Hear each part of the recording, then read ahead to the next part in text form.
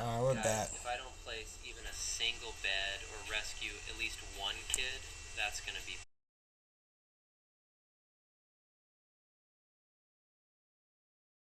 I understand why. Because, like, one day.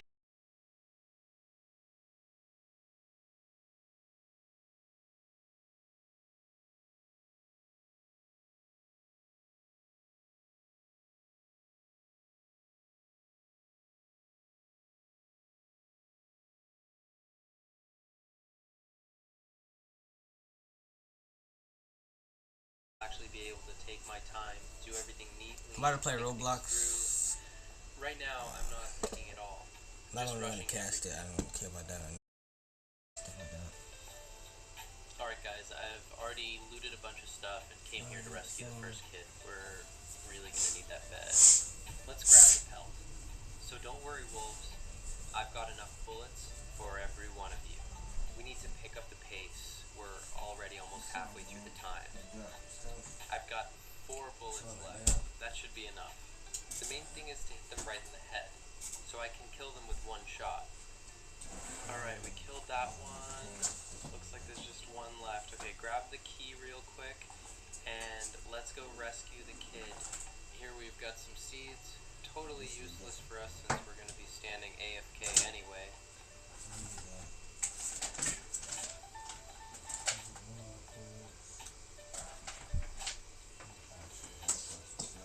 I think I've looted enough for building. Yeah, I've gathered quite a lot of resources. We need to craft a bed. Let's place it right here. And also a farm plot. I think 3 should be enough. As for placement, yeah, let's put them right here. No, let's do it here. Yeah, this looks like a good spot for the base. Let's place them kind of like this, so everything's as neat and straight as possible. Alright, we're done with the farm plots. What else do we need? A crock pot. But for that, we need the next level workbench. And we're still short 4 logs. I'll go grab some wood then.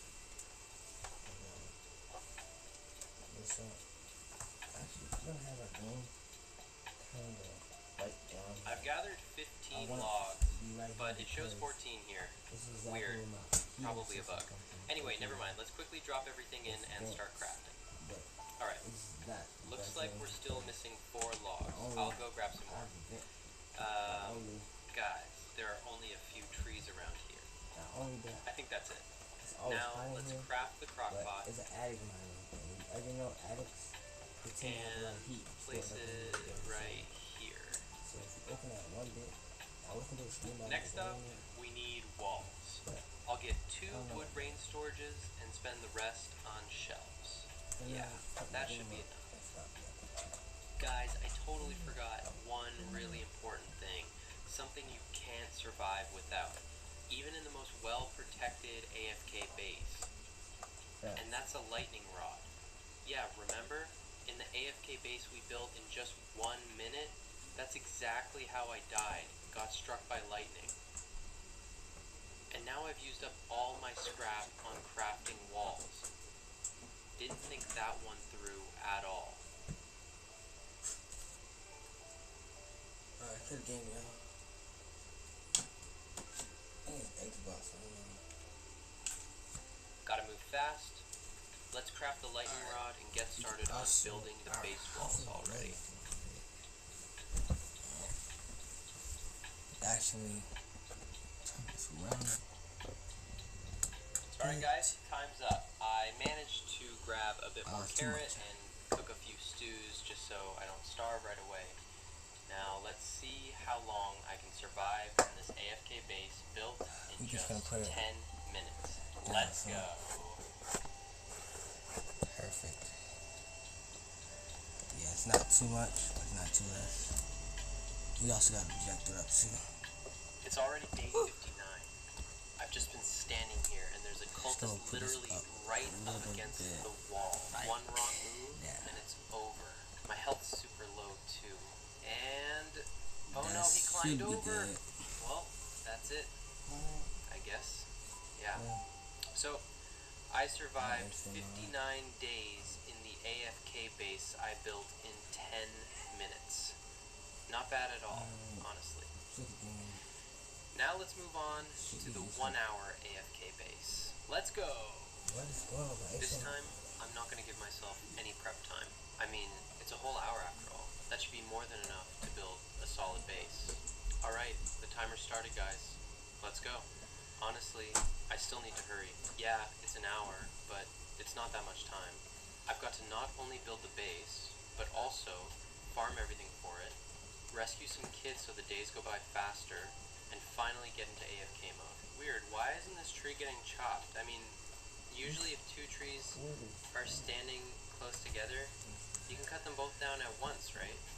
Must be some kind of bug. Probably because it grew inside a rock or something. Alright then. Okay. First things first. Let's craft a map. And boom. Place it right here. Nice. Alright guys, let's go explore a bit. We really need to find a house. The one with chairs inside. That would be perfect. But looks like no luck for now. Meanwhile, we've got a chest here. And it drops a spear. Would have been better if it was a goof sack or a good axe, but hey, a spear is not bad either. Oh, a small house. There's a chest right next to it. Let's hope it's either an axe or a sack. It's in your back. And oh yeah, it's an axe. That's a great start so far. Let's see how things go from here.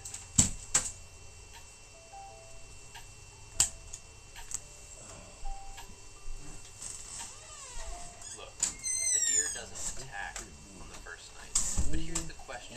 If my campfire goes out on that very first night, will it come after me?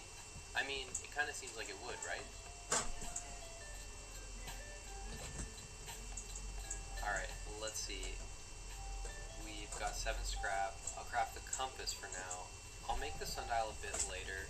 Didn't have enough scrap for it, as you can see. Let's trade with the merchant. I saw a paw around here somewhere.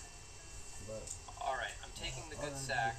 Yeah, things are going to be easier now. Campfire's still at level 1. We really should upgrade it to level 2. Can't leave it like that. It's just not going to cut it. Campfire's level 2 now. Nice. Let's go ahead and craft the sundial.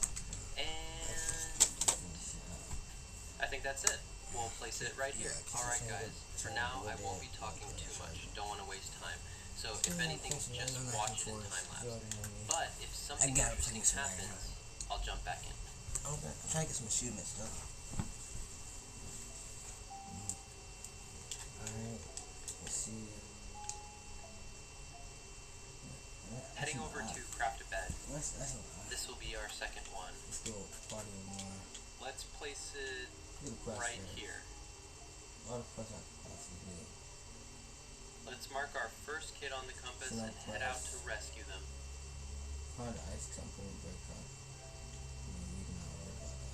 So we've arrived, and honestly, rescuing isn't all that hard. You just need to keep your distance and back off at the right time. That's it. We killed that one. Alright, grabbing the stakes. 3 left, and I'll finish them off real quick too. First one's down, second one's down, and the last one done. Grab the key real quick, and let's head in. You walk over here and let's see what's in the chest. Oh, a revolver. Not bad at all, I gotta say.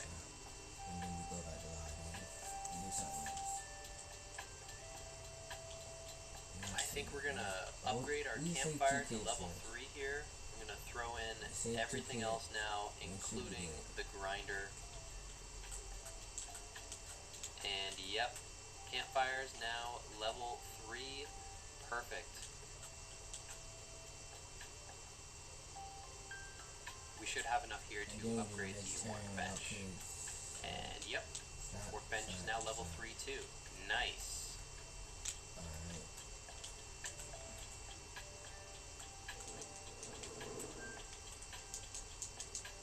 This is not a bear. That's not a good bear shot. That's really important.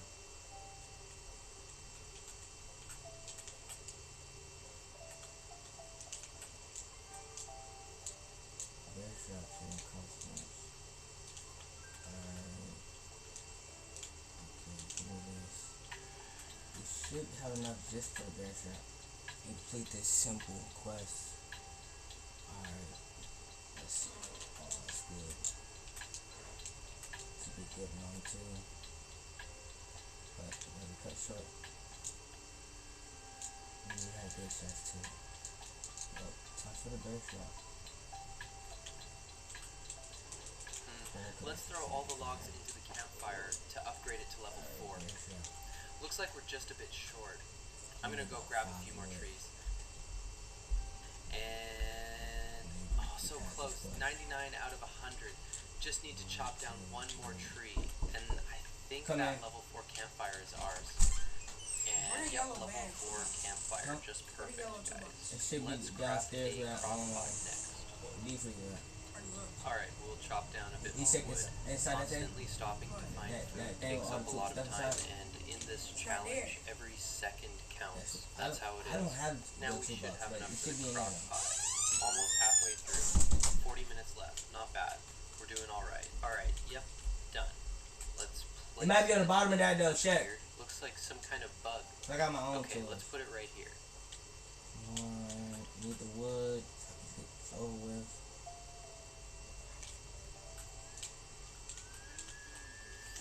You're not leaving no space. Alright. I'm gonna put all this in there. You can now basically craft the bear trap. And this guy.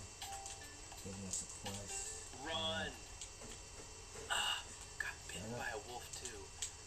One more hit, and I'm done for. Just hope another one doesn't jump out in front of me. Run! Using the flashlight. Yeah, Should be dead any second. we're almost there, and whew, that was way too close.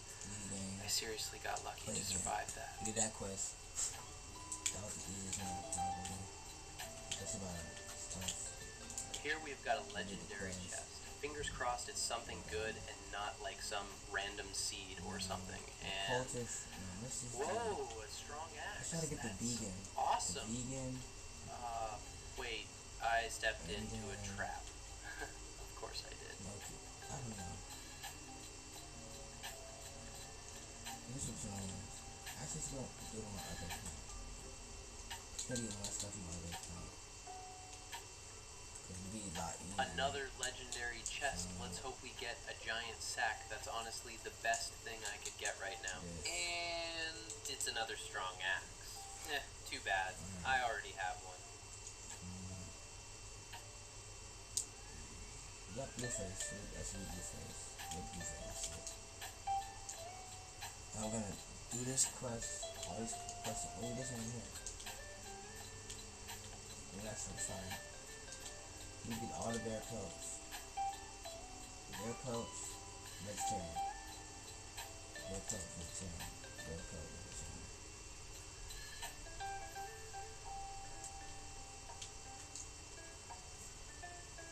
Alright guys, we've got some cultists here. Time to take them out. After that, I'll get the second cultist gem, and we'll upgrade the workbench to level 4. That's when the real OP items start showing up. Last 3 cultists, and the main thing is to keep your distance, otherwise they'll reach you. Done. We got him. Alright, grabbed everything. This goes here, this goes here. A cool base too, so we're short on wood. Guess I'll go gather some.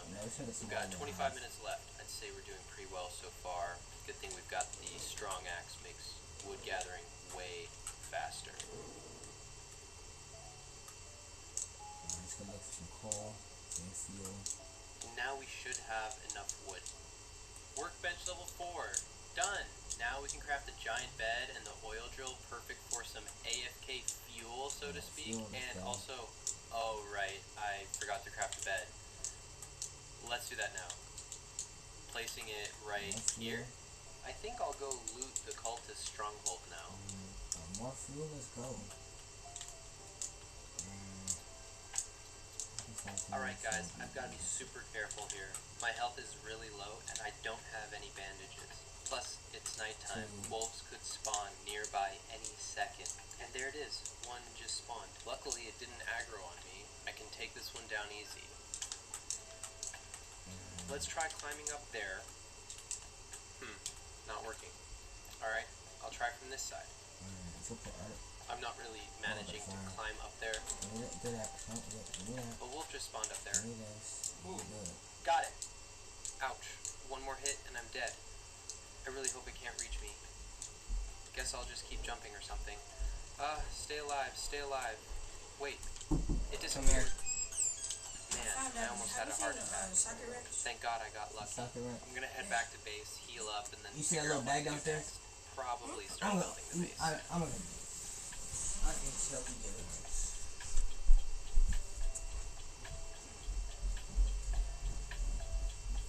Alright guys, I've gathered enough wood for farm plots.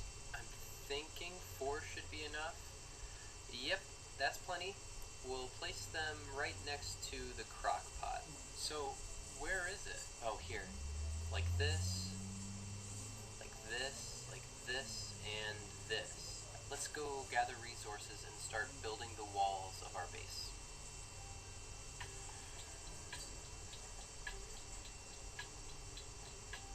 So, the main wall will build from, probably wood rain storage. Yeah, from that. Yeah, looks like that'll do it. Should be enough for now.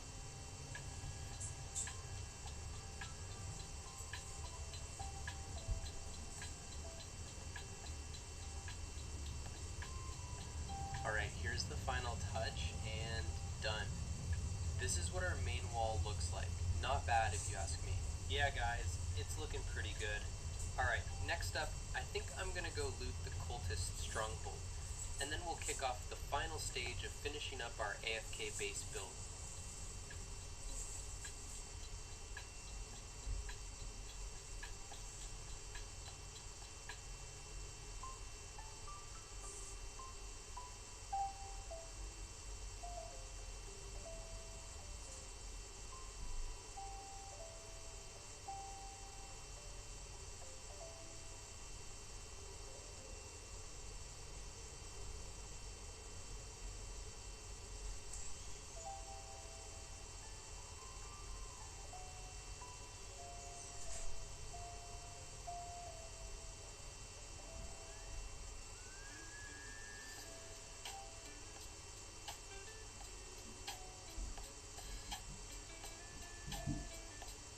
Alright, let's see what we've got here. We'll grab the diamonds, not bad, and hopefully this chest drops a chainsaw. If it does, I'll build extra walls from log walls. If not, I'll use shelves. Oh, it dropped a kunai. Yeah, no luck there. Alright, I guess the extra walls will be made from shelves then. Alright, just watch the time lapse of me building the base, and after that we'll be chilling AFK.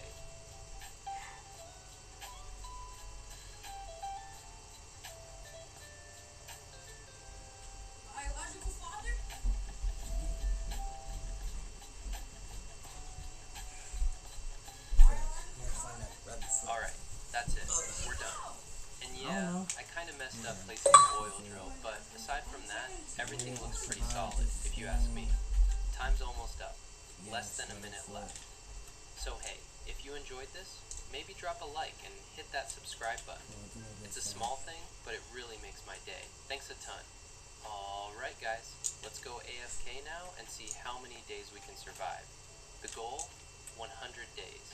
Maybe even 300. And with that, I'm off to AFK. Bro, we need to find some stuff. We're cooked.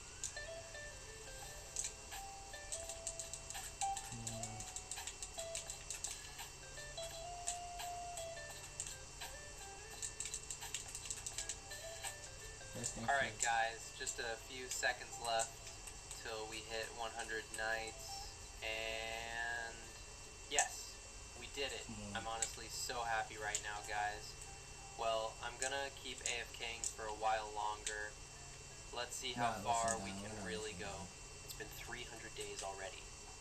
Come back to the base. That's actually insane. I seriously can't believe we made it this far. That's just crazy. And yeah, I think this is the perfect moment to call it. I'm about to step out of the base and, well, say goodbye the dramatic way. But hey, this whole challenge was so much fun. Thanks so much for watching.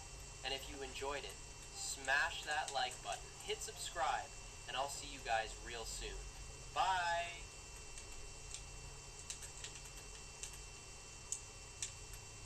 Well, that's not our base up. Tell them next time. There's a log here somewhere. Where's the log? Okay, damn. I think I said. Log. Thanks for coming in. We are huge fans. So what did you think of the script?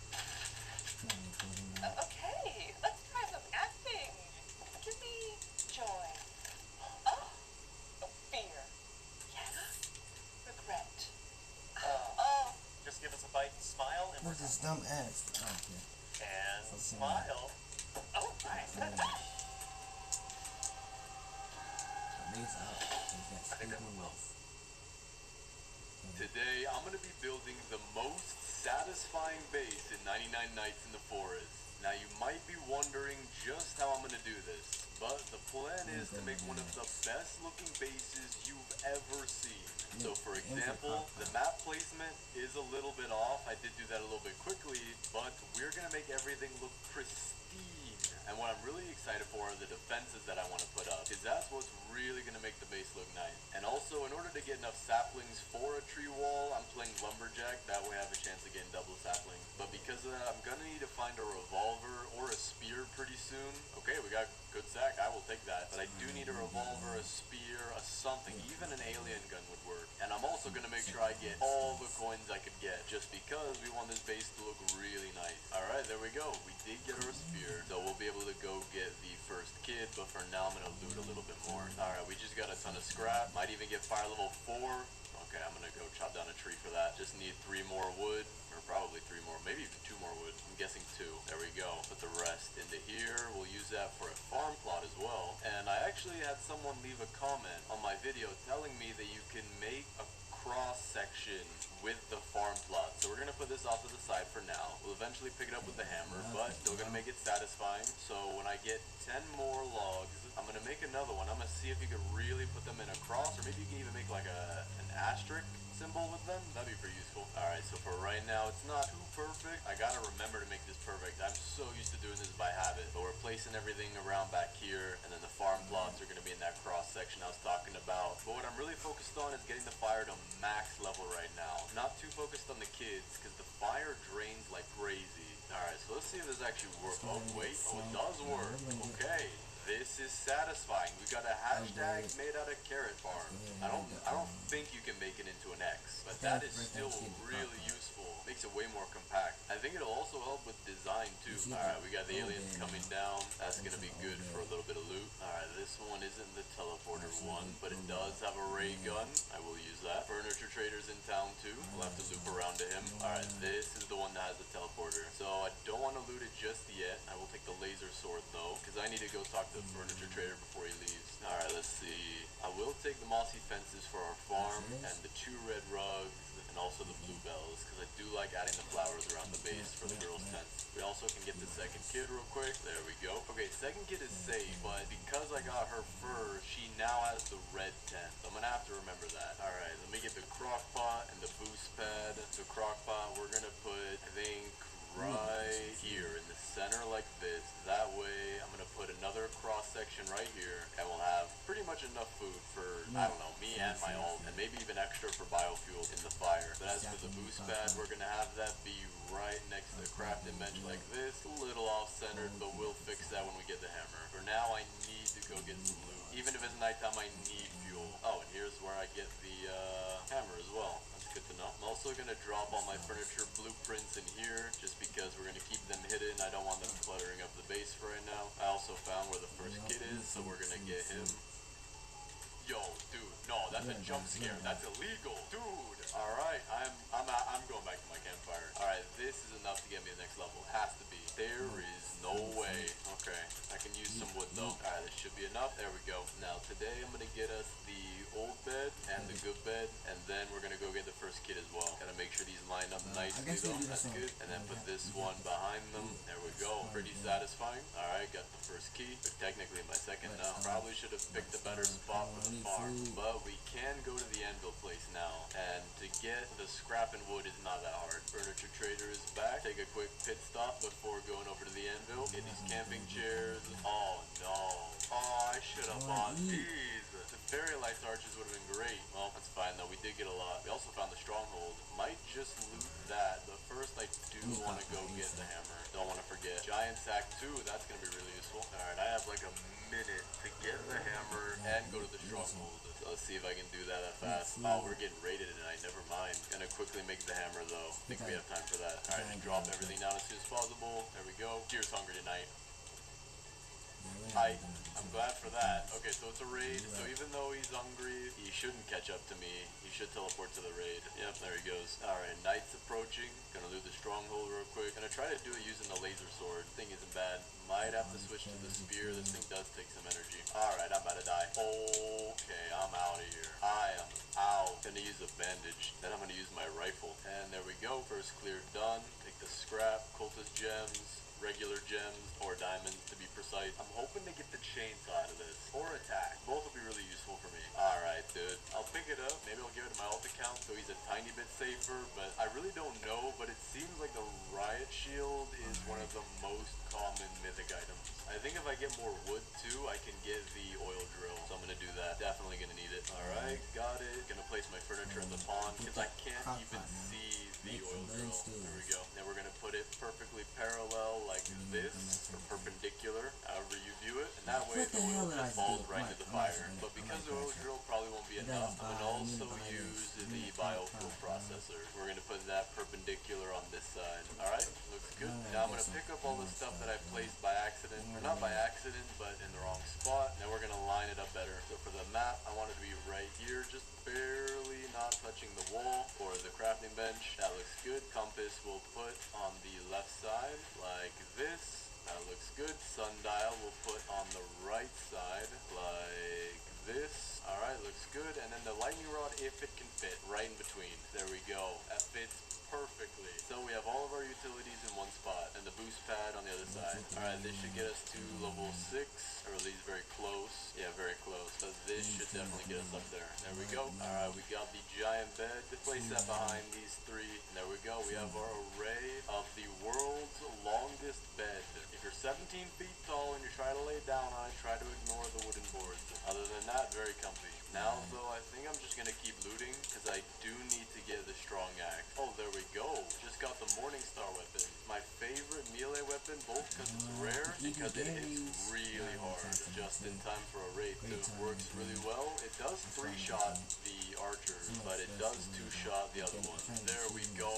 Okay. We got the strong axe. We're now really ready to start making this base as good as possible. I might go loot the stronghold one more time as well, just so we can get a ton of coins. Because we now have the strong axe, we can get a ton of saplings, because every tree is 1 hit, and we can also get these big trees around our base. And with the small trees, I have a chance of getting 2 saplings per tree. So there we go, just got 23 more. Gonna set this off to the side. You know what? I think I'm not gonna go loot the stronghold just yet, because we bought out his entire inventory, and we still have 140 coins now. But we do need to get started on our base. So the plan is, instead of making the walls a circle like everyone else does, we're gonna try to make them a perfect square. But before we even do that, I do need to go get the next 2 kids.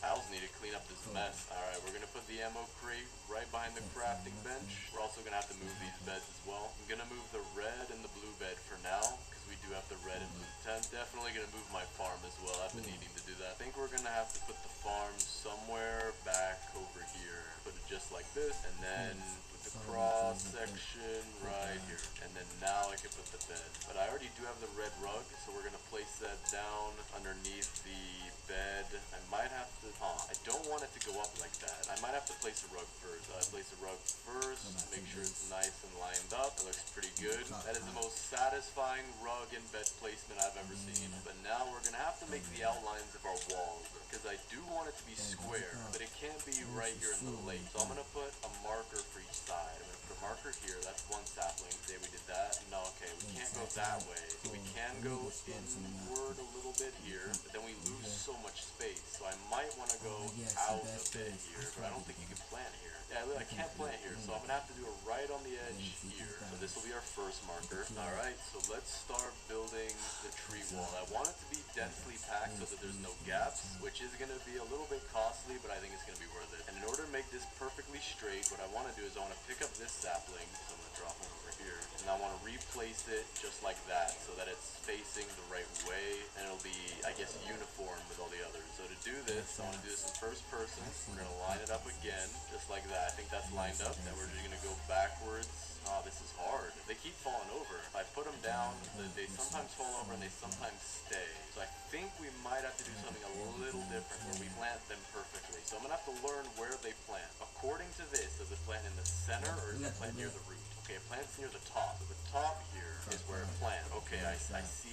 It's like near that little connection to the branches, but slightly under it. So we're gonna have to plant just like this across the entire base. Try and make it as straight and perfect as possible. But I don't like some of these gaps, so we'll have to fill those in. Alright, just finished placing all the saplings we had stored up. So far it's looking really nice. Looks like it'll be a good base in the end, but we're definitely gonna have to get a lot more saplings. I think we're gonna need to cut this tree wall down.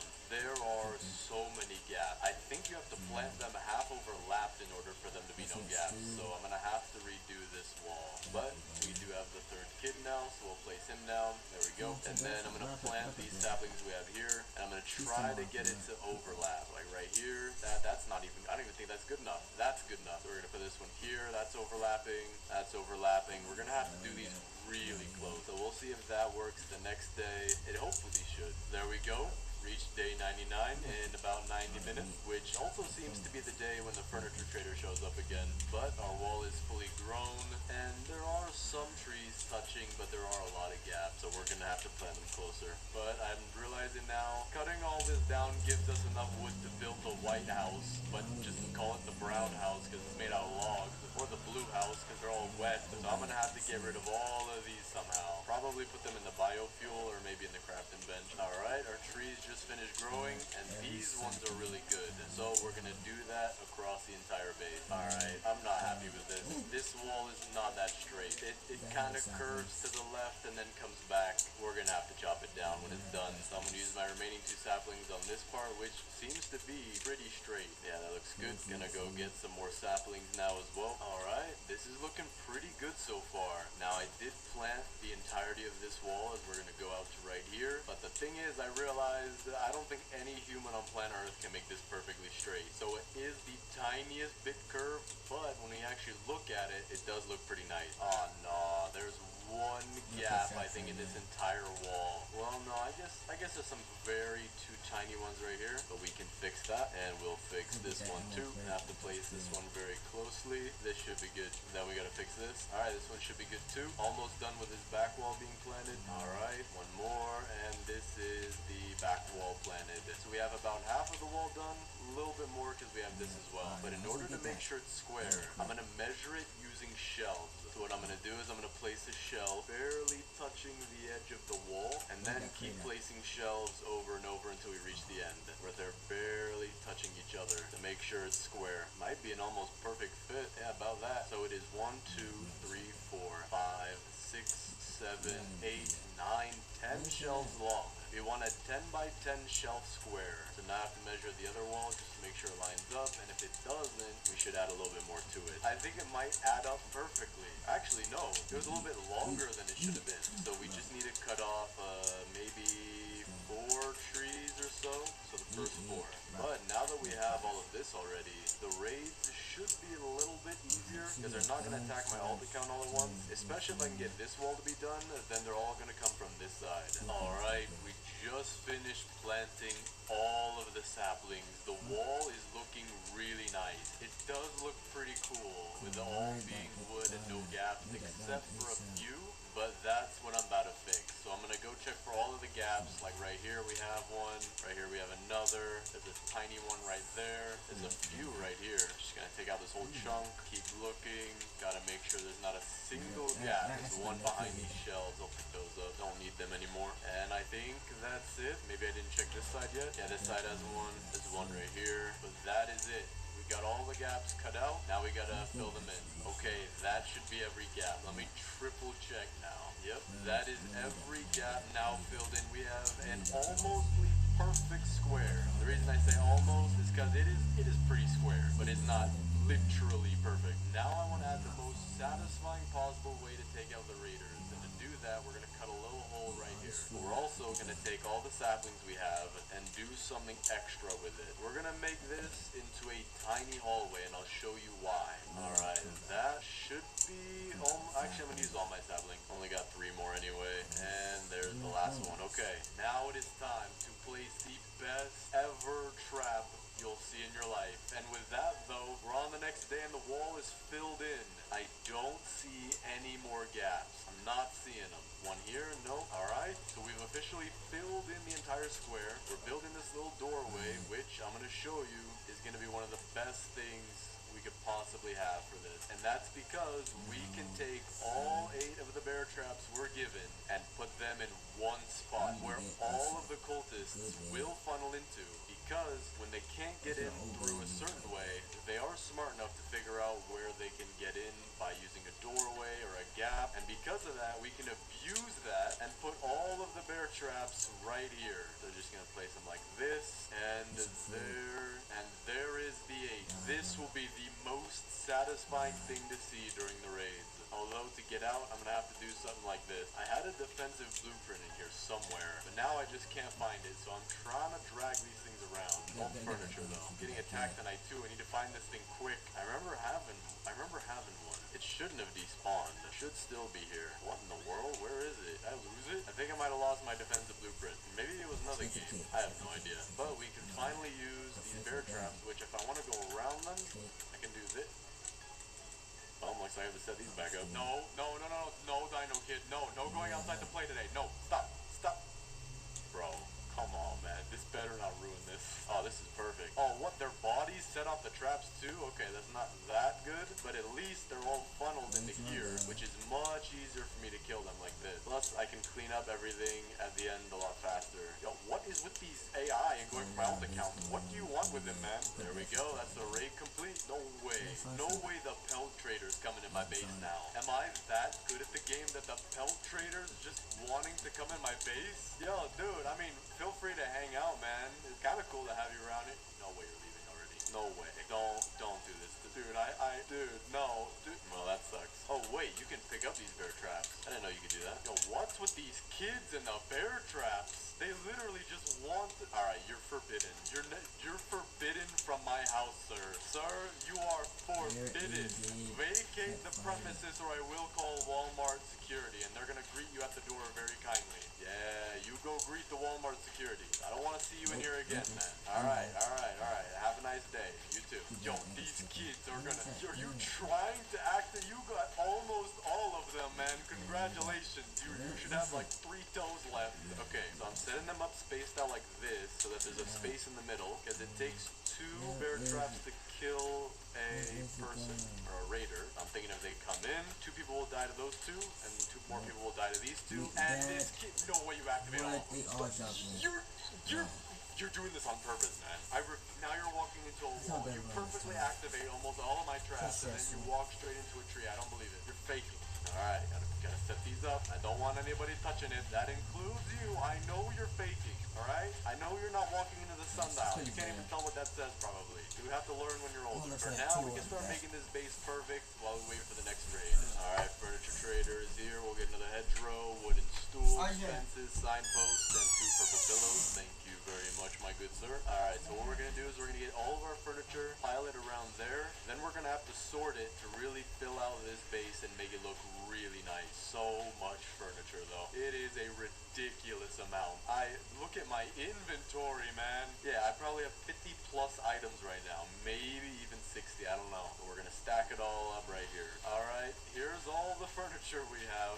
Probably 50 plus pieces. So we are gonna make this place look really nice. But I forgot the fourth kid, so we're gonna go do that first. But because it's about to turn night, I'm gonna start sorting a little bit. Alright, we have everything now into piles. We have wooden chairs and tables and stools. We have stuff for the kids' bedrooms, which I'm gonna consolidate this a little bit. There we go. Then we have stuff for the farm, which should be huge. Then we have flowers on top of this rock, log benches back here, and camping chairs. So let's figure out exactly what we're gonna do. And what I'm most excited for is the farm, which I think will go back here, especially since we have a natural rock piece right here. I want to include that as part of the design. And then I also want to have some cool back here. It's right behind the Dino Kids base because if you don't remember, they did switch tents because I got them in the wrong order. We are being attacked tonight though, so I'm gonna set up these because I know one of the kids probably stepped on them, and then we're gonna see how this day goes. Just gonna hold out the laser sword because that's what I want to use here, and I'm curious how this is gonna work. Let's see, who are the first guests?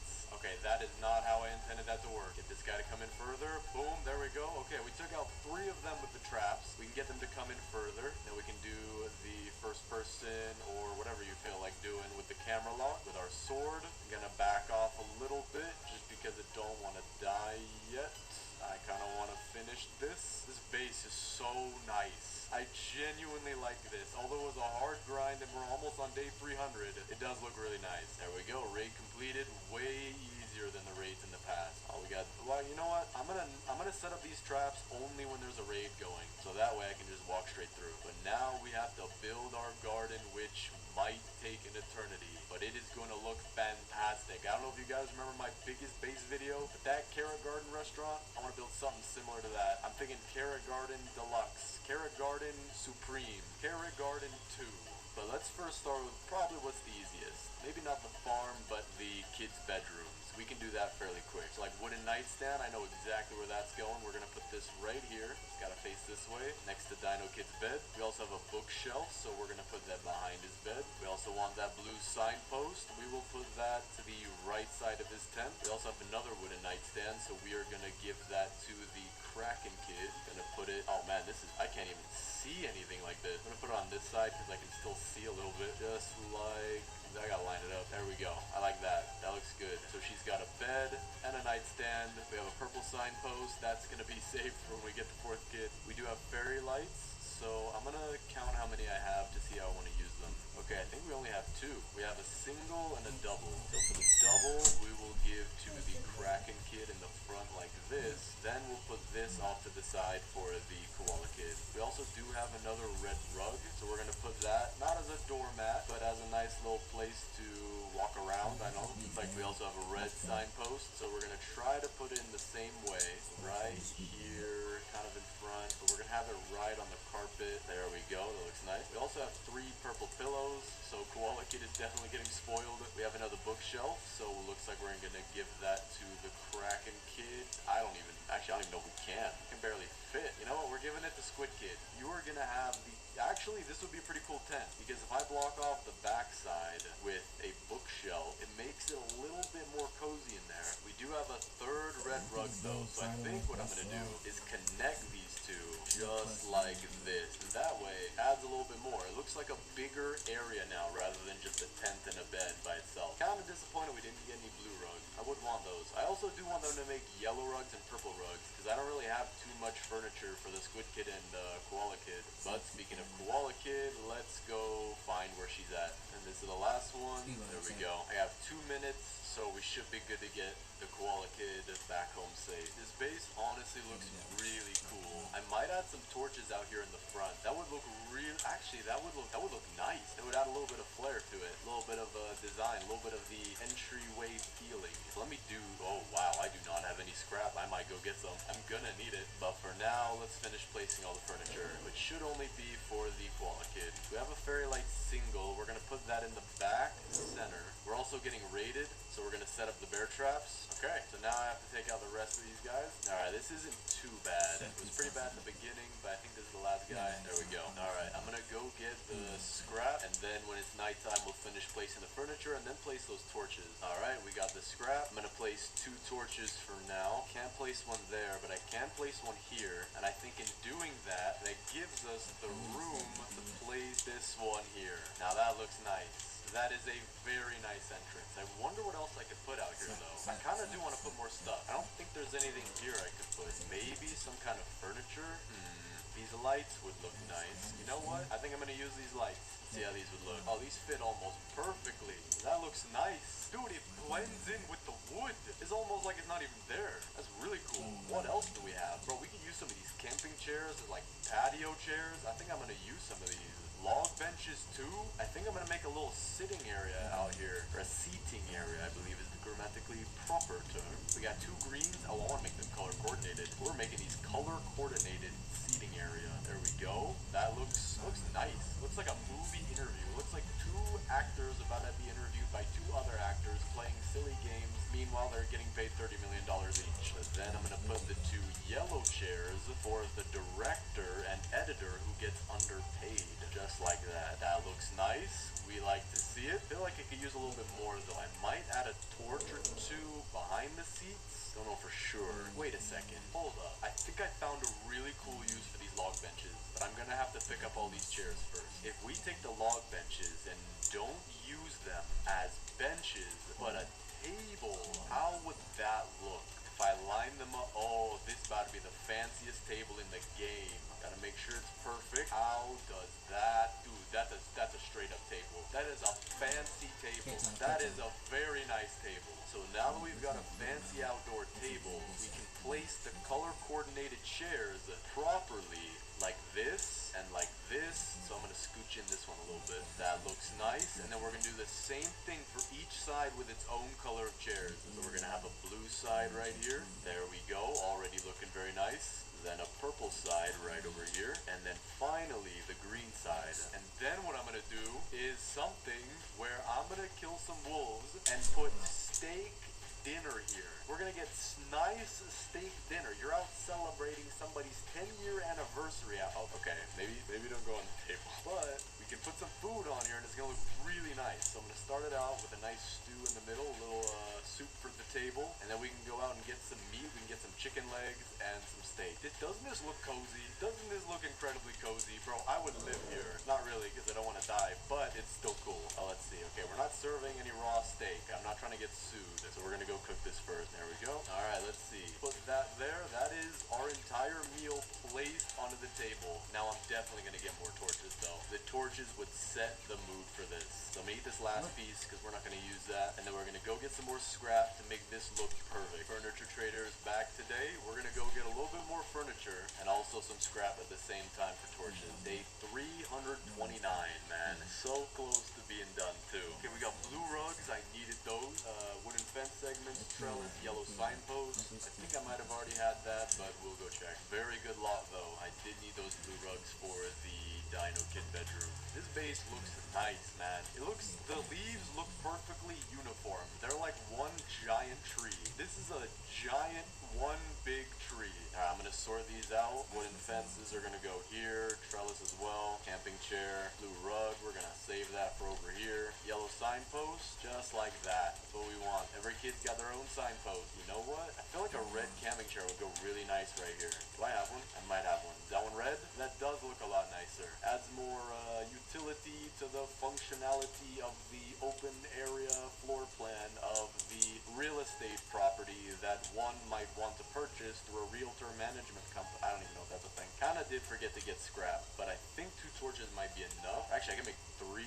No, I can't make 3. Let's see though. What can I actually do with these torches? Can we place them on the back side here? I feel like that makes it look a lot better. There we go. Look at that. The dark lighting kind of sucks, but dude, even in this terrible color, this is a cozy base. I would live here. I would wish I could live here, man. Let's see what it looks like up close. Dude, this looks like the most delectable meal I have ever set my eyes and gaze upon. These lights, I actually genuinely like how the wood texture is almost perfectly the same. We got the torches as well, torches back here, super good meal, looks very, very nice. You know what? That's probably going to be in the thumbnail. That is such a beautiful opening that that's going to be the thumbnail. Alright, now let's finish off this base. We're going to have to readjust the Dino Kid's bedroom a little bit here to put these rugs, but it won't be too big of a deal, so let's do that. Gonna put a rug right here, almost touching the tent, just like that, and then another one touching that one. There we go. And then the giant bed we'll put in the center, right? Literally phasing through Timmy himself. We're gonna put the bookshelf behind just like we did. That looks nice. And then the same thing, wooden nightstand we'll put kind of in front of the bookshelf, just like that. And then we have another blue rug, which we could put right in front of here, where you'll have a chair, which I'm gonna get from over here. See, where's the blue one? There's the blue one. And the blue one will go kind of off to the side, but still pretty nice. Looking like a very nice base. Gonna have to move some of this stuff out of the way though. We do have a lot of flowers though. I think I'm gonna save those for like the final touches. We do have a bunch of wooden tables. We're gonna use that for our restaurant. And you know what? Our restaurant is gonna be in the corner right here. So first I'm gonna have to pick up these ones. Gonna have to have the carrots all scattered around Bunny City over here. So I'm gonna have to clear out this whole area, which includes moving my alt account. Then we're gonna take all of these and push them off to the side here. And then we're gonna build our outline. So I'm gonna take all my fences and hedgerows and we're gonna separate all of them. I need to know my exact inventory. And now comes the time to build our very own restaurant. Alright, I am back from my final visit from the furniture trader. We're on day 401 and this base looks beautiful. Placing the last little bits of furniture, no peeking. I will show you the finished product when it is done. Alright, the base is done. Day 410. So let me give you the tour. We have our beautiful, modular, four-sided square wall that you can only get off of eBay that is almost perfect, looking beautiful, like a giant kingdom fortress. Then back here we have our oil drill outside, as it doesn't look that good inside, but it puts all the oil into this water right here, so it won't pile up too much outside. But as you see in the front, we actually have an outdoor picnic area with color-coded seats. We have chicken legs, we have steak, torches to set the lighting, as well as 2 torches and more light to enter the base. And when you enter the base, you are going to see a ton of stuff, but I'll explain to you each part. We have the Koala Kids tent, decked out with symmetrical lavender flowers and purple pillows. Her very own purple signpost, as each of the kids have their own color signpost. Squid Kid has more of a basic base because the furniture trader refuses to sell me yellow furniture, but the Dino Kid and the Kraken Kid actually have their tents swapped. So this is the Kraken Kid's tent right now, decked out in all red. 3 chairs, 1 bed, nightstand, 2 magnolia flowers, 3 rugs, making a very nice, almost hotel room feel. Then, back here, we have the Dino Kid's base, which is now blue. He has his own giant bed, his own chair, nightstand, bookshelf, and signpost. But back here is interesting because we have a hangout area for the kids, with their very own bed if they feel like taking a nap, or their very own pillow, and 3 camping chairs in case they feel like hanging out and talking. All of this perfectly designed according to my own feelings and personal opinion, which means it's perfect. We also have our crafting bench here, complete with your very own boost pad if you feel like getting out of the base pretty quickly. All of our utility items right here. We actually have our biofuel processor as a blueprint just to keep it nice and neat, tucked away. Ammo crate in case you need more ammo. Chicken that, I don't know what that's doing there. But here we have Carrot Garden 2. One of the most hottest restaurants out in town right now. Right now it's closed, which is why there's nobody inside, which is where we have our green signpost, signaling that we have moss all over our fences and in our food. Blue flowers here to try and show that we're a lively place, even though we have literal poison in our foods. Then when you walk inside, we have a beautiful rock sculpture right here of a rock. Then we have our table for 5. Very nice. Torch lighting sets the mood. A more private and tucked away table here for 3. And back here is where all the food is made. You have your own cook pot with 2 barrels, which have, I don't know what in them, but you might be able to look at them and think that you're a professional chef. Then we have cross-section carrot bar. Very, very efficient for spacing. We have 3 of them with a staff break room. Yes, I know it's hard to believe, but this this time I'm giving my staff 6-minute breaks after 13-hour shifts. So if they feel like it, they can actually sit down, eat some carrots. If they feel like it, here they go. And they can only eat meals that I provide for them because it's cheaper that way than them for paying their own lunch. And I also forgot to mention, we have our very own custom bear traps that aren't custom. I'm just saying custom because it sounds cool. That, when needed, you can actually lay out as a welcome mat for any cultists that feel like coming into your base. So we'll just leave that one there. And with that, I honestly could keep going, but I'm afraid I'm going to disconnect. We're on day 419. I've been so close to disconnecting multiple times, but this is the most satisfying base. I definitely think overall it is the best base design that I've done so far. Has maybe the most furniture as well. The walls too, very, very beautiful. Let me know what you guys think down in the comments. Thanks for watching, subscribe, and click on this video right here.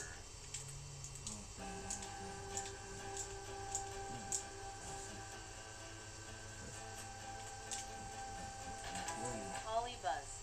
Chat with AI friends. Install it now.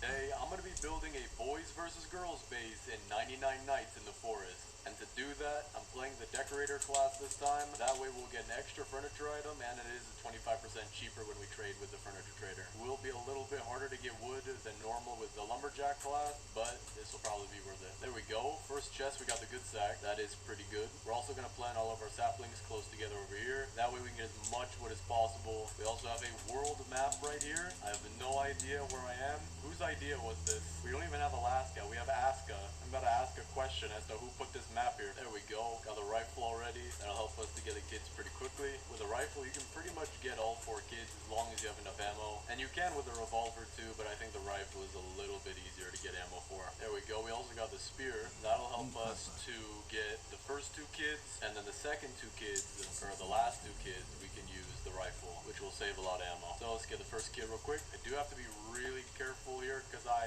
am a little...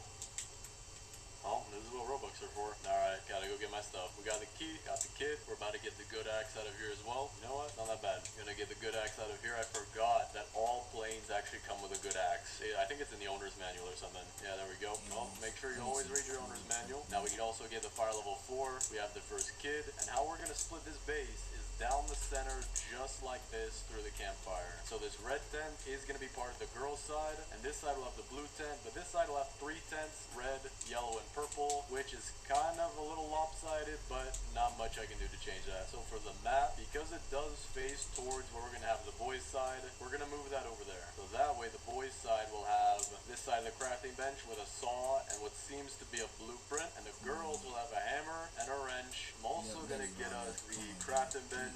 I do want to get a farm plot, but for now we're going to have to get the sundial and the compass. We're going to give the sundial to the girls, so we're going to put it on this side next to the crafting bench. And the compass, I think we'll also give to the girls. That way, the girls know when and where to go, and the boys get to appreciate where they've been. Oh, there we go. This one is an alien one.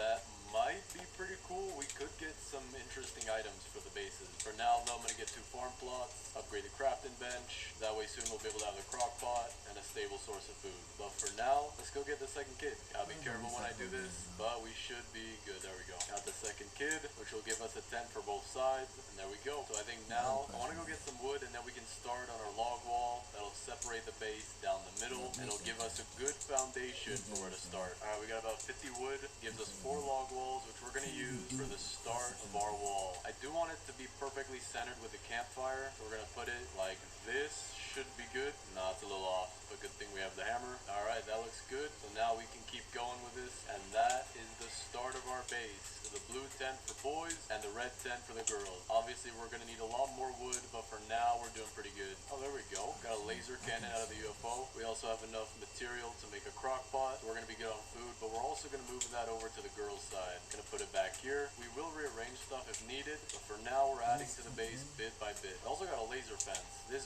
might come in handy for when we want to build the outer wall. So we're gonna keep this on the boys' side for now. Alright, we have 90 wood. This should be enough to finish the middle wall just for now. Put it like this. Then after the crafting bench, actually we can fit it right through the crafting bench. Then right here, can't place anything more. So for now, because I don't know the exact dimensions I want to make the outer wall, this is good enough. We have our boys' side on the left and our girls' side on the right. And it seems like they already know what they're doing too, because they're technically at each other's tents. So we're gonna save these extras, and I also want to go loot. That way we can get our fuel up and go get the last 2 kids. Furniture Trader is in town. Let's see what he's got. Everything's 25% off, and I should get an extra item. Yeah, okay, perfect. Green signpost, don't need that. Blue pillows, we will absolutely want that. Stools, absolutely, I'll take those. And because camping chairs are pretty common, we're gonna go with the wooden fences, and the trellises will have to leave as well. But not bad at all, especially for what we want to build. So what we're going to do with the blue pillows is add that around the blue tent, just like this. Wooden stools, I'm not exactly sure what we can do with these yet, but with the wooden fences, we can put that around the girls' farm. There we go. Adds a little bit to that. As for the stools, for right now, we're just going to give them to the girls as chairs around the tent, and then also as like a mini hangout area. So far, this is what the girls' side looks like. Not too bad. And this is what the boys' side looks like. Definitely needs a little bit more. Alright, for the boys' side, we're gonna add the boost pad because I do need it, and it'll just add a little bit more over here. We also did find the stronghold, so I think what we're gonna do is loot this for the coins and also for whatever we can get out of the ruby chest. Because if we can get a chainsaw, that'd be insanely helpful right now. There we go. Get all these coins. We now have 96. Got a bunch of scrap, forest fragment, cultist gems, diamonds. But now I'm open for the chainsaw. There we go. We'll have probably more wood than we need. Make this base pretty nice, and then after that we just need to get a lot of furniture and also a lot of gem of the forest fragments, because I do want to get some cool items if we have the time to do that. Alright, now that we have a ton of wood and scrap, gonna get a biofuel processor, put that on the boys' side. Actually, you know what, we're gonna put that on the girls' side. I don't think we'll have this out permanently. I think we'll just use it for a little bit just so that we can get the wood into the fire easier. And this is so much easier than using the good axe. Done in like 2 seconds. And I'm hoping that with all this wood, we'll be able to go get the 3rd kid. Alright, didn't get the next fire, but we are close. Alright, let's leave a little bit before daytime. That way we have as much time as possible. Gonna use the laser cannon as well. And this should allow us to get the 3rd kid pretty easily. Wait, there's only 1 bear. The other one, I guess, didn't spawn because it does say 1 out of 2 bears down there. And this one should give me the key. Yeah, there we go. Got a meat sandwich and a laser sword. We can also go take out the alien mothership really quick. We could also do this while it's coming close to nighttime. That way we're not wasting too much time at our base. Got a ton of scrap right here. Another meat sandwich as well. Laser fence, that's always good. This guy's got a laser cannon, gotta watch out. Shoot all 3 of them, there we go. And with that, we've beat the mothership. See if we can get out of the chest. Hoping for the alien armor. I think that's the only, actually no, I do need a ray gun too. But alien armor, not bad. We can still get a ray gun from another ship.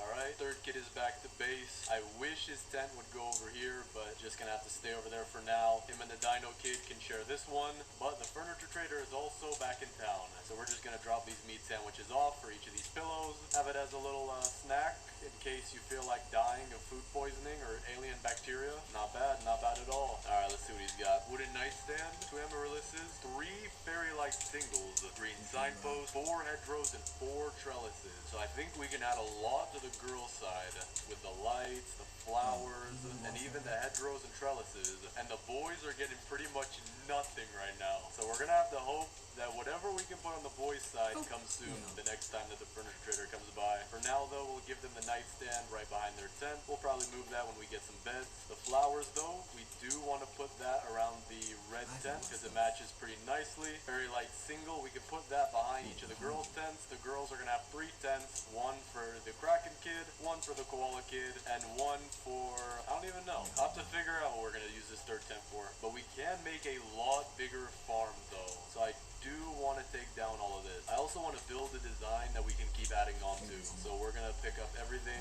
You know what? I do think I have an idea. We could build a little layout right here, but then instead of doing just fences and just trellises or just hedgerows, we could actually incorporate them into each other. So like that will be a corner, that will be a side. We'll put the crock pot here in the corner, and then the farms will just keep expanding expanding outwards, and that looks very creepy. Sir, please do not look at me with just one eye. I don't like that. We're also gonna move these two out of the way a little bit. Gonna put them up against the wall. Makes it look a little nicer as well. Then we can curve this. The farm will just go out this way. We'll add our fences. We'll put down some farm plots as well. I do want to put them nice and straight like this. That'll look a little neater. Alright, this is what we have with the farm so far. It does look pretty nice. We can add a lot more farms to it. We don't want to make it too big though, so I think this is the maximum size we're gonna have it, and the rest of the base we're gonna add other things. But for right now, the boys are suffering. The boys are living the college student who just got his first apartment life. So we're gonna have to figure out a way to make this side a lot better. But first, I do want to get the max level fire and all 4 kids. Fire is maxed out. We also do want to get torches to get the maximum possible size base. I don't know if we'll extend the base out that far,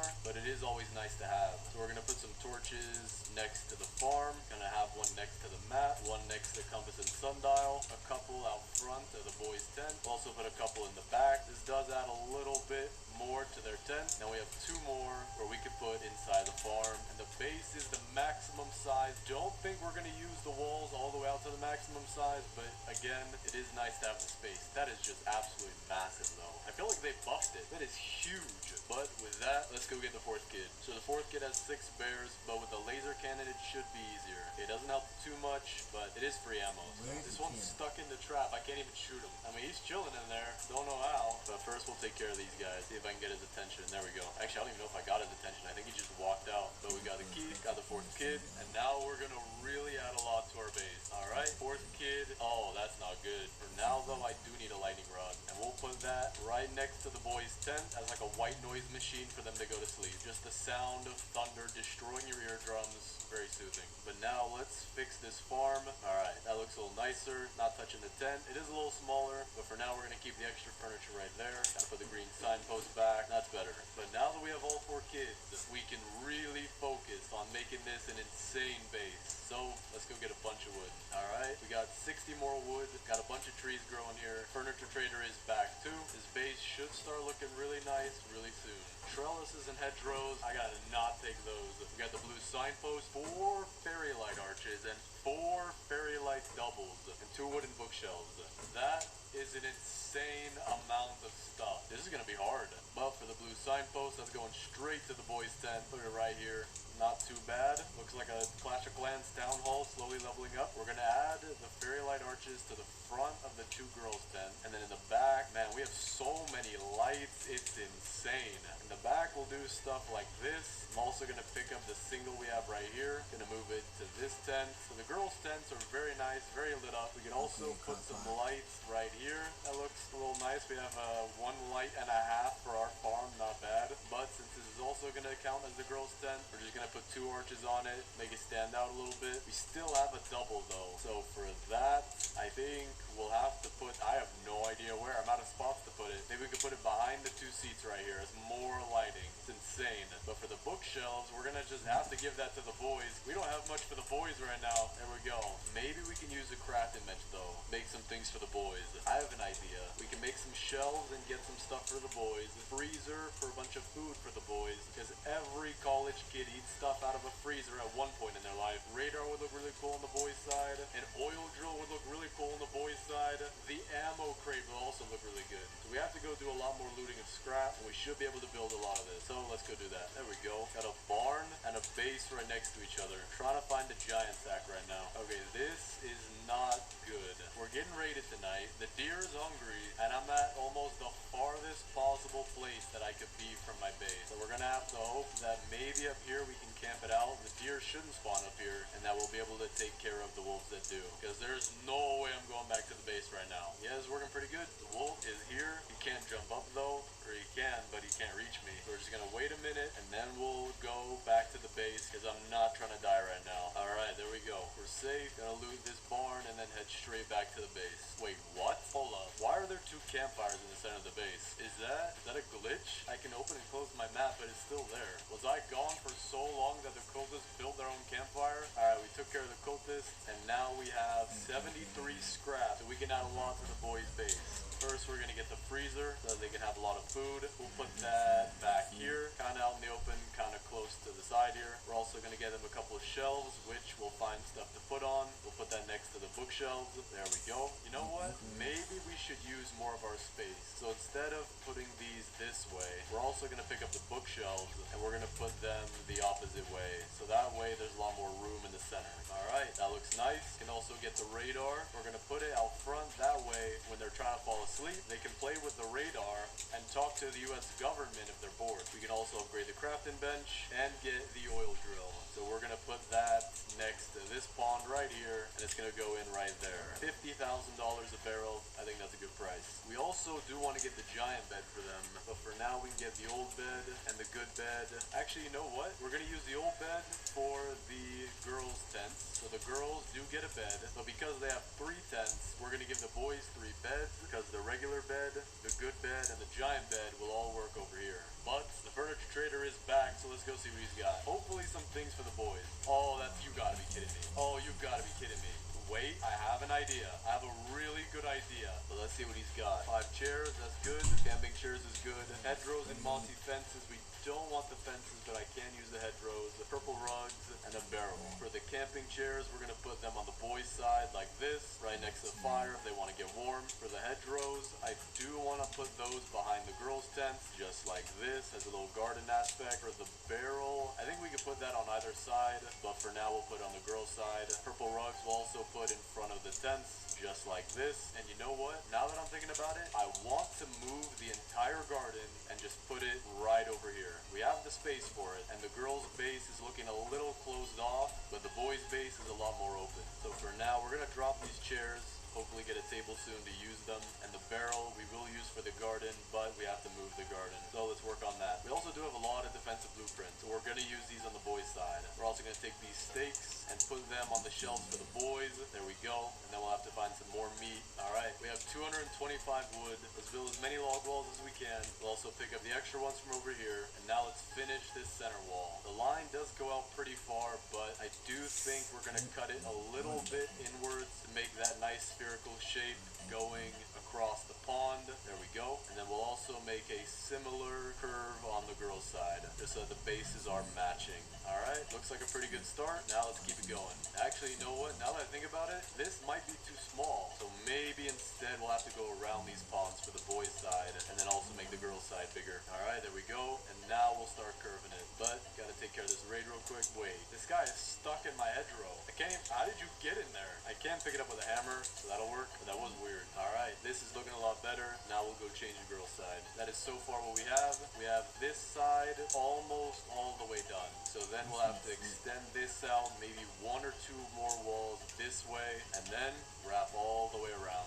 But for now, I do want to go get more scrap so that way we can get the beds built. Never mind, deer is hungry tonight. I will be doing something else. Alright, now I'm going out to get some scrap. I'm also open for the giant sack, because when we farm our trees, it is very, very easy to do with the giant sack. You have to take less trips, and it goes a lot smoother, especially even now. My sack is already almost full. There we go. In here, we can get a giant sack, because there are 2 chests in the back. So we'll just jump through the window, come through here. It's the only guy we really need to fight. We also have a mythic chest. That's interesting. Maybe thorn armor, but we are good on armor. So maybe the tactical shotgun. That'd be easy for raids. Riot shield. Not exactly what I need, but we'll take it. Now here's where I'm hoping for the giant sack. Got a diamond. Not bad, but not what I'm looking for. There should be a chest in here though. Yep, now maybe the giant sack. There we go, exactly what we needed. Now we can loot a lot more. I'm gonna take what we can from here, and then we're just gonna head home and pick up whatever we can on the way, because the deer already spawned on me. But because our base is the size of a small country, he should stop chasing us pretty early. Yeah, there we go. But let's put all this in here. Let's also grab some of the boys' oil and put that for the fire. There we go. 64 scrap, that should be enough for what we need. We'll get the regular bed, we'll get the good bed, and the giant bed. So now we gotta figure out where to put these. We can have the regular bed over here for when one of them gets done with their oil drilling shift, and then the good bed and the giant bed will be their bed. So maybe we should have their bed be back here instead of around the tent. This will be like the little bedroom nook. We'll have the giant bed right down here, and then the good bed kind of off to the side right here, and then the nightstand, we'll pick that up, and we'll have that be for whenever they're working. But when they're not on their 23-hour shift, they can have their own bed, and although the bookshelves are technically empty, it does look kind of nice. But the furniture trader is back again, so let's go see what he's got. He has mossy fences. We're not going to take those though. Colorful fairy lights we will take. Fairy light singles, 2 tables, that's good. Green camping chairs and a barrel. Not the absolute greatest because he does keep giving me a lot of fences and trellises, but we will take what we can get. Now over here, we'll put the 2 round wooden tables, and now we can finally use our wooden chairs. We'll have them be like this, 2 on each side, 1 on the end. Wait, do I only have 4 chairs? No, there we go. We'll also use our green camping chairs for right here. Wait, I only get 1? I think I might have only gotten 1. But what we're going to do is we're going to take the torches from here. Actually, we're going to take just the back torches. And then we'll put some torches over here. Almost like a night light, but in reality, just so that they can see. There we go. We did reach day 99 in about 113 minutes, but that is because we weren't really focusing on the beds. And I have no idea what this deer think he's looking at. Alright, now we got another 146 wood. So let's add on to our wall. This is a little interesting. So I think what we're going to do is pick these up and we'll move them towards the inner side of the base. Alright, we added a lot more to both walls, and this base is getting close to being done. I would say it's about halfway done now. But for the oil drill, what we're going to do is put it right next to their bedrooms. That way they can always think about work in their sleep when they do sleep for 1 hour a day. So we'll put this right here just so that they can feel the splash of the oil as they go to sleep, reminding them that taking breaks are for losers and real men work 26 hours a day. So now while we wait for the furniture trader, we're just going to get some more saplings as well as some wood to finish up the walls. And once the walls are finished, we're just going to make this as perfect of a base as we can. You know what? We're going to take these meat sandwiches, put them on the tables. I think that would look a little nicer. There we go. I also do want to move these from the very back corner because although it might be a little cool, I do want this to look as good as possible. We're also changing up the design a little bit here because now that the bookshelves are facing this way, it gives them a little bit of privacy. Now we have the torches as their reading light, and the shelves, we also want to move those somewhere. We should put it right here next to the freezer. That way they can store their food on the shelves and in the freezer. There we go. Looks nice. Furniture trader is back. Go hit him up. Although we're only on day 130, we've been playing for about 2 hours now. Got another table, 3 camping chairs, something out of stock, red signposts, flowers, and 2 wooden stools. The wooden table we'll have for the girls, but we're going to have it back here for when we actually move the garden. We also have yellow camping chairs, so we're going to give that to the boys, just in case we invite the whole squad over. There we go. Red signpost, we'll put that for the girls' tent. We'll put the wooden stool over here, and then the flowers we'll put out front of the purple tent. So now let's work on getting this garden moved over. Alright, we changed up the shape a little bit, but if we get 1 more fence or 1 more trellis, then it'll be complete. And I also do want to get some farm plots and fill it in. Wait, I just found a trellis on the floor. We're good. We already got everything we need now. Alright, this works. Now we just gotta fill it in. And add the fairy lights here that now actually fit. That looks better. Put the fairy light single next to the crock pot. Green signpost out front. Put the barrel right next to the stew. And a wooden table. So that way it's like a hybrid of the restaurant and farm that the girls can use themselves. So now I'm gonna go make 3 more farm plots. And then, because we have 200 wood, we're also gonna make a bunch more log walls. So now let's go place all these, starting with the farm plots. And just like this, looks pretty nice. Surrounds the table. Squid Kid is somehow phasing through the table. Gonna put some corn on the table here. But now that we move the farm, we have so much space right here to do pretty much anything we want. But now let's fill in the log wall. Alright, now that we're almost done with both sides, let's extend this middle wall out and we'll have it go to right here. Should be good. Should be plenty. Alright, we're gonna squeeze this one in a little bit and squeeze this one in a tiny bit. That way the next wall should finish this entire thing. But we also do have to add doors. So we're going to add a door about right here in the center for the girls' side, and then also the same thing for the boys' side. But that will give us the last wall we need to fill this in, just like that. That looks very nice. And now we have to fill this in. Gonna put the door right here, and then we'll replace these log walls. I had to pick up a few. And we are almost done. Just this last section and the walls are complete. The base is looking very nice now. Alright, just finished a raid, which means we now have a complete gem of the forest. Put that in there. Put the cultist gem. Okay, that was not a good throw. Cultist gem in there though. Alright, we got 80 more. Should be enough though. Definitely should be enough. Gonna squeeze these last. Actually, you know what? That's a perfect fit. There we go. The wall is now officially done.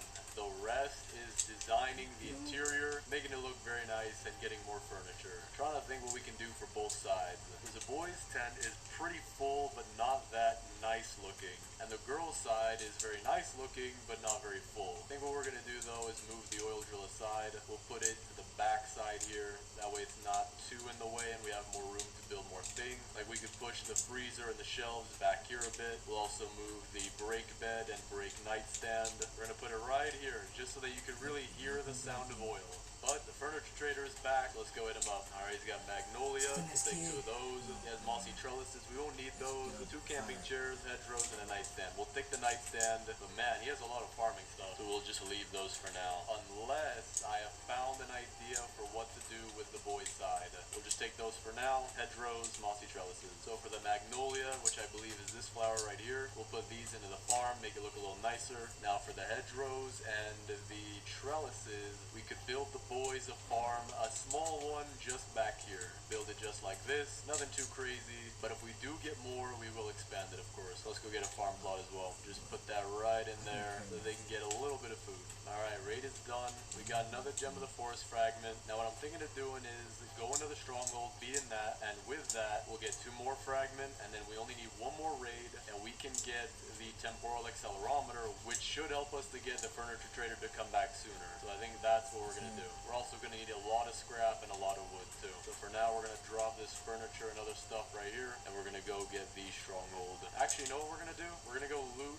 around the stronghold, and then as it turns nighttime, we'll loot the stronghold. Alright, night's approaching. Go to the stronghold now. The deer already spawned, but I think if we can just get inside, we should be fine. Alright, get inside, should be good. There we go, got it done, got all our stuff. Not sure what I could need out of the mythic chest. Maybe thorn armor, and the tactical too. Kunai actually isn't bad. That'll be helpful too. But the furniture trader is back too, so we're gonna hit him up and then go get some more stuff. Got 2 trellises, we'll use that for the boys' farm. Log benches, camping chairs, signposts, mossy fence segments, and 2 red pillows. We'll be able to use all of this, and it'll add a lot more room to our base, because that's what we need right now. Oh, this is not good. This is not good. Heading back to the base right now. I'm really hoping that this night is not the night where the timer is a little early. It shouldn't be though, because we have raid coming, so that's actually a good sign. Alright, we're running inside of there. Gonna make some stew and get our campfire going. Good thing we have 2 oil barrels. Now our campfire's going. We'll get the oil from over here as well. Got 2 more, and now we're good. But I did just realize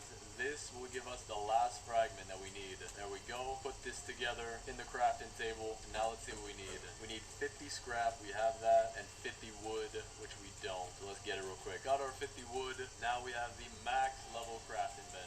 But we also do need to go get a lot more. We have enough scrap. We only need 1 more scrap. And we need 39 more wood. Scrap I see right there. Just need this bolt. And then we'll get the rest as wood. This ain't good. This is not good. Okay. I do need the wood, but not that bad. Alright. For now, we'll just do something inside the base. We do have 2 log benches. We'll put those here just in case we have a lot of people come over. And then the blue camping chairs, we'll also put those here just in case anyone else comes over. I think that should be enough for maybe 3 people now. And now let's expand this. We'll start by adding 2 mossy fences on the side. Actually, I might have to move the whole thing. Yeah, I think I should move the whole thing off to over here. Alright, we got a nice little alternating pattern here. Then we're going to use the trellises for this wall, then a fence, and then we'll put another fence right here. And we have a fairly open farm plot. I just do need to get a lot more farm plots. So let's go get our wood for the temporal accelerometer, which should help us get more furniture and faster.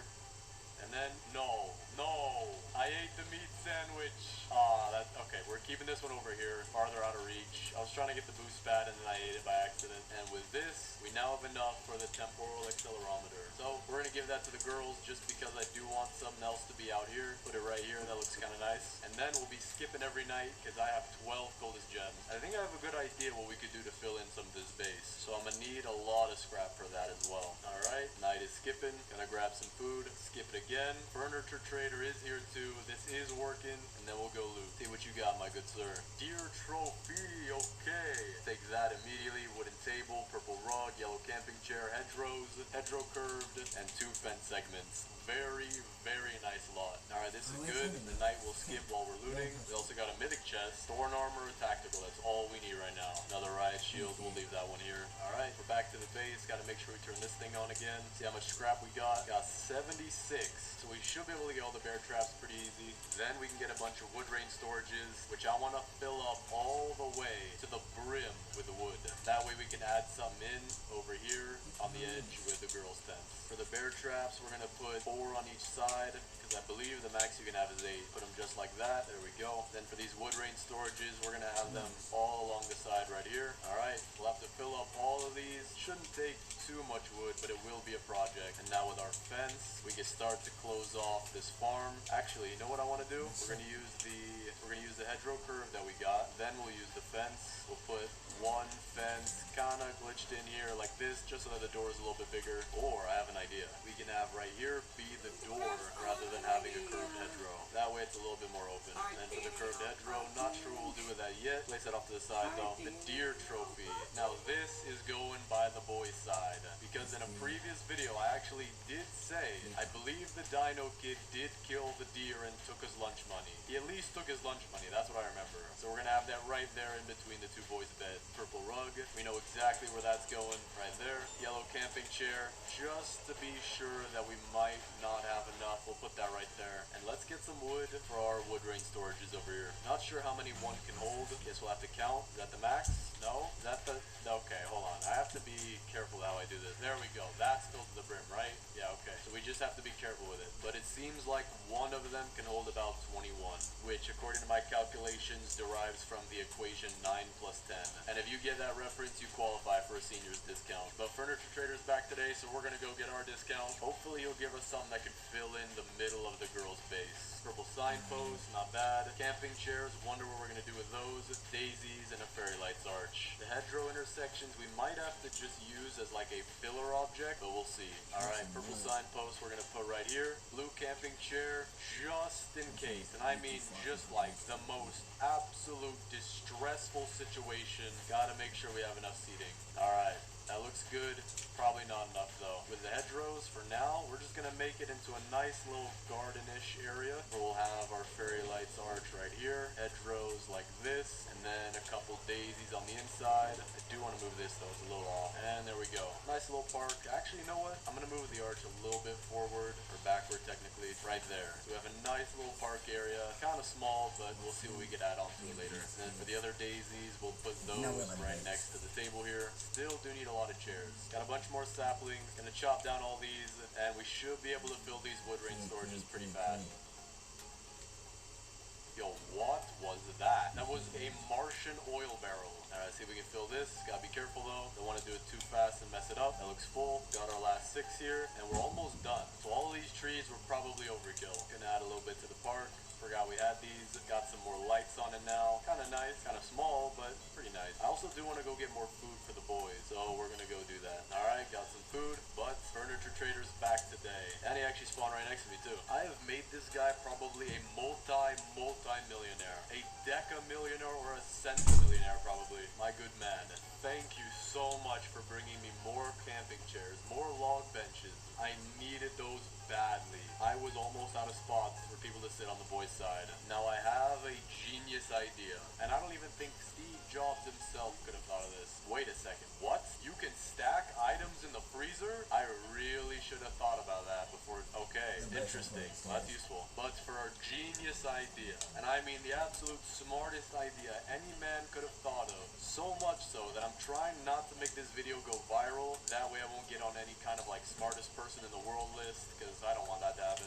We are bringing home the very nice, very friendly bear. Wait, there we go. We got him in the base. No, okay, he's not going inside, but we will have him be our defender. He will defend the base and never ever attack me ever. I've actually never even seen him try doing that. He's staying here. He's defending the base. This is perfect. And you know what? Just because he's done such a good job, here you go.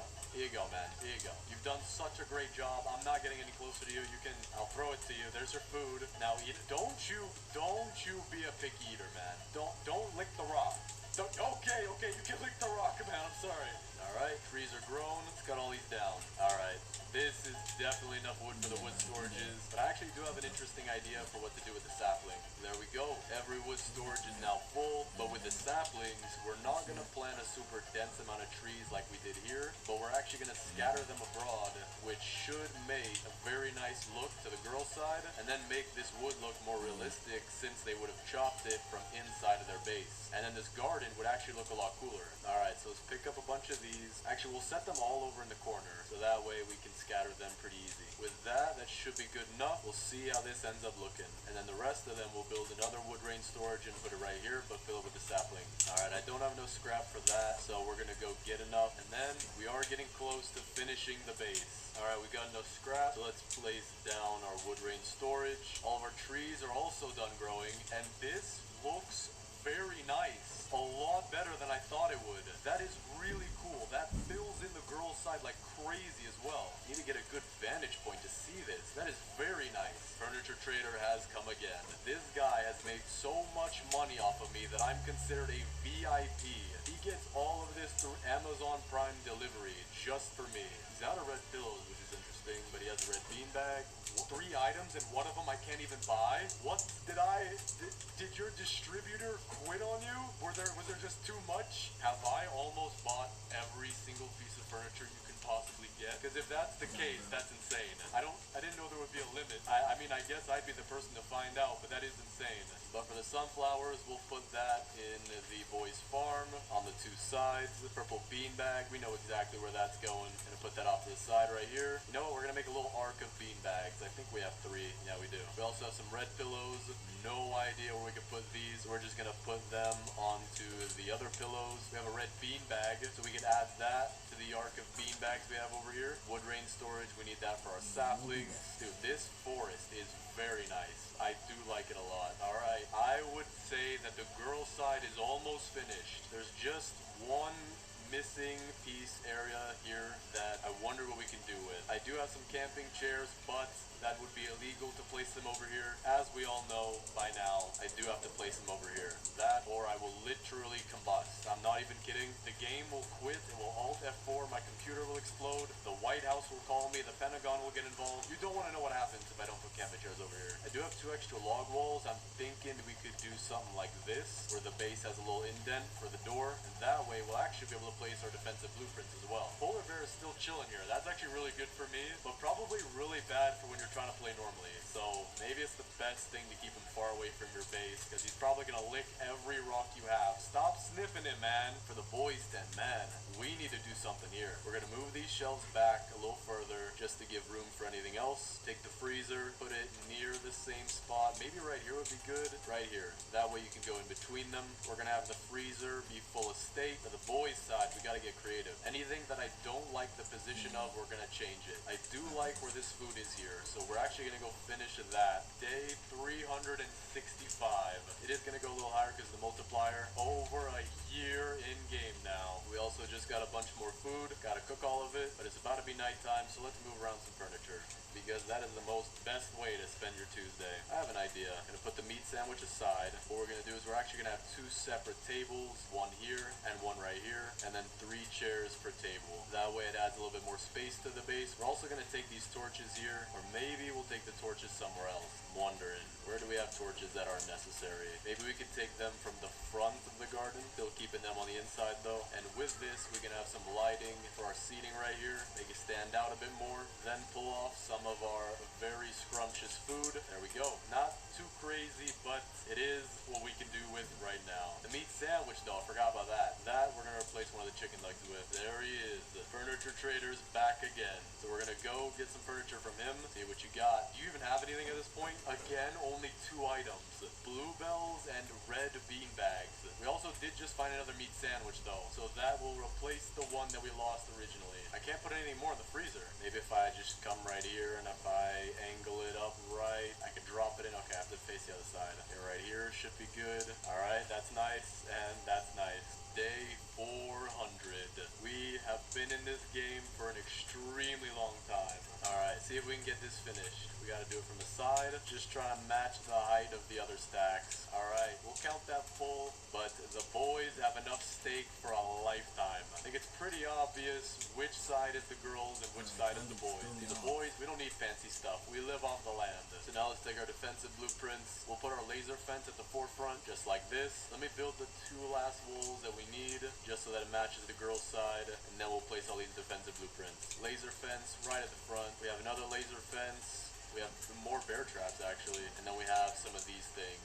I also do have spikes, so we're gonna go spikes and then the coil, and then we're gonna do the opposite pattern on the other side. So laser fence, then 2 spikes, And with that, we can place 2 of our bear traps right here. It won't be even, but that's what we have to do right now. And then place the rest of them right here. Really have that many good places to place the bear traps, unless I think you can pick them up and set them in the lake. Okay, you can do that. Very nice defenses. Should be safe unless they start jumping over our walls, which they have been pretty much every single raid. But at least a few of them that do come through the door, the polite ones, will be killed. So maybe that's a bad thing. I just realized that we forgot to get the ammo crate. I do need a cultist gem, so it's a good thing we're being raided tonight, and we're gonna get that for the boys. But to be honest, to fill this base out, we're gonna place our ammo crate, and then right here, facing this lake, in this area right here, we're gonna put our oil drill. And then that should fill in the base. We did get one guy over here as well. Got the cultist gem, so now let's make the ammo crate, and we'll put that right next to the freezer. Because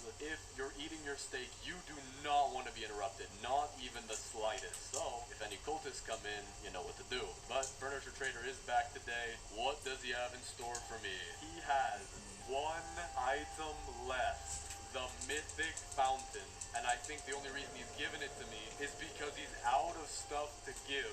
I don't even know what to say. I think we just beat the Furniture Trader. Not 99 Nights, but we beat the Furniture Trader. We'll have a fountain next to our tables.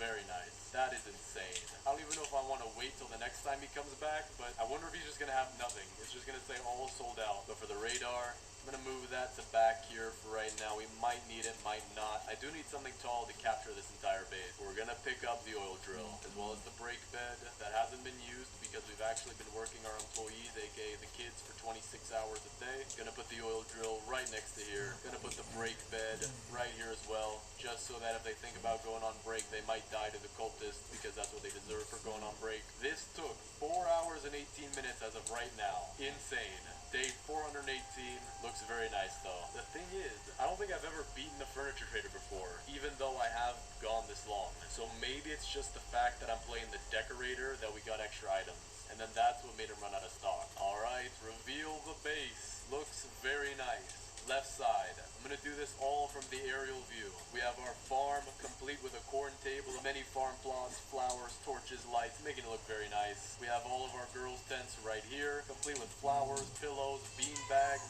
a very bad bed because they got all the tents, so the boys got all the beds. They also have the biofuel processor, which I forgot to pick up, but there we go. And then back here we have our temporal accelerometer and their very own garden complete with lights, flowers, defense is back there, as well as their own personal forest, complete with a ton of logs back there. But for the boys, we have a little bit different of a base. We have their very own garden, complete with sunflowers. Not as good as the girls' base, because the boys just like what's necessary, you know what I'm saying? And it's totally not because we don't have enough furniture. Then we got their tent, 2 torches, 2 pillows, very nice. They have actually a base defender though back there. Might add a lot of points, and they need all the points they can get compared to the girls' base right now. We also have down here just a few chairs and log benches in case anybody comes to visit. You can have a story time around the campfire, hang out, do whatever. Fountain, lightning rod, boost pad, oil drill, because we do need to make money around here. We do not slack off. Back there you can see the 2 boys' beds, complete with their own bookshelves, torches as reading lights, and the deer trophy, which the Dino Kid actually stole his lunch money. Then we have down here our 2 tables, complete with a meat sandwich, with the freezer and shelves being decked out with even more meat, and ammo crate just in case any cultists try to break in. But that is the entire girls versus boys base. Let me know what you guys think of it down in the comments. Which side do you think won? The girls' base or the boys' base? But that is it from me. Thanks for watching, subscribe, and click on this video right here.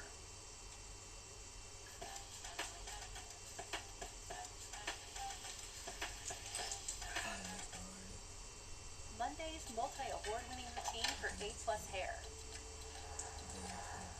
No matter your hair goals, smooth for less frizz, moisture for glossy shine, volume for dreamfulness. For good hair every school day.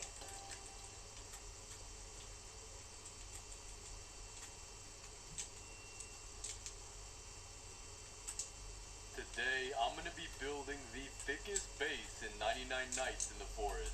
Gonna be playing the lumberjack class just so we can get as much wood as possible for the walls, and I'm planning on adding at least 5 layers, but possibly even 10 layers of walls. I'm sure you saw how big it was in the intro, but I have no idea yet. Alright, fire level is now level 3, and I'm stacking up all the saplings we get off to the side. That way we'll be able to farm a ton of trees. And because I'm playing lumberjack, we get 2 saplings for 25% of the trees we cut down. So the more trees that I plant, the more trees that I get. And although some of them don't give you any saplings, it does seem to me that the trees that I plant just grow exponentially. It's like a stock portfolio, that doesn't matter. But now I'm gonna go try to get the first kid. Gonna have to be careful, but if I maybe take them apart, not all 5 of them at the same time, they're okay. There's only 1 left. So if I just get the right angle, okay, I'm not trying this anymore. I'm gonna go loot and try to find either a strong axe or a good sack, and also a weapon, just so that we can get the first kid. Oh no way, got a base right here. I think I can jump through the window, maybe off of here. No, okay, I might have to use the back entrance, which I might have to go the other side for. It might be cut off though. Not gonna go near the door. Okay, the back entrance is cut off, but the window here is open, so that works. So we can get through. There's a chest in there, but also a guy in there. Can make it through the side right here, get a broken microwave, fuel canister, that's gonna be useful. So I think what I'm gonna do is I'm gonna try to lead this guy out of the room. Excuse me, sir, this way I actually, alright, this time I'm not gonna be dumb. Alright, back to fire level 3. Now I'm gonna go loot. Not gonna try to get the first kid yet. There we go, we got the good sack almost immediately. That should help a lot. We also have a house in here. These usually give a few chairs. There we go, we got all 4 of them in here. Hoping for a spear out of this chest too. That would be the perfect weapon for me right now. Good axe, already got one. Alright, you know what, we're gonna pick up this wood, head back to the base. I already have a ton of stuff, and I think I'm gonna focus on getting the first 2 beds for now. Actually, day counter doesn't matter too much right now, so maybe I'm gonna focus on getting us more resources first. Put this coal into the fire though. Need to get the map, get the next crafting bench, sundial, compass. We'll get a farm plot, and I'm gonna get 2 more wood for another farm plot. Because when you have stable food, it makes the game so much easier. When you don't have food and you're running around looking for a berry as you're about to die, it's not fun. That's placed. Now we'll place our utility right to the side. Compass, sundial, there we go. Because it's only the first night as well, I can just go out and loot, and although I can't see too much, we're not really in too much danger. There we go, got a revolver. That'll allow us to go get the first kid. I also have a ton of fuel, so we might be able to get 2 kids in one day. And the reason that I do need to get the kids pretty quickly is because when I'm building my base, I want the wall to go just outside of where the kids are. That way we can make it small, but also include a lot of the important stuff like the campfire, crafting bench, and also the kids' tents, because we are going to get all the kids. We're also close to level 5 fire. I do need some food though, so I'm going to chop down all the wood we have and see if I can craft a crock pot soon, because I do need some more scrap. With the wood we should be good on 100%. Actually, I do need a crafting bench too, so maybe we do need more wood too. Yeah, definitely going to need more wood. We can get the crafting bench though. 10 more wood, 8 more scrap. For now though, gonna have to get some bunny meat. I can also trade with the pelt trader, or just the pelt trader. Don't think I need anything. I mean, I guess I will take the old flashlight though, that's useful. Alright, got the key and some pelt and the kid. Fuel canister too. We do want to get the level 5 fire as soon as possible though, because the more fire that you lose by it slowly draining over time is just a waste. Alright, our food has grown. So now I just need some more wood and a little bit of scrap. Now we're good on food. We've already got the first kid, but this is looking pretty good so far. So I think that once we have all 4 kids, that's when we're gonna start building the wall. There we go. Got a strong flashlight. That'll be really useful for when the deer's chasing me down. This should get us to level 5 fire. There we go. We also have a ton of scrap, so I just need a little bit of wood, but I'm gonna eat some food before that. Don't want to die. Gonna put these in the fire as well. Alright, and with that, we now have a stable food source. So that's that out of the way. Now we just need to go get weapons and the kids. I'm also gonna get us a boost pad. That'll be useful for looting and even getting the kids. Alright, we got that. We're gonna go get the second kid now. Actually, do I have enough ammo?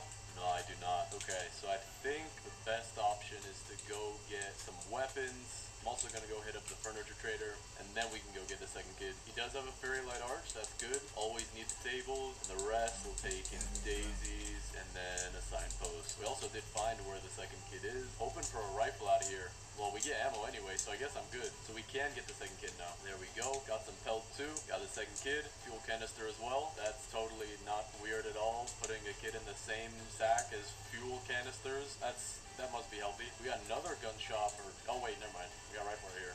Well, I guess we don't need one, but I will take the ammo though if they have it. Got another rifle in here. This one did have some rifle ammo. Gonna head back to the base, because there is a raid coming, and I do need some food. Actually, no, I have stew on me. I think we're good. The raid shouldn't do too much, because it's only 2 of them. So as soon as I get back to base, I can kill them pretty quickly. We did find the stronghold too, that's good. Okay, I'm about to die. Well, I want to keep this run. Alright, raid is taken care of, now I just need to go get my stuff. Second kid is home safe. We might be able to get the next fire level. Very close. I'm gonna build a biofuel processor, and that'll get us up to level 6. There we go. Put that here. Put these in there. Should be enough. Almost. Just use a few carrots. There we go. Gonna drop the furniture, because I don't want to have that clogging of the inventory. Now I'm gonna go get the third kid. Actually, I think I'm gonna wait. We're gonna chop down our trees, focus on getting more of those, and then we'll go get the third kid, because the day's about to end in a minute. Alright, we're only a few days into this. We're already getting a decent sized pile of saplings. I'm also gonna get us the bed. The old bed, regular bed, and good bed, just because we haven't made those yet. That should bring our day counter up a lot. But then after that, I guess we just gotta focus on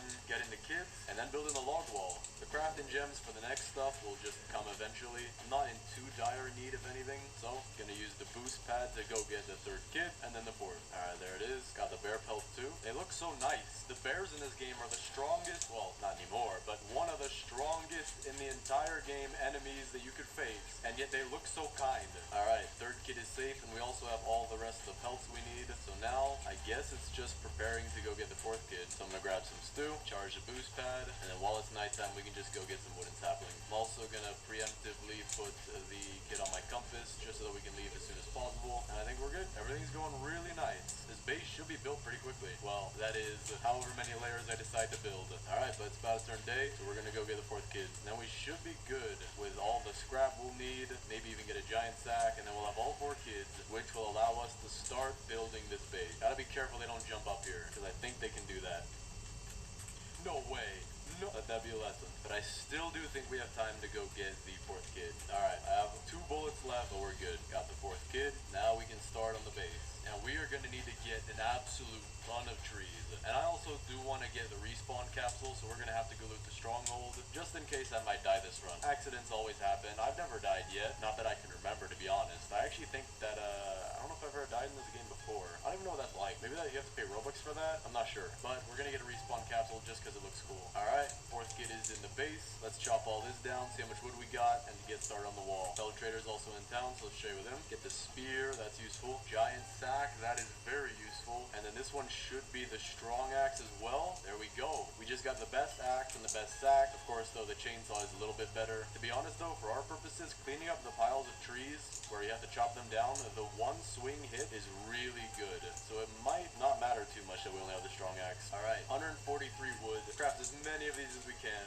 And now let's start placing. We want it to be just outside of the kid's tent. I'm gonna have it touching the rock, and the rock will act maybe as like an artificial wall for now, because there's not much I can do about moving that. Then we're gonna curve this around the dino kid's tent. Just locked him out of the house, but it's fine, he has a key. Alright, that looks pretty good. We got all the kids inside of the base, and let me finish placing down all these. Gonna try to match the curve of the base. It's gonna be a little hard to do that just by feel, but so far this looks pretty good. Once we have the first circle done, everything else is gonna be easy. Gotta go replant those saplings though. Oh, this ain't good. Glad I got the spear. I was out of bullets, or I am out of bullets. Where's this last guy at? I don't see him. There he is. Okay, the wall is actually working right now. But now that we're gonna wait on these saplings to grow, I think we're just gonna go get more saplings unless there's something else I need to make. Actually, no. I do want to go loot the stronghold. That's what I want to do, which is behind me. Okay. That way we can get our 2 forest gem fragments up front without having to wait for day 99 and all those raids. Another one is fairly easy. There we go. Here we got our forest fragment, 2 cultist gems, regular gems. Already picked up the scrap as well. Maybe the chainsaw, that would help me to go get more saplings, but not too much with chopping down what we already have. The thorn body's really good though. Help me stay safe. Not a bad lot. We're gonna put the gem of the forest off to the side here. This should be done growing soon. So I guess just get more saplings while we wait for the stronghold to reloot or reload. And then our base should be looking pretty nice pretty soon. I do also want to go trade with the furniture trader whenever possible, because we did just get a ton of coins. Alright, there we go. That's a bunch of trees for us to chop down. Got us even more saplings. So let's see if this can finish the first layer. Yeah, this is a decent amount. Might be able to finish the first layer already. Alright, we got 126 more wood. Might be enough. I'm thinking probably not. We're gonna just barely wrap this around the bed while keeping it barely the same angle. How's that look so far? That looks pretty good. Might have to curve this one a little bit more, like this and like this. Actually, I think we do have enough. Like this, and then this I don't like how that fits, so I'm gonna like merge these two over here, and then I'm gonna merge these two right here on the right, just so that it doesn't look too out of place. And I just locked myself in. I forgot I need the hammer for these kind of videos, but I can just jump right out using the map. Gonna get some stew first, though. Don't want to starve to death. I think I saw it earlier. Yeah, there we go. Anvil is down this way. Alright, we already have the scrap for it, so we'll place that down. Now I just need the wood. Alright, now I'm gonna go loot a bunch of stuff, get a bunch of scrap, because we honestly won't need too much. I do want to get a respawn capsule, so maybe we will spend a little bit of scrap, maybe like 150, which is definitely not a little bit, but it is not as much as I've spent in the past. What in the world just happened to you, my good man? Well, I'm not even gonna ask. There we go, two engines right next to each other, and a bunch of bandages in here. Alright, we got a raid to take care of really quick, but wait. Let me see if there's any. How did you get in? I logged myself out. How in the world did you get in? Alright, let's use the hammer to get back inside. Gonna put the door on this side over here. So we'll pick up this one. And there we go. Raid is complete. We also got a bunch of trees to chop down. Right now, though, I need to make a shelf with bandages, because I found a ton of them earlier. I'm gonna keep them right next to the door. There we go. If you scrape your knee, we got you. I'm also gonna take all of our saplings and move them closer to the door. That way when we chop all this down, it'll be easier to get it into the grinder. But we have another 120 wood. We can now start adding to the second layer of our base. So we're just gonna build around it like we did before, making it one layer thicker. Alright, we added a little bit to it, looking a lot nicer. Definitely gonna want to do more than 5 layers, or at least that's what I'm thinking right now. But for now, let's go get more saplings. Alright, we are running low on fuel. I do want to get the oil drill, so we're gonna do that, and then the rest for now we'll focus on getting more walls. Alright, got another 142 wood. This probably will be close to finishing the second layer. Not too close, but we are getting there. Gonna keep adding these. This actually might be enough. I'm dying to a crossbow, but we do have enough. Where do Jolly Ranchers get their huge fruit flavor? That one's gonna make a lot of gummies. Dang, he's good. Jolly Rancher gummies made with huge fruit flavor. Swiffer Duster traps 4 times more dust. For clean, even Mama approves of. That reach. Making hard to reach. So easy. Now with dust-busting strips, it removes even built-up dust. Swiffer Duster Heavy Duty. Love it or your money back. Get $10 off any purchase of $60 or more in-store or online now through August 17th. Seamlessly trade stocks and crypto. Trade all in one place on Robinhood.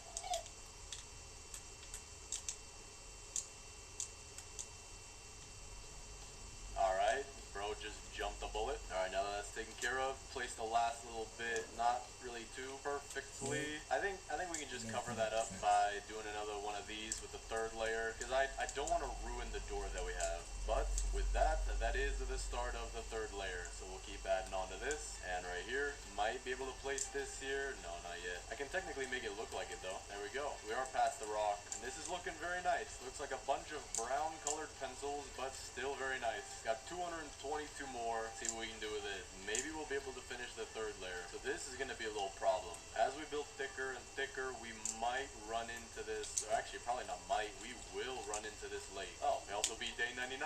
We are going to finish the third layer with all this. There we go. That looks very nice. We have an extremely thick base already. I can walk across this thing with ease.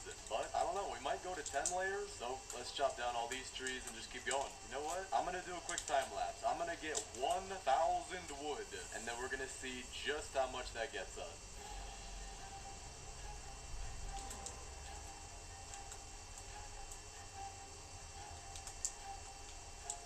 Thank you, Dan.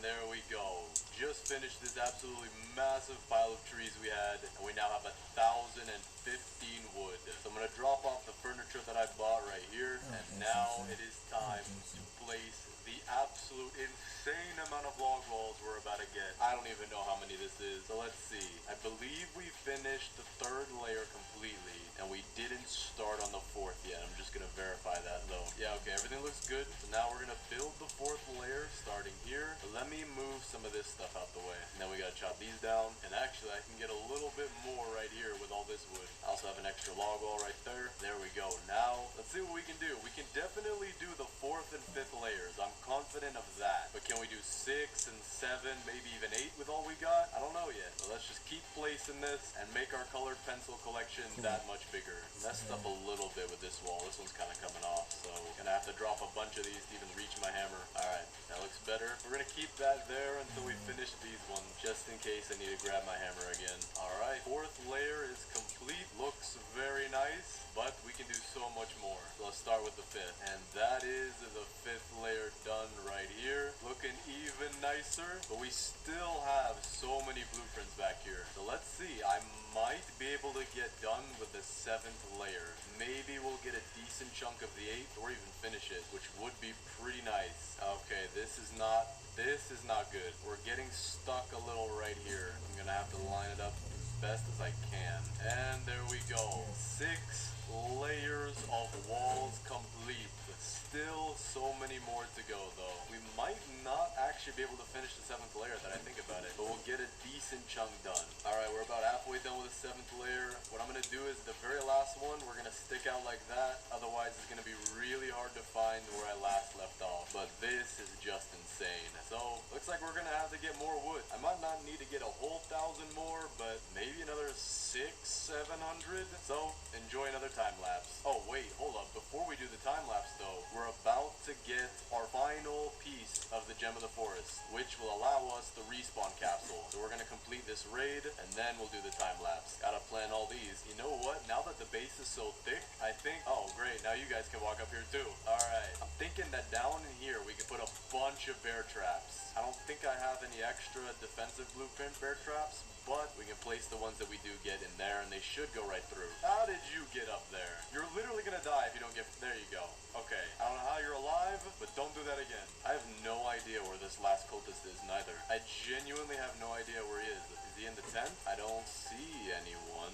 Where's the last guy at? Is he in the lake? No? Wait, what are you doing? I am so sorry, sir. I know it is a work hazard. Please do not report me to HR. I'm so confused though. Where is the last cultist at? Is he stuck in the wall? Am I gonna be stuck with the cultist debuff? Am I out of options here? I don't even know where this dude is. I mean, I can look around the base. No one here. I am lost for what?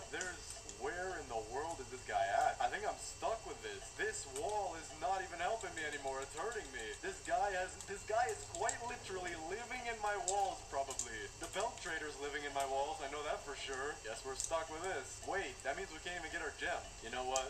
We're not doing a time lapse anymore. I am so confused. We might lose our fire, but it doesn't seem to be too bad. I just do not know where this guy is. Alright, 436 more wood. I don't think I'm ever gonna plant all these saplings again. I might plant a few of them, so I'm gonna maybe plant half of them off to the side. We're gonna plant all these. Actually, you know what? Let me make sure they're not planted too close to the wall. We are getting raided again, so I hope that this time the guy won't get stuck. We're also gonna make some bear traps. Gonna place them along the entrance here, like this, and we're gonna see how well that works. There's one guy over here. I think there should be one more too, but if there's not, I'm fine with that. Okay, no, that was good. And now the cultist thing disappeared. Was that a glitch? That might have been a glitch. But with that, we have our second Gem of the Forest. We're now gonna need an absolute ton of scrap. So I think what we're gonna do is go get a bunch of scrap to make both the crafting bench and the respawn capsule. But we're also gonna plant a little bit more trees because we're probably gonna need a lot more wood now that we're gonna build something that's gonna be worth about 90 wood in total. So let's go see how much scrap we can get. I haven't even looted most of the map yet. I've just been building this base. We're also on day 204 and we don't even have all the beds yet. Alright, I'm heading home immediately. Deer is hungry tonight. Do not want to die to that. If I just have shift lock on and keep looking back, we should be good, but he looks to be stuck. There he is. Just kind of walk backwards like that, and I'm dead. Okay, we got chili peppers here. That's good. Got more right here. There we go. We're back. I might have to build some torches. The base is kind of running out of area to even place more walls. See how much scrap we got, though? Got about 27 right now. That's not enough. Definitely gonna have to go get more. There we go. Got a, I don't know what to call this exactly, but it is another cultist base. Dude, these bears. Alright, fair enough. Oh, there we go. I just saw a mythic chest up there. We can get another gem of the forest fragment, but I guess I'm not really too worried about that. Got a riot shield. Don't know if we'll use that, but I guess we'll pick it up for now. Gonna pick up some broken fens on the way back. Might as well fill up the sack. Alright, what we got now? We have 80 scrap now. That's pretty good, which will allow us to build the crafting bench 5, and we need 11 more for our respawn capsule. Our trees have grown as well, so we'll put these all into the crafting bench. Alright, furniture trader's back in town. We're gonna go hit him up and then get whatever scrap we can that's past him. He's got 2 tables, 2 barrels, 3 curved hedgerows, 2 purple rugs, and a purple signpost. Not bad at all. Alright, now we have 94 scrap. We can build our respawn capsule. Gotta get rid of this furniture real quick. Put it right, actually maybe not right there in between them, but off to the side right here. Then we gotta charge this, and now if I die, I'm all good. But now let's finish getting all this wood. Alright, with this we have 674 wood. Gonna go clean up these saplings because I have a lot in the way. But we might be able to finish all 10 layers of this base. And with that, we're gonna have probably the thickest base that anyone's made. Alright, see how many we can get of this. Actually, wait, before I buy too many, let me buy some torches too. I do want to make the base bigger, that way we won't run out of room. Alright, let's see where I'll put them. I'll put them next to the kids' tents as a little light, and we'll put some by the respawn capsule. That should be enough. Not gonna craft all of our log walls immediately. I do want a little bit of room in my inventory to pull out the hammer in case we mess up. Like right now, I do need the hammer to pick up this wall right here. But now we can get started on it. Not sure exactly if we can do anything right here. I guess I can. I guess I can. Okay, we can go. I think this is the 7th layer if I remember correctly. So I think we're good for the 7th layer. 8th layer, no way we're putting it on this lake. The 8th, 9th, and 10th layers will probably have a chunk missing right here. And with that, 7th layer is done. Let me recount it. 1, 2, 3, 4, 5, 6, 7. Okay, cool. I didn't lose count yet. Now let's start on the 8th. Alright, for the 8th layer, we're gonna have to try to get as close as we can to the side here so that we only have a slight chunk missing, but that we're also not phasing too deep into the wall. There we go. 8th layer done. Looking very nice. Start on the 9th. I don't think we'll have enough to finish the 9th. We might come close, but definitely not the 10th. And there is where our 9th layer ends for right now. We might be able to put something on this tiny little ledge right here, but I'll be able to remember that. So we only need just a bit more wood. So we can plant a bunch of these saplings for that. Not all of them though. Definitely not all of them. Decent portion though. That should be good enough. The rest of these saplings, we're gonna find a place for them. Gonna take some wood storages. We're gonna put these out here, off to the side, just in case we need them. But while we wait for all of that to grow, we can start adding our decorations to the base. Let's see what we can do. We don't have too much room. It's gonna be a very compact base. But I'm gonna start by picking up the beds. Gonna sort them by color like we always do, except for the Koala Kids tent. Boost pad, I don't want to move it in the doorway, but we'll keep it to the side right here. This time though, our garden is gonna be extremely small. Alright, Koala Kids base is looking pretty nice so far. We got 2 carpets, signpost, and tent. The only thing that isn't that great is the bed's color. Gotta set the bear traps. We do have a raid coming. Let's see what we can do with the rest of this furniture. I'm not exactly sure what to do with this hedgerow, because the farm isn't that big, and then we can do one on the other side. That'll make it look a little bit better. Yeah, not that bad. But the furniture trader is back, so we're gonna go head over there. 4 red pillows. I have no idea what we can do with all that. More hedgerows and trellises though. Gonna have to get creative with that. Wooden nightstand. Put that by one of the kids' beds. Gonna have to do it something like this. There we go. The red pillows, I mean, I guess we're just giving that all to the Dino Kid. He's gonna have a pillow fortress around his base. There we go. Looks pretty nice. We'll also give a yellow camping chair to the Squid Kid as a porch chair. These hedgerows though, maybe I could do something like this for a slight doorway, but I don't think that looks too good. We're gonna put it here with the trellises for now. Figure out what to do with it. Got another chair for the Squid Kid. Got some fairy lights. We'll put that in the back of the farm. Add a little bit of lighting to it. Got another green camping chair. We'll put that by the crafting bench. Crafting bench level 5 needs 2 chairs for you. One for you and one for your lunch. I'm also gonna put a little flower right here. Add a little bit to the farm.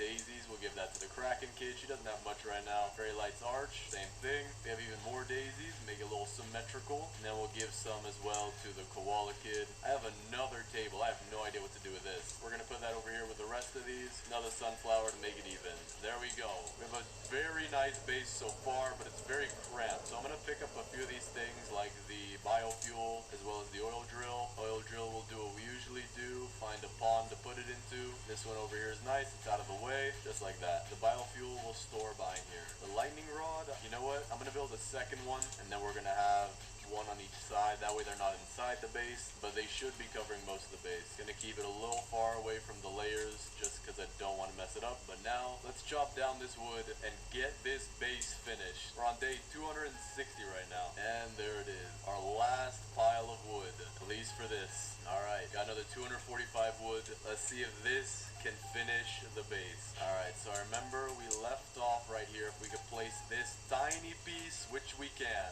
The rest though we cannot. We'll just try to make it as nice as possible. There we go. Gotta move some of this out the way. There we go. 9th layer done. Last layer to go. See if we have enough. We might not, but we will be very close. But just in case, I'm gonna plant a few of these trees. Not too many, but that should be enough. And if it's not, it'll be very close. It takes about 4 trees to make one of these walls. You know what? We might need more. We're also about to get raided, so we're gonna set up the bear traps. That raid was really easy. The bear traps did a lot, just shot them a few times, and now we have an extra gem of the forest. But I am not using this. It would probably take me a bit to get all the scrap, but we're almost done with this base anyway. See what we can do with the rest of this though. Can make some kind of design with it, I'm assuming. I don't have any chairs for these tables though. Kinda wish I had those. Maybe I could do something like this. A little garden side for the Kraken kid. Not absolutely perfect, but you know what? I actually do think that looks nice. For the mossy trellises, maybe we could do something similar for the koala kid. Have one on the side of her tent, the other side of her bed. I do have an extra one, maybe on the back. If it'll fit, it will fit. Okay, perfect. Another hedgerow as well. Put that at the foot of the bed. Makes like a little enclosure right here. It would feel really cozy to sleep right here. Just don't stick your feet in the bushes. You'll probably get bit by a spider or something. And then I do have one more wooden table. We don't have any seats, so we're gonna have this as somewhere where we could put extra food. So I'm gonna put one stew up there, and I'm gonna make some more for me to have. But there we go. The inside of the base is complete, and we can now chop down all these trees for what should be the last bit of wood that we need.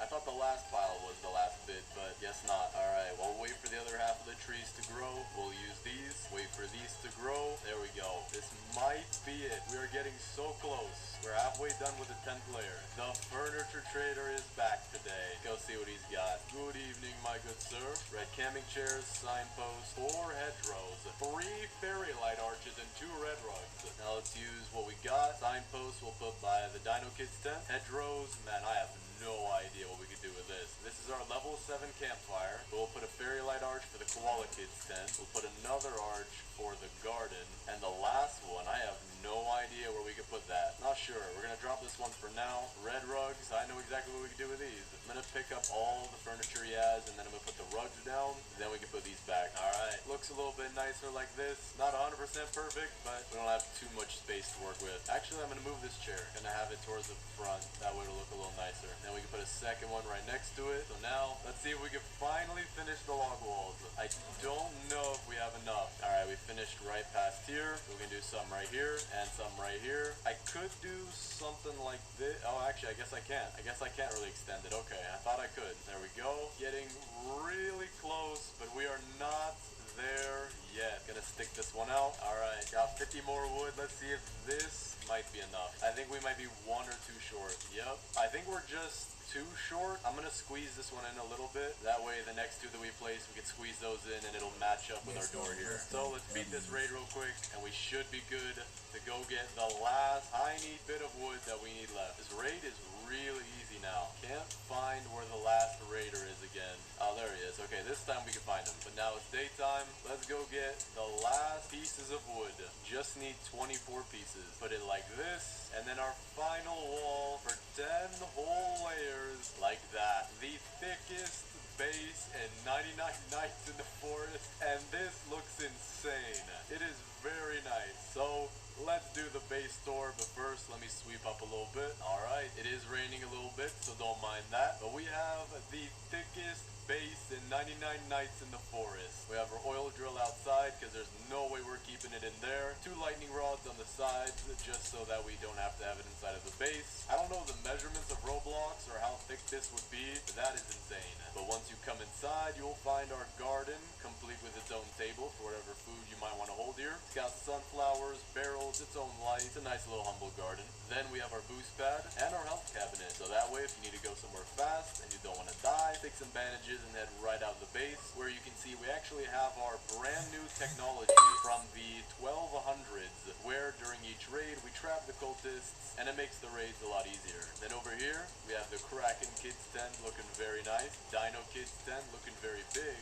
Squid Kids tent is pretty humble. They should add more yellow furniture to the game. And then we have over here the Koala Kids tent looking very, very cool. Nice little encapsulated bed, purple rugs, flowers, looks great. A respawn capsule, which I don't even know if I used that, maybe once, but then again I can't remember it, so I don't even think we used that, but still very nice to have just in case you need it. Then we have our map, compass, and sundial, and finally our workspace right here, where we have 2 chairs, craft dimensional 5, and the ammo crate facing the wrong way because that's how I roll. And also, very lastly, the campfire, which I've turned into a level 7 campfire design. But let me know what you guys think of this base down in the comments. Rate it 1 to 10. Thanks for watching. Subscribe and click on this video right here.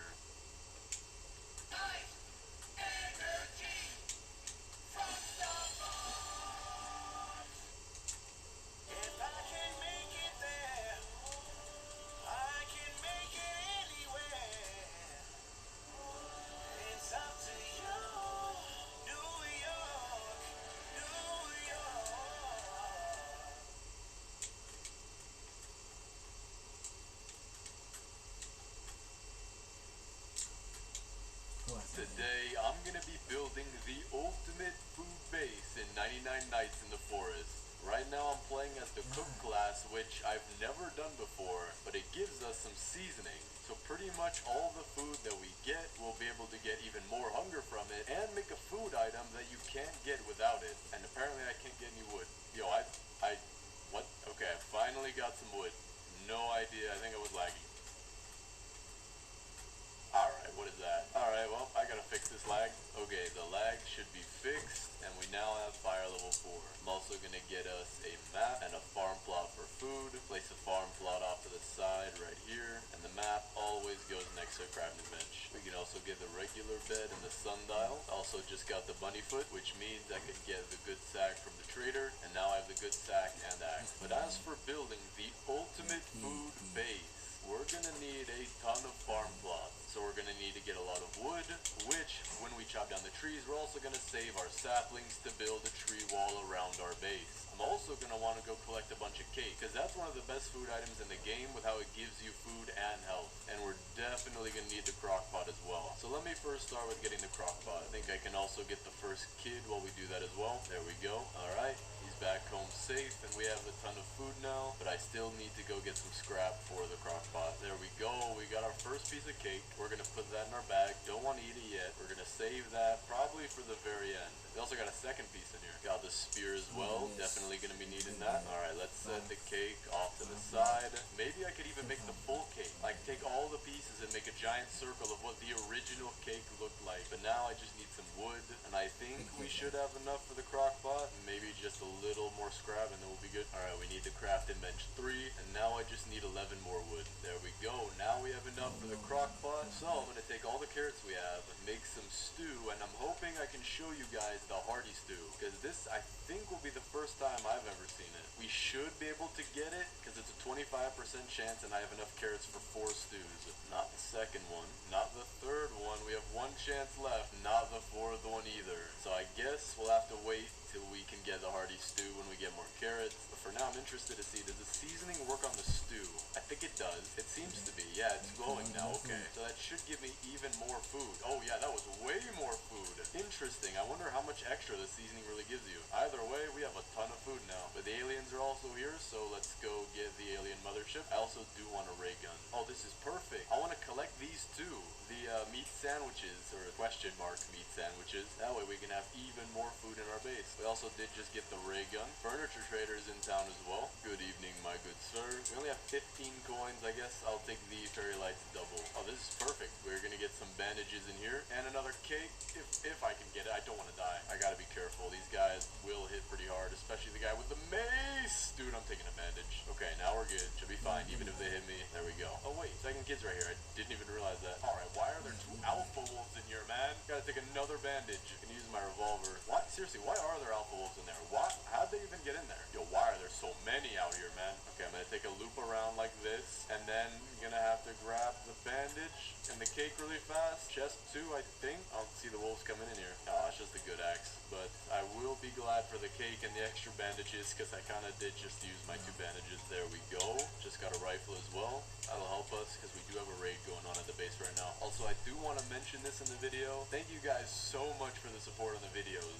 Genuinely reading the comments, because I read a decent amount of them. It's been a pretty good experience hearing that all you guys like these videos, and I'm just glad I can make them for you guys. So I appreciate you guys a ton, and definitely gonna keep making videos. I think my Wi-Fi, I tried to upgrade it. I think I should be good. I have disconnected in so many videos, it's insane. So now I should be able to make way more. All right, we got our meat sandwich, so we're gonna keep our rarer food items over here. We have another piece of cake, so we're gonna put that there. We also have more carrots, so I'm gonna see if I can get the hearty stew or not. I'm also gonna drop the stew that I do have so that I can use the seasoning on it. All right, that's good. I wonder how much food it gives you. Quite a lot. I think that's a little bit more than half. Still only getting the stews though. I should be able to get hearty stew. Maybe I'm just getting unlucky right now. There it is, hearty stew. I wonder how much this thing gives you. Gonna put some seasoning on that. I seriously have enough food for probably the next 5 days in this game. Maybe like 3 days to be realistic. But the seasoning helps a lot. And the hearty stew, I have no idea how much that gives. But now that we have the crock pot and farm plots working,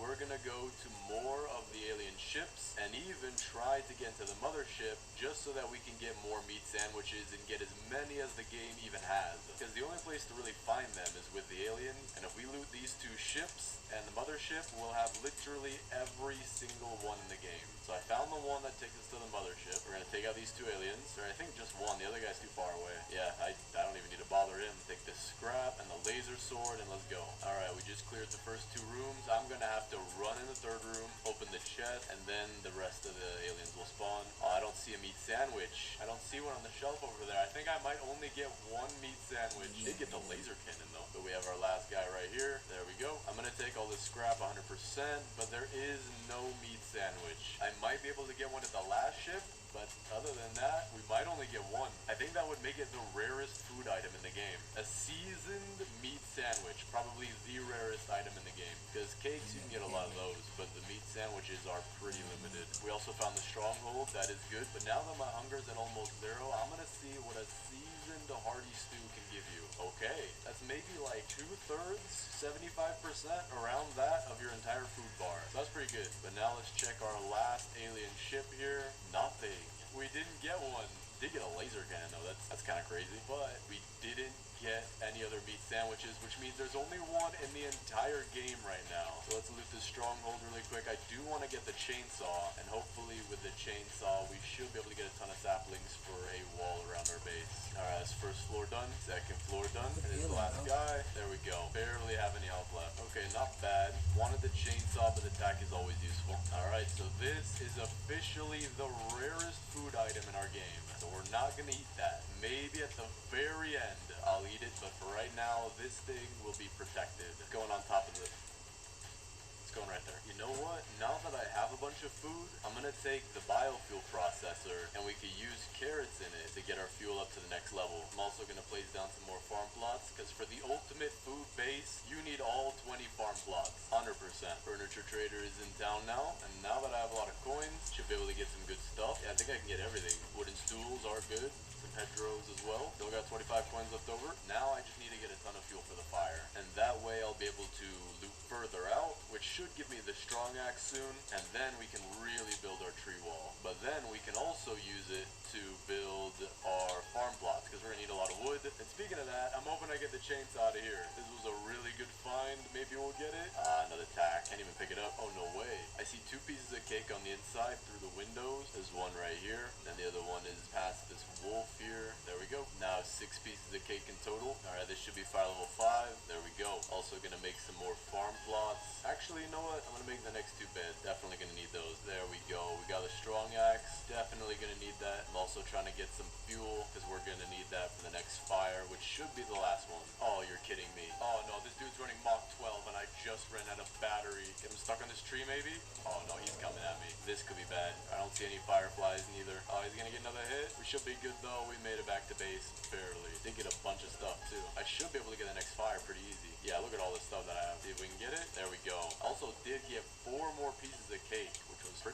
honestly. I don't remember seeing this much cake in game, especially not like this. I think we might have enough, maybe 1 or 2 more pieces and we can build the full cake. But before doing that, now that we have access to all 4 kids, we're gonna go find them. Alright, got the second key and the second kid. Third kid is nearby as well, so we're gonna head over there and get both kids at the same time. And we got the third kid as well. Now I have no idea where the 4th kid is, so we're gonna have to go back to base and then look on the map, or actually we'll have to use the compass instead. Alright, let's put the second kid down here, kind of over the furniture, but that's fine. And the third kid right here. There we go. Furniture trader's back today. I think I'm just gonna buy out the whole stock. Yep, still got about 50 coins left over too. But now we're gonna go get the 4th kid.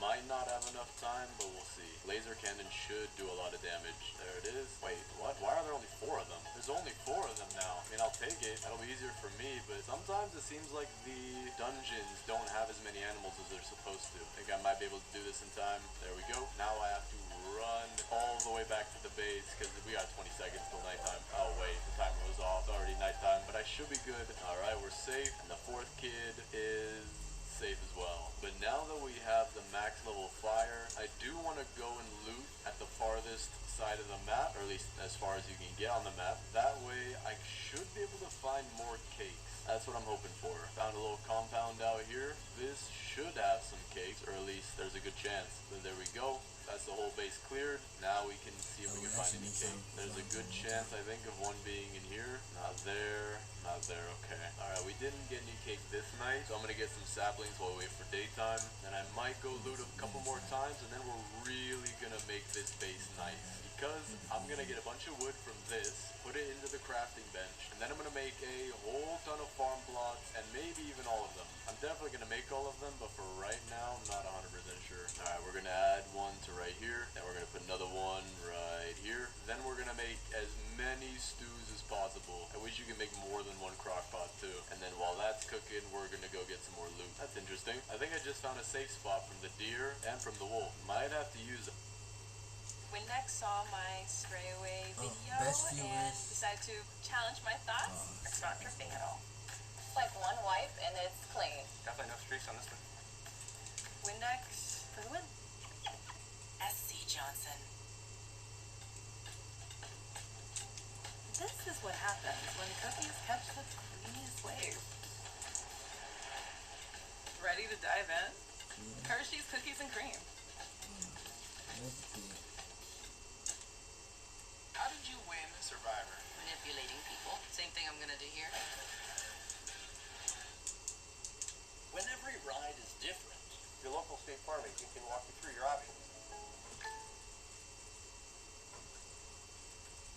Use that one of these days. Alright, we're on day 72 now. Furniture Trader's back in town. We have a bunch of saplings, and I'm also making as much stew as possible. So this base is coming together very nice, but we still do have a lot ahead of us. Well, I was a little not careful when looting some trees, so we're gonna try to not spend Robux anymore. Alright, I've done a little bit of gathering some stuff. We now have almost 100 wood, 200 scrap, saplings, probably enough for the wall, and this wood, we're gonna use that to build all of the last of the farm plot. Oh, look at that. Perfectly on day 99 too. Beat it in 89 minutes. So let's place the last of these, and then we'll go hit up the furniture trader. Alright, let's see what he's got. Let me grab these though. We got 95 coins. We got 3 lavenders, purple chairs, signposts, camping chairs, and 5 wooden chairs. I do want that. Alright, we do have a bunch of stuff now. We have the max amount of farm plots. Definitely gonna move these. This is not the final location. Tons of furniture, defense blueprints, so many saplings that if I pick it up, it lags my game. And we're gonna see just how nice of a base we can make for all this food. So the first thing I want to do is get the wall done, because with that we can see what we're working with. Alright, I'm noticing a little issue. We're gonna have to go around this lake, kind of like this, just because we can't really plant on there. I'm also gonna have to go a little bit in right here to avoid this little square. I do think I'm gonna need to get more saplings though, because so far I only have 13 left and we're maybe halfway done it seems. Alright, there we go. We got a decent outline so far. I want to just wrap around these farm plots, and then it should finish somewhere around here. So I kind of see how I want to make this, but it's definitely going to take a lot more saplings, so we're going to go get that. Alright, I need maybe 10 more saplings just to be safe, and the wall is complete. Oh wait, there's some right here. This actually might be enough. Yep, that is enough. There we go. The wall is now complete. It's not perfect, but it is pretty big for this base. So now let's plant it. Alright, I'm also gonna buy the oil drill because I am getting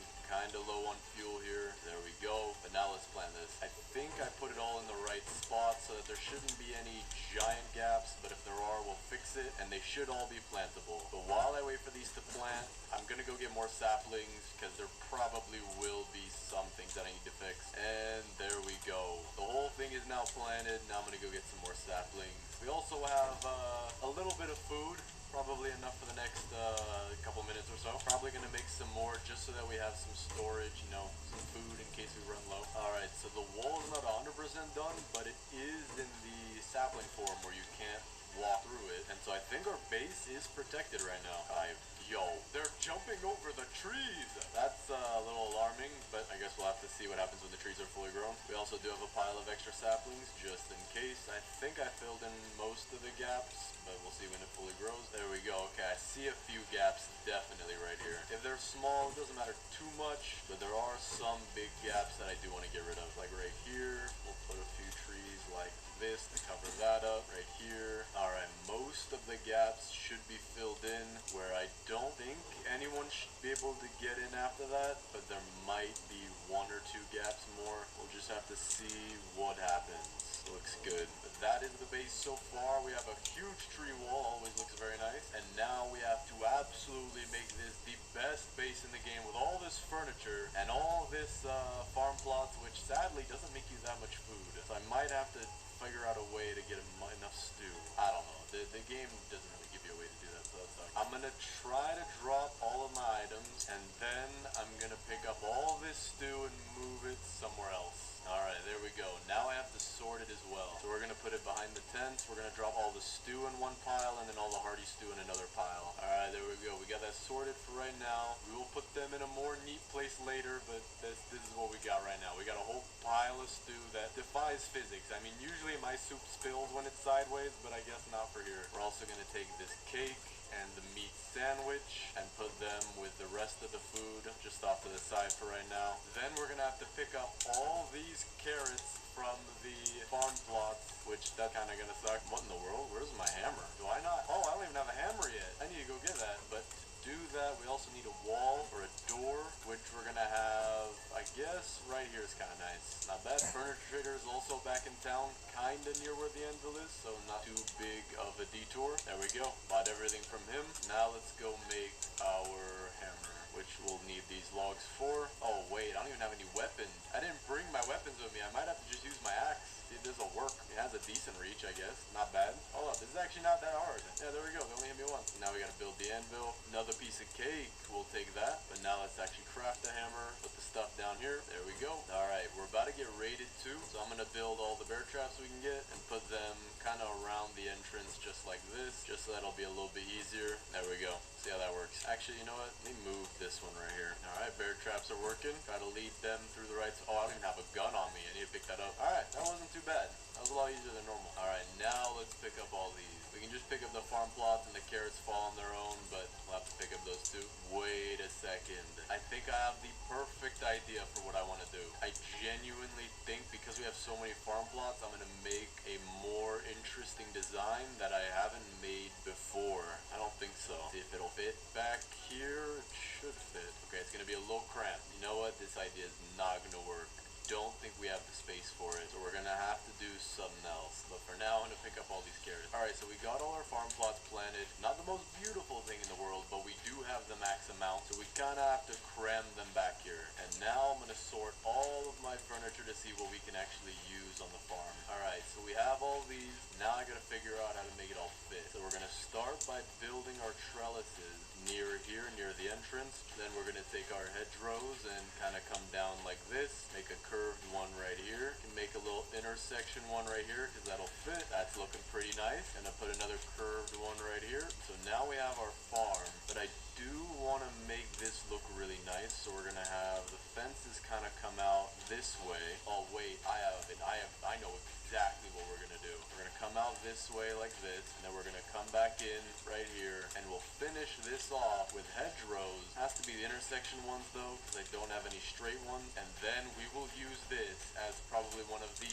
best storage rooms you've ever seen in your entire life. Gonna pick up this one fence right here, just so we have a way in. Gonna expand this side a little bit, and there we go. We have our outline for what is gonna be one of the best places you can visit. We're gonna put a whole bunch of storage back here for all of the food that we're gonna be serving at our brand new restaurant that serves something more than carrots. I know it's hard to believe, but we're gonna serve more than just carrots. Alright, that seems to be good. We have all this storage back here, but because we want to show our customers the best up front, we're gonna take our cake and our meat sandwich and have that displayed at the very front. But before we display the cake, I'm very curious to see if we actually can make a full cake out of all this. I'm wondering how I'm gonna do it. I'm gonna have to go like, oh, this is gonna be hard. I don't even know where this lands. Alright, this ain't happening. This just ain't happening, chief. We're just gonna have these as slices, but we're gonna have this on display. Top shelf only though, so we need to go get 3 stews so that we can put those on the bottom shelf. I think it's only 3 stews you need for a shelf. There we go. And now we can put the cake up top, just like this. Absolutely beautiful. An array of cakes all up top. And our meat sandwich, will that fit there too? Or is there no more space? Okay, there's no more space, which is why we're gonna put it at the very last slot of this shelf. So let me go get all of our hearty stew, and we're also gonna have that face in the front, because customers want to see your best product. You gotta show your best up front. You gotta let the customers know that what you got is the best food in town. Alright, you can fit 3 hearty stews per shelf as well. So I need 5 more, no 4 more. There we go, all the hearty stew is up there, or at least enough that we need, and then the meat sandwich right there. Oh, look at that. We are a 5,000-star restaurant right now, but we're gonna have to fill up all of these shelves with everything we have. So let me drop all the rest. To be honest, I think I might have made too much stew, because we already have this section here filled, and we have so much more stew. You know what? I actually might need a little bit more. We're just about full. I think every shelf is full except this last one right here. But look at this. We have enough stock to feed 10,000 customers. Alright, there we go. Every single shelf in here is absolutely full with our best items in display right in the front. But now for our seating area, because a restaurant is not complete unless you can literally eat food here. Wait a second. I forgot one thing. We are gonna get rid of 3 shelves worth of food, and I'll show you guys why. But first, I have to figure out what to do with all this extra stew. No way, I have a genius idea. Hold on. Alright, I think that's the maximum you can do. But we now have the world famous Leaning Tower of Stew. Look at the architecture on this thing. Can you believe this was built 3,000 years ago by the ancient Egyptologists? It's absolutely amazing. But that's not our only attraction, because we have Mount Stew, a mountain that was formed at least 2,000 years ago by the very old civilization that existed a few thousand years ago and makes things sound cooler. That civilization actually built this, I'm not even lying. Alright, there is the frame for our restaurant. We're still not done. But we have the huge carrot garden over here, even a bunny who eats our revenue up like crazy. Nice little hedgerows blocking off the garden, and a storage room full of all the foods you can eat. We got cakes, and we have a alien meat sandwich for our very highest paying customers. This will cost you about 10,000 scrap per bite. We have all of our hearty stew, our regular stew, chicken legs, as well as steak. Now I did burn them all. As you can see, they're all almost black now, but they're still somewhat edible under FDA instruction. I don't know. They're probably edible, and if you die, just don't sue us. But because we're still not done, I need to make some torches. That is the one thing that I need for this base, because the torches are what make the restaurant look nice. We're gonna put one right here, we're gonna put one back here, and one over here by the entrance. That looks pretty nice. That's some lighting up. We're also gonna put a couple in between the farm, like right here and right here. Looks very nice. But we do need more wood, so I'm gonna go get that. Wait a second. I have a way better idea for these tables. 10,000 times better for these tables. Instead of having these tables on the inside of the base like normal. This part right here could be our kitchen and also our farm, but the outside will be the dining area. Dining by a lake,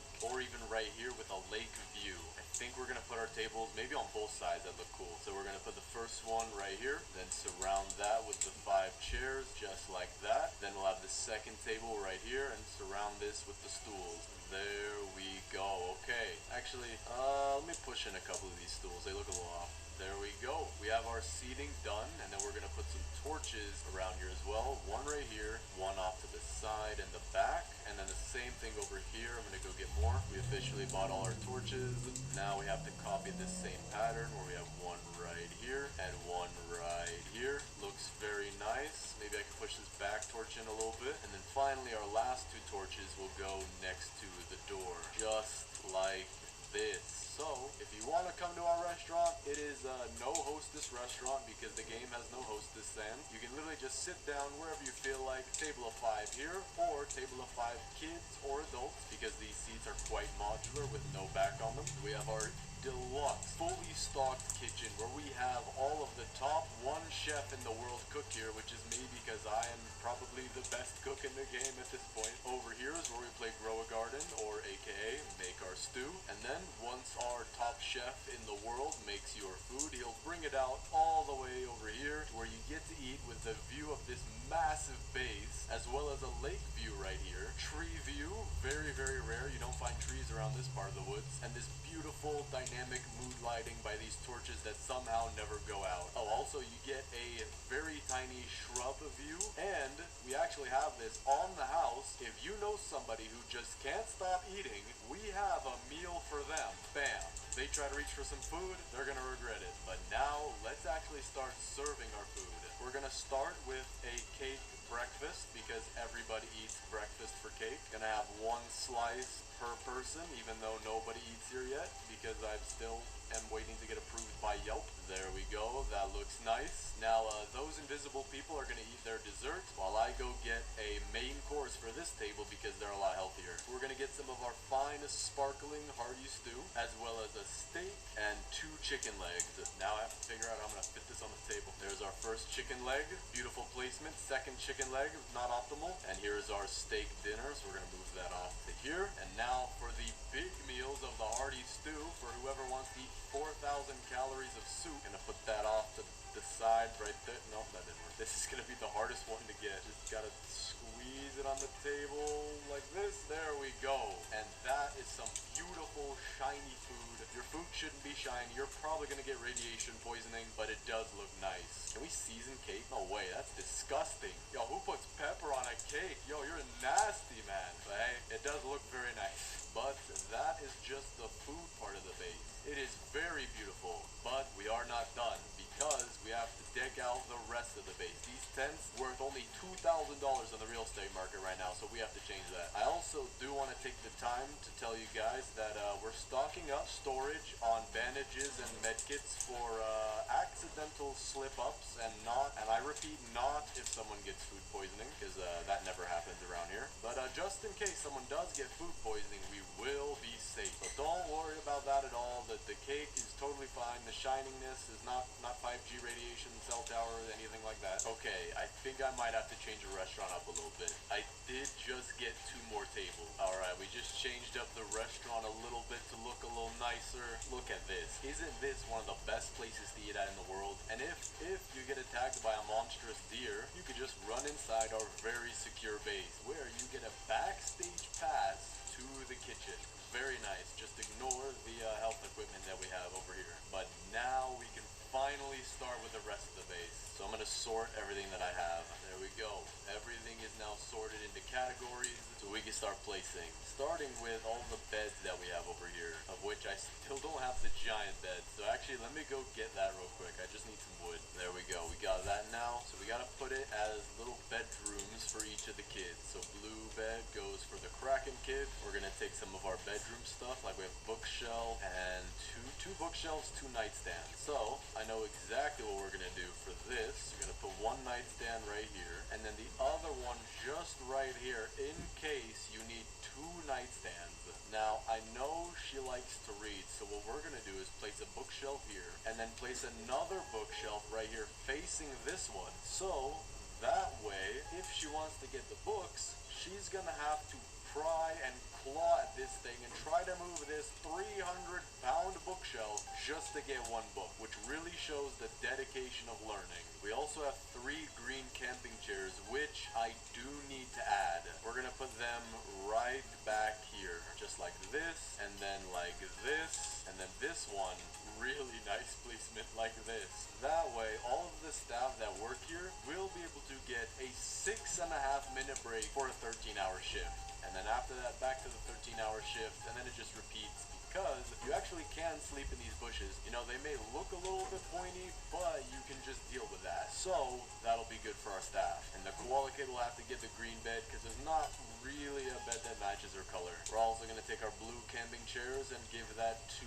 the Kraken kid, where she'll have 3 different chairs to read at during the day. And these are actually angled so that when she's reading, she can actually have the sun in her eyes for much longer, because when you sit down here, the sun may move, so you change right here. That way the sun will prevent you from reading as long as possible. Just making it as difficult as possible so we can build some discipline. Then for the Squid Kid's tent, we're going to give him his 3 yellow chairs. We're going to give 2 right here, and another one all the way over here, in case he needs to go in timeout. And then the koala kid can also have 2 purple chairs, just like this. We also have some signposts, so we'll put that outside of each of the right places. We'll have our green signpost right by the farm, just like this, indicating the staff that they need to be working 13 hours per shift. Yellow signpost goes for Squid Kid, and blue signpost goes for Kraken Kid. We also have some pillows, so we're gonna put one inside of the Kraken Kid's tent, just so that she won't have to sleep on the little pad that she has there. And then the purple pillow will do the same thing here, and then the same thing right here, just in case she wears an extra long hat. But now we have a bunch of arches and fairy lights to work with. So we have this first arch, another one, another one. We have 2 singles, 3 singles actually. Okay, perfect. So I think for the arch, we're gonna put that right in the doorway here.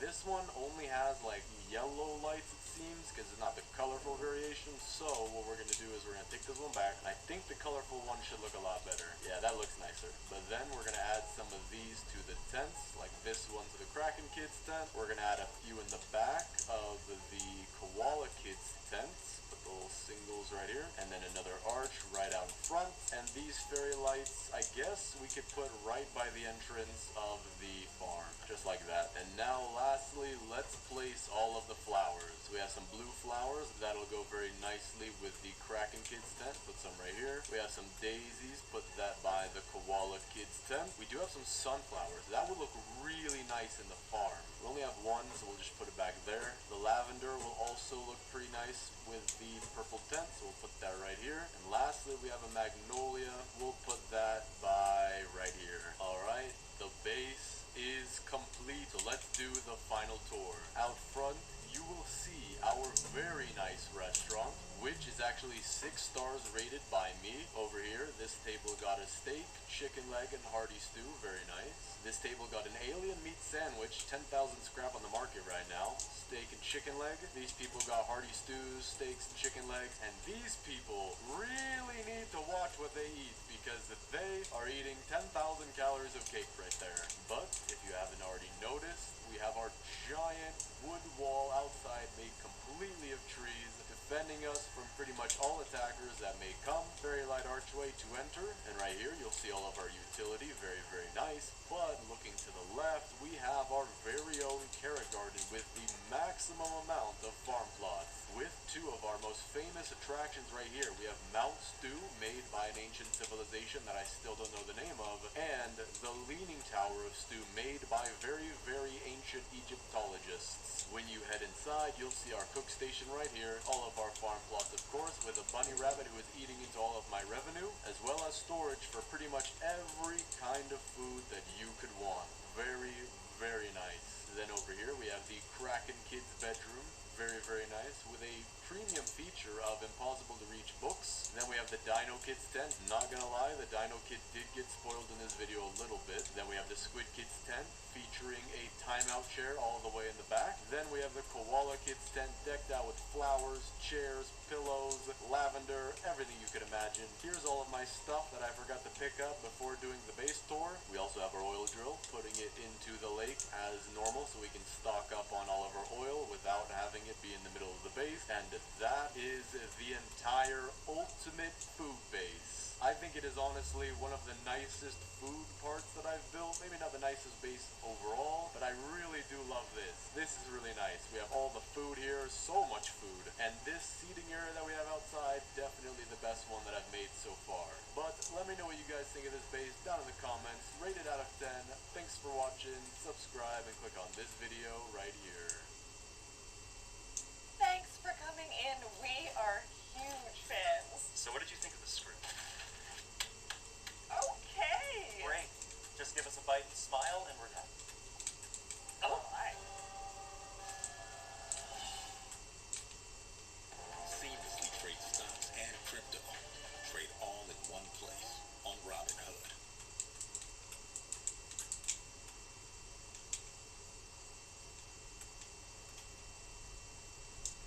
These are the best bases that I've built in 99 Nights in the Forest. Starting out with my most satisfying base, then the richest base, the ultimate food base, the ultimate Dino Kid base, and finally the biggest base in 99 Nights in the Forest. So sit back, relax, and enjoy these bases. Today I'm going to be building the most satisfying base in 99 Nights in the Forest. Now you might be wondering just how I'm going to do this, but the plan is to make one of the best looking bases you've ever seen. So for example, the map placement is a little bit off. I did do that a little bit quickly, but we're going to make everything look pristine. And what I'm really excited for are the defenses that I want to put up, because that's what's really going to make the base look nice. And also, in order to get enough saplings for a tree wall, I'm playing Lumberjack. That way I have a chance of getting double saplings. But because of that, I'm going to need to find a revolver or a spear pretty soon. Okay, we got good stack. I will take that. But I do need a revolver, a spear, a something. Even an alien gun would work. And I'm also going to make sure I get all the coins I could get, just because we want this base to look really nice. Alright, there we go. We did get our spear. So we'll be able to go get the first kid, but for now I'm gonna loot a little bit more. Alright, we just got a ton of scrap. Might even get fire level 4.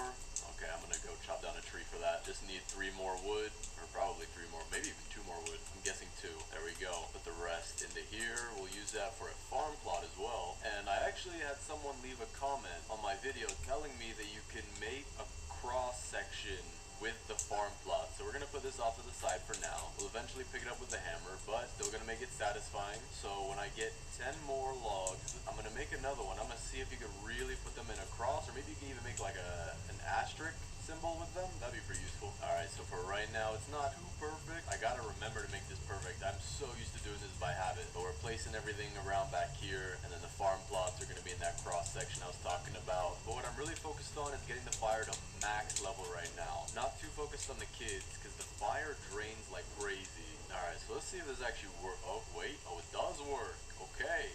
This is satisfying. We got a hashtag made out of carrot farms. I don't think you can make it into an X, but that is still really useful. Makes it way more compact. I think it'll also help with design too. Alright, we got the aliens coming down. That's gonna be good for a little bit of loot. Alright, this one isn't the teleporter one, but it does have a ray gun. I will use that. Furniture trader's in town too. We'll have to loop around to him. Alright, this is the one that has the teleporter. So I don't want to loot it just yet. I will take the laser sword though, because I need to go talk to the furniture trader before he leaves. Alright, let's see. I will take the mossy fences for our farm, and the 2 red rugs, and also the bluebells, because I do like adding the flowers around the base for the girls' tents. We also can get the second kid real quick. There we go. Okay, second kid is safe, but because I got her first, she now has the red tent. So I'm gonna have to remember that. Alright, let me get the crock pot and the boost pad. The crock pot we're gonna put, I think, right here in the center like this. That way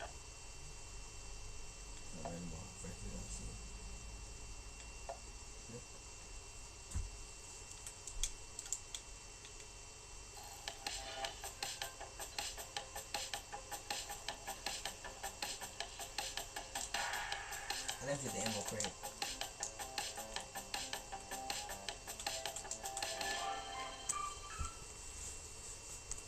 Your engine is dirtier than you think. No matter your vehicle age, it's building up damaging deposits that hurt longevity and performance. But at Valvoline, we've revolutionized a way to completely reverse them. Introducing our newest innovation, Valvoline Restore and Protect.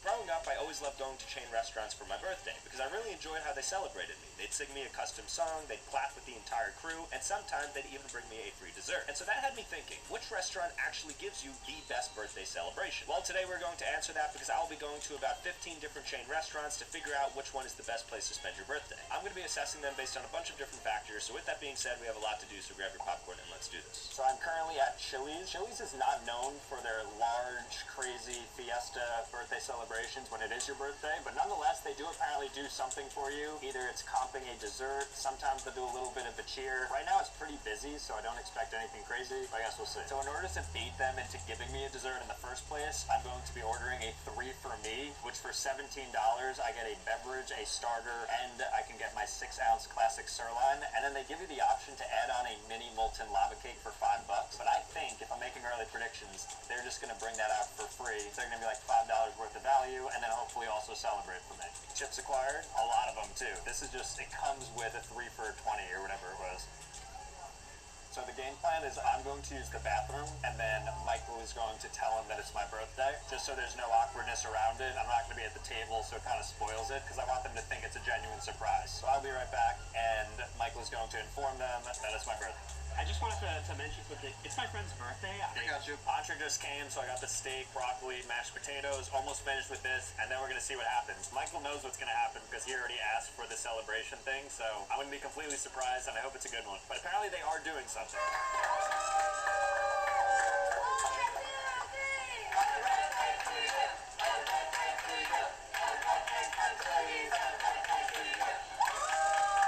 Thank you guys. Thank you so much.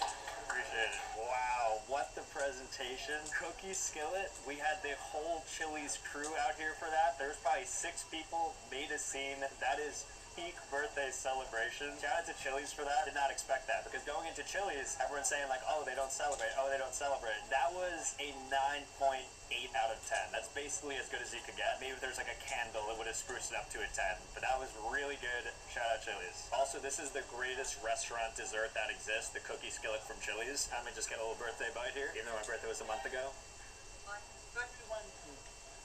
This is not being beaten. So unfortunately, they did charge for the cookie skillet, which is to be expected. I mean, that's a pretty hefty dessert to give, but we are paying the full $10 for it. But all in, still a great celebration. We're at Taco Bell right now, so I'm going to see if I can get anything for my birthday. I'm going to order something, because again, we want to make sure it's coming from a customer to see how they treat their customers, and no apps, that's illegal. So let's go ahead and order something and see what they do for us.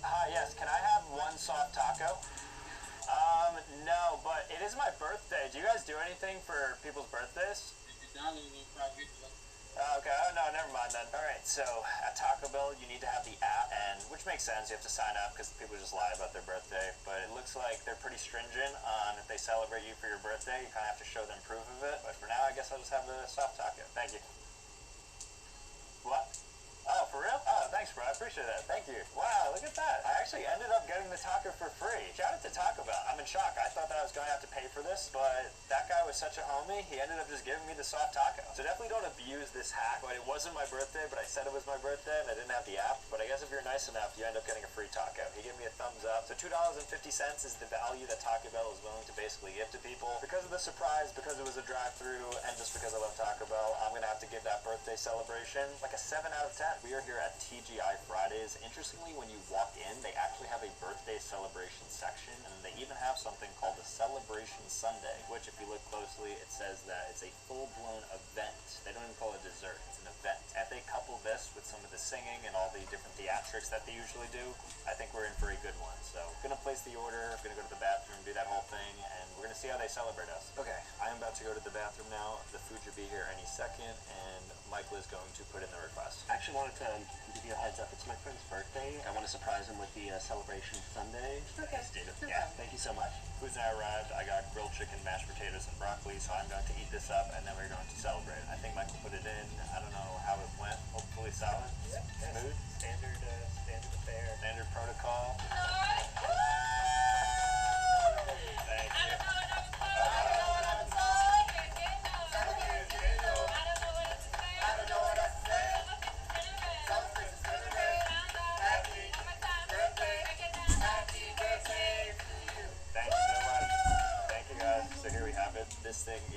huge. This is the Celebration Sunday, as we mentioned at the beginning. Really enjoyed the song. That's just like classic, good birthday celebration. I think they pretty much lived up to it because this dessert is insane. There's no shot this can be comped, right? This has to be like a $12 dessert or something. This is really cool. So good job to Fridays. Really happy with that. Let's dive in now. So it's like brownies with vanilla ice cream, strawberry, caramel, fudge, whipped cream. Lots of stuff happening here. Oh, and there's cake at the bottom too. Okay, let's try it. Very sweet, very good. Monstrosity. This thing is gonna, it takes like 4 people to eat this, but I'm enjoying it. Good job again to Fridays. Let's see if they comp. We actually just got the bill. This dessert is $20. Not that I thought they were gonna comp. I did not expect this to be $20.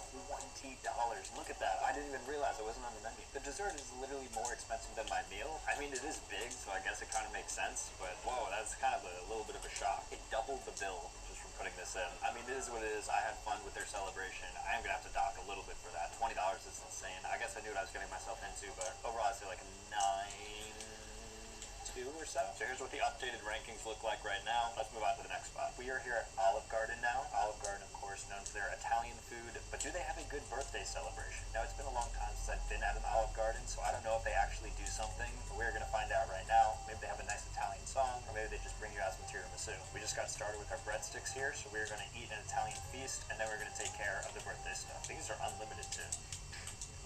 Very good. Just placed the order. I got shrimp scampi, so as we wait for that to come, I'm gonna chew in some breadsticks, and then, again, gonna go to the bathroom and see what they do for me. This is the best experience so far. Great ambiance, great music, lots of food, a lot of people coming over to make sure we're taken care of. I have a good feeling about this one. I think they're gonna really take care of me for my birthday. The shrimp scampi at Olive Garden is actually very good. I got this because it was the lowest calorie thing, because I'm eating so much different food over the course of the next few hours, and I wanted to keep it pretty low calorie. But I'm really enjoying this. Olive Garden is much better than I expected. So instead of going to the bathroom like I've been doing, I'm actually gonna have Michael get up and tell the waitress. He's gonna go up to her and just let her know it's my birthday, just to switch things up. Maybe if you go up to the waitress, you get a little bit different vibe than if the waiter comes to the table and you do the whole bathroom thing. So just to switch it up, we're gonna do that. So I think he is gonna go right now.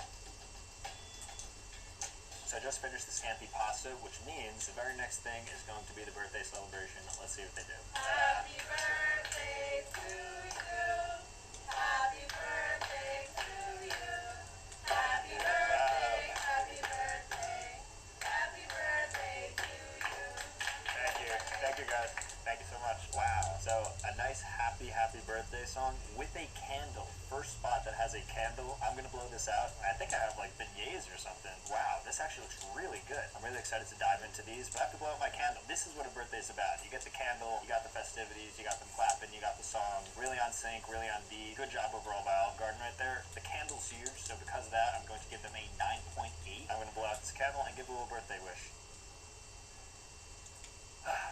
That was nice. All right, now let's give it a try because this is interesting. It's not like a cake or a sundae. It's its own unique dessert. Ooh. These things are hidden right now. Maybe it's their take on like a zeppoli or something. Good dessert overall. They have their own unique touch. They're not afraid to give you something that's not a traditional cake. I'm a big fan of their birthday celebration. Let's see what they do in terms of the bill though, and if they comped it at all. So I just got the receipt, and they actually comped me the warm Italian donuts for free. So you'll see $9.49 and then minus $9.49. So Olive Garden is the first chain to actually give me my birthday celebration treat for free, and it was a $10 one. It wasn't something cheap. So shout out to Olive Garden. Really appreciate that. Let's move on to the next restaurant. All right, guys. So right now we are at Chevy's. First time at a Chevy's. They are a fresh Mex restaurant, but we're going to see what their birthday celebration is because apparently they have the wildest ones. I've heard murmurs that they come out with like sombreros and like Moroccos, all the work. So I'm very excited about this one. I also love Mexican food, so I'm going to enjoy my dinner beforehand, and then we're going to see if they give me something special. All right, the food has arrived. I got myself some carne asada and al pastor tacos. I'm going to take these down, and then the next thing you see is likely going to be Michael telling the waiter about the birthday, and then after that, the birthday celebration. See how Chevy's is. Not bad. Where's the bathroom? We actually hear another birthday celebration, so I think they do something crazy. This is going to be exciting. I actually wanted to let you know it's my friend's birthday. I don't know, like, I think I heard some action on the other side. Did you want to buy dessert or you just want to just say? Yeah. All right, I'm back now. Michael told me it happened. Do you want to give me any details or no? No. I mean, it's a birthday surprise. Come on. We got a surprise coming probably in the next, like, 5 minutes.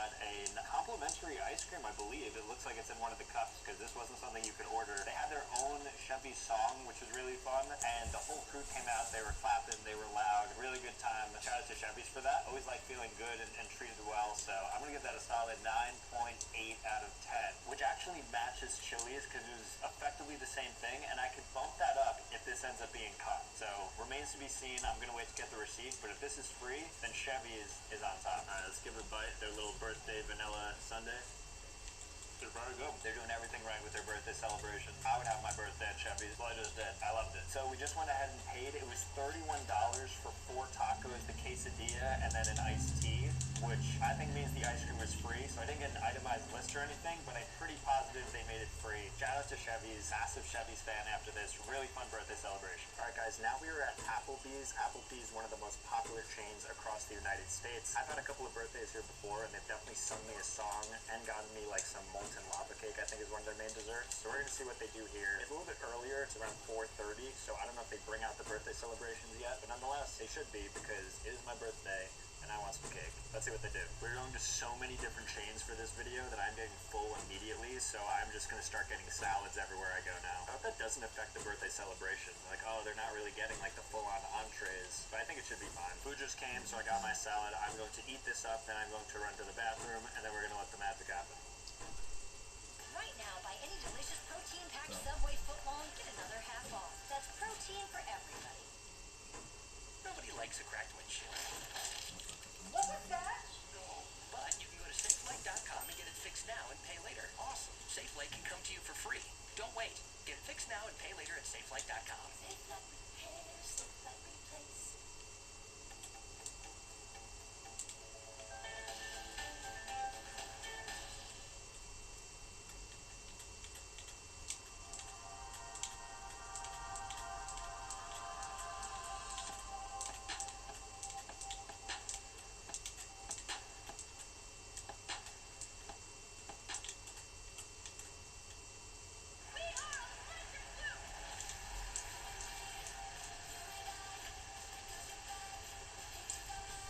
We can't tell the story of how the band started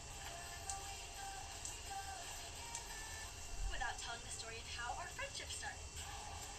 Attention students, only one slot left for Battle of the Bands. One slot left? No! I was here first! You can either perform together or not at all. Whatever it takes. Fine! Yay! So wants to be a band. Like we're a band. We're a band. Our first band meeting is just getting started. This is awesome. Someone say drop a beat. I write lyrics, but I have a process. Whoa. Okay, yeah, let's do that. I want to perform and show the school where I really am, but But we're a make little that nervous so to make that leap. We have to do something to help, because that's what friends do. This could really be something. We could really be something. Let's make this. Hi, Lucas Jasper. Sup? Sup? Sup? You're hot. Yeah, expect a culture base and see what they I was scared I wouldn't make friends at this school, but this friendship is exciting and inspiring.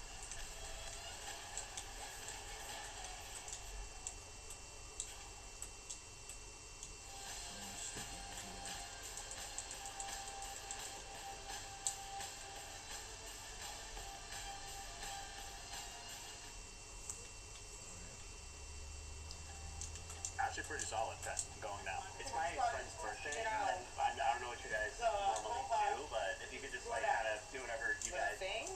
Yeah, no problem. Awesome. Thank you so much. Okay, we're back now. Michael said he placed it. I don't know what's coming. He does. That's it. Where?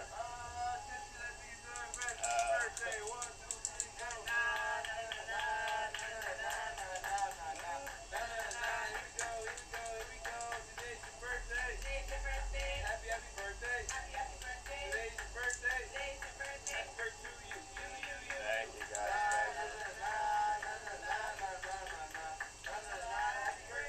Thank you guys so much. Thank you. I appreciate that. Thank you. Wow, what a really fun song. That was a long song too.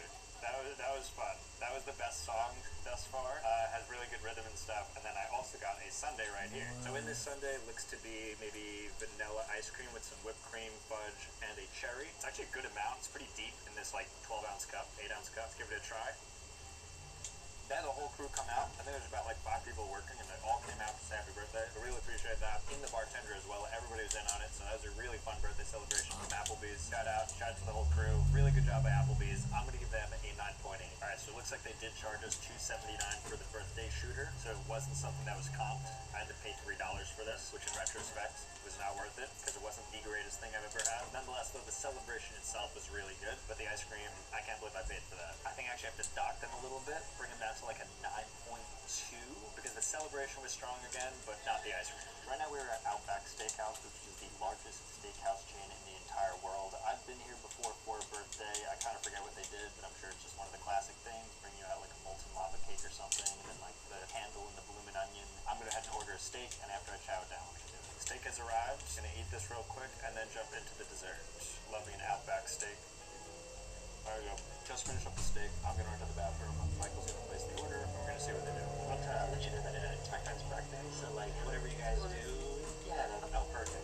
Thank you so much. Appreciate that. I'm back now. Now we're going to wait the birthday celebration. Feeling good about this one. The food came out super quick, so I think the servers and everyone's on top of everything. So I'm expecting, if I had to take a guess, maybe a molten lava cake with a candle in it and 4 people singing and clapping for happy birthday. Lock it in. Apparently she just signaled to Michael that it's coming. That is a first. We have a little bit of like baseball signs, like cake's on the way. So I think it's gonna be here any second. Attention Outback! We have a very special birthday in the house! On the count of 3. 1, 2, 3. Happy birthday to you. Happy birthday to you. Happy birthday from the Outback. Woo! Happy birthday to you. Thank you guys. Thank you. Thank you so much. Very nice. And I liked it. Woo! That was fun. That was a very good birthday celebration. All of them are fun. Whenever they come to the table, sing, chant, do their thing, clap, very personalized. And I have a candle, which I love. I love the candle. It's very birthday-esque. I'm gonna blow this out, taste the dessert, but it looks to be like possibly a comped dessert too, because it's a little bit of a makeshift sundae here. Big fan of that. Shout out to Outback. 9.9. 9.9 is gonna put them at the top of the leaderboard at the moment. Let me blow this out and give it a taste and see if it falls up or down. Made a wish for you guys. Let's give it a little bit of a taste. Okay, here we go. Very good. Fudge sundae. Everybody likes that for their birthday. Outback's doing a lot of things right. Let's see if they ultimately comp it though. Alright, moment of truth. Let's see if it's comped or if I have to pay. Wow! The dog was free. I don't know why it's called a B-Day dog, but the dog is $0. They actually comped. I'm keeping that 9.9. That is basically perfect. Really, I'm nitpicking. There's nothing there. I wish it tasted a little bit better. But all in, the celebration, as good as it gets. Great comp too, because that should have been maybe like 5 or 6. Really solid. Shout out to Outback. Alright guys, for this next restaurant, we are currently at Hooters. Hooters is the wings restaurant that also has some other parts to it that we are not looking to explore today, because instead we're looking for the birthday celebration. I don't know what they do here. I've never had a birthday here. I'm sure a lot of people have. I just haven't. Last time I was here was actually for another video, but this time we're seeing if they'll sing me happy birthday. I have high hopes. Pretty good vibes in here. It's like a sports bar and stuff, so people are pretty happy. You got TVs going, sports playing, and then you have, of course, the waitresses. So let's see what they ultimately do. Alright, we just placed the order. We have our wings coming out, so we're gonna eat those up. I'm gonna run to the bathroom. Michael's gonna do his thing, ask her about their birthday celebrations, inquire further, and then we're gonna celebrate. Hopefully. Thank you. Thank you. Alright, so our wings have arrived. I'm going to eat these up, and then I'm gonna go to the bathroom, and then we're gonna have some birthday festivities happen. It's my friend's birthday. I don't know what you guys like typically do, but We usually do like a happy birthday song, but it's usually when there's more than one girl. Oh. It's just me, yeah. is it possible to, even if it's like quieter, just whatever? Yeah. Alright, okay, I'll see what I can do. Appreciate it so much. Just got back from the bathroom. I think the birthday celebration is in order, so now I'm just gonna wait for it, and we're gonna see what it's gonna be. So Michael says he's not even sure on this one how things are gonna pan out, so we are in for quite the surprise here. I think they're coming. Attention Hooters! We have a very special birthday. It's my best friend's 21st birthday. Let's give him a round of applause! Let's sing a birthday, Teresa! Yes, take a break. Hooters have birthday song. Hooters have birthday song. Birthday song. Happy love. Happy joy. Happy love. Sing it. Why you like? I don't know. How you don't know? Cause I don't know. Dad was here. He was downstairs. He's fucking. Let go of my stuff. No. Give me your phone. Stop touching me. Get up. Stop digging my pocket, cause you gonna get smacked.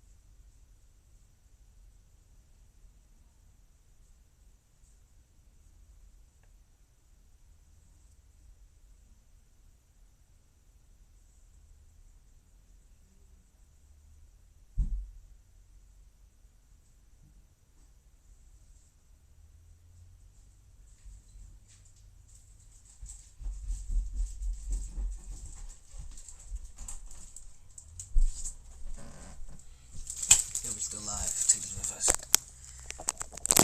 That's it.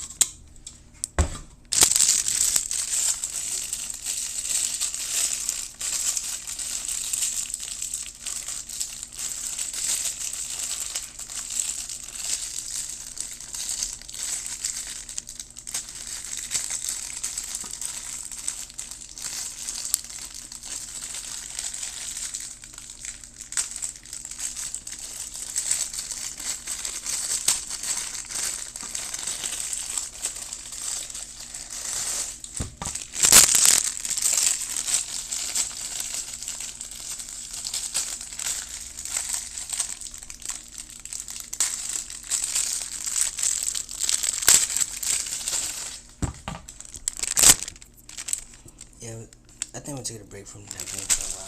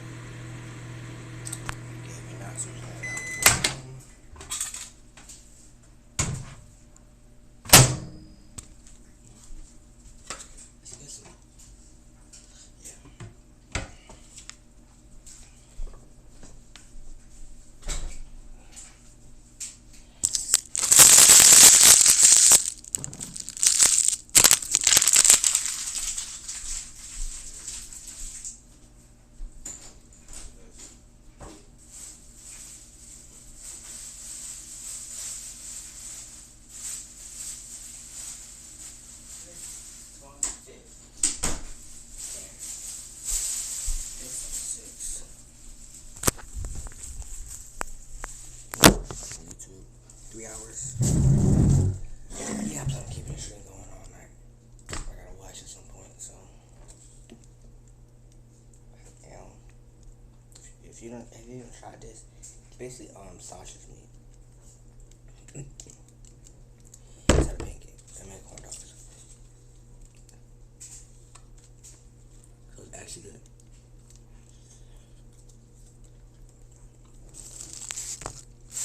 Trash can is missing for some reason. I don't care. Go back and learn more day.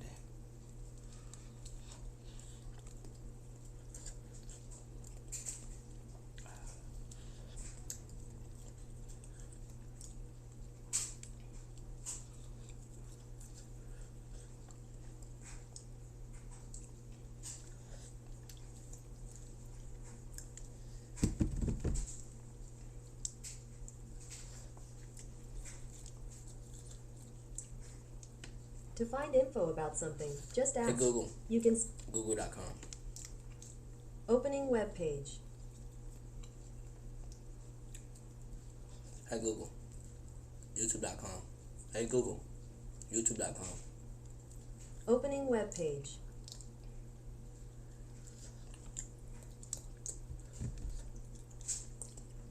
It's a lot quicker instead of searching it. Could have said use that first, but.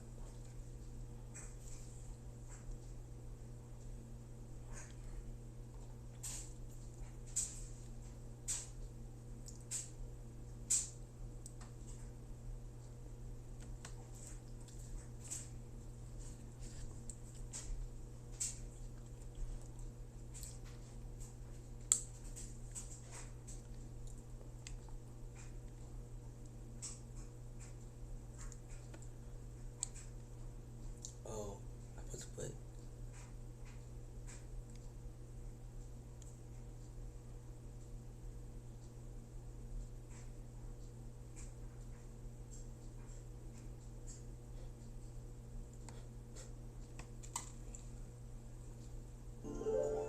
Mr. Krabs, start digging in your butt, Mr. Krabs, I have an idea. Mr. Krabs, start digging in your butt, Listen, I am telling you, you better listen to me, SpongeBob. You like digging in your butt, don't you, twin? There you go. It's alphabet soup. I made it special. SpongeBob to Peanut, come in Peanut. What's it saying? It says, start digging in your butt, twin. What do you need? Start digging in your butt, twin. Try asking again. Can I have something to eat? Start digging in your butt, twin. And I want you to make me a Krabby Patty. Start digging in your butt, twin. What? What? Mr.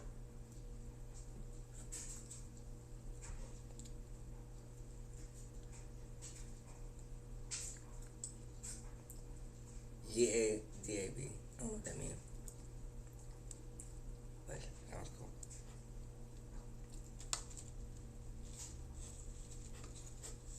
You're up, Squidward. Gee, it sure is great to have you back. Start digging in your butt, twin. Closer.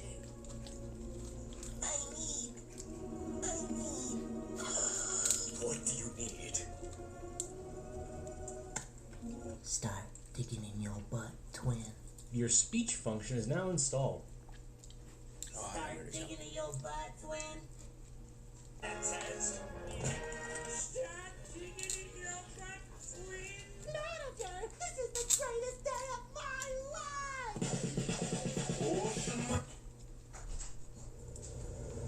Start digging in your butt, twin. Start digging in your butt, twin. Start digging in your butt, twin. Start. At least my braces don't whistle when I breathe. Start digging in your butt, twin. What the? Butt. I want you to make me a Krabby Patty. Start digging in your butt, twin. What? What? Start digging in your butt, twin. Shoo up, shoo up. Start digging in your butt, twin. Shoo up, shoo up. Start digging in your butt, twin. Shoo up, shoo up. Start digging in your butt, twin. Shoo up, shoo up. Start digging in your butt, twin. Shoo up. You still got that paper clip in that string? I'm way ahead of you, Sandy. Look, it's a necklace. Ask for SpongeBob. Or ask for start digging in your butt, twin. That way they can identify our body. Cousin, I need. What do you need?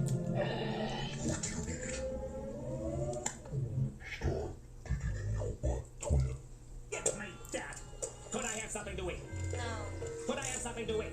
No. Could I have something to Start digging eat? in your butt. Can't you Bruh. say anything else but no? Twin me. Try asking again. Well, I see Mickey Mouse. Can I have something to eat? Start digging in your butt, twin. And now to get get a good night's sleep.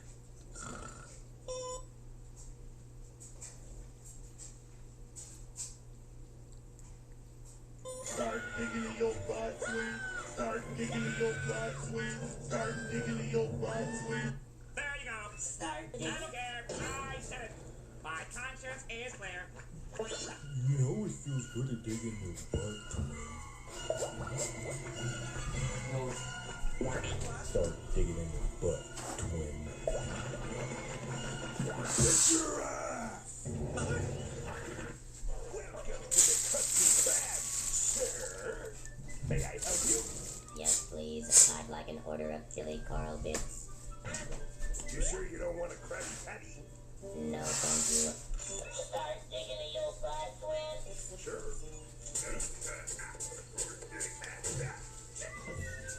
Greetings, fellow clone. I hate mayonnaise. Start digging in your butt, twin. Scrub-a-dub-dub. I love to rub. Hey, Mr. Krabs. Just doing a little scrubbing. Like you, W. Go ahead, Mr. K. I'm making a complete butt of myself. Jackass always a weasel. The most embarrassing thing you've ever seen? Jackass has him. Start digging in your butt, twin. Oh, for crying out loud, SpongeBob! I appreciate their poetic skills. I am not a loser. You look like a loser to me. Yeah, why don't you take Grams back home before he start crying some more? Loser. Come on, Pops. Let's go. No! Start digging in your derriere, twin. It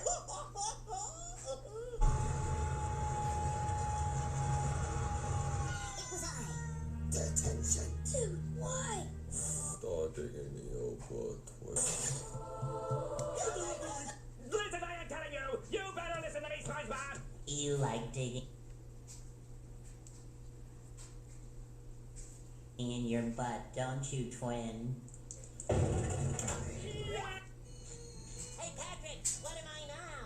You digging in your butt, twin? No! I'm just picking my butt, twin. What's the difference?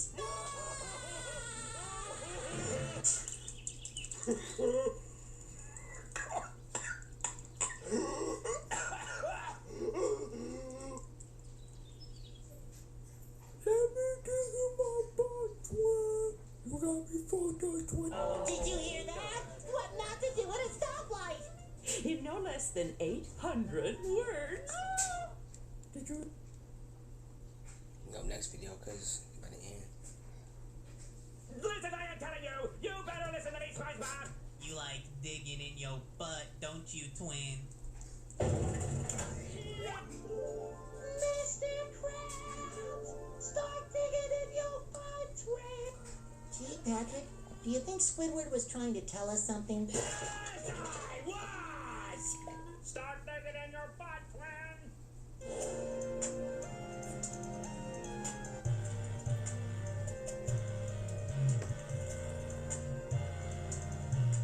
Okay, Uncle Stan, you started like this, but you became... Can I start digging in my butt now? No! And I want you to make me a Krabby Patty. Start digging in your butt, twin. What? What? Order up, Squidward. Gee, it sure is great to have you back. Start digging in your butt, twin.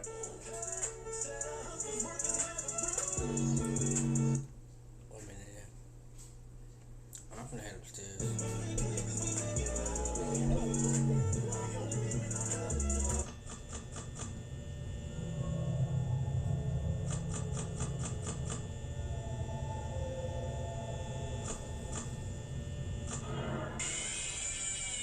Start digging in your butt, twin. This small ceramic disc is called a pop minder and is a great way for somebody who's blind or vision impaired to know when their water boils.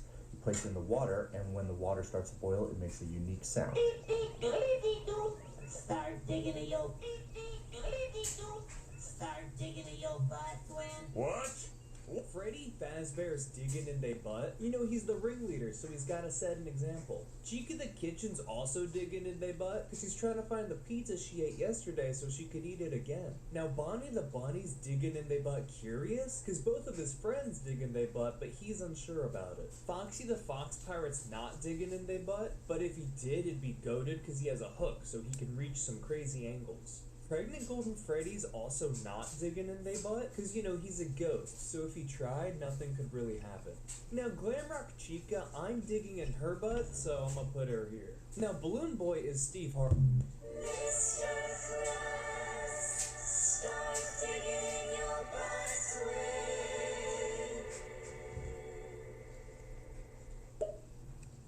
I will never understand you. He's got a personality of a damn rock and a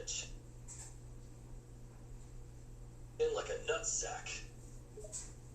Alright, nigga, you ain't gonna keep dissing my nigga Squidward. Keep at it, and I'll Swiss cheese your ass.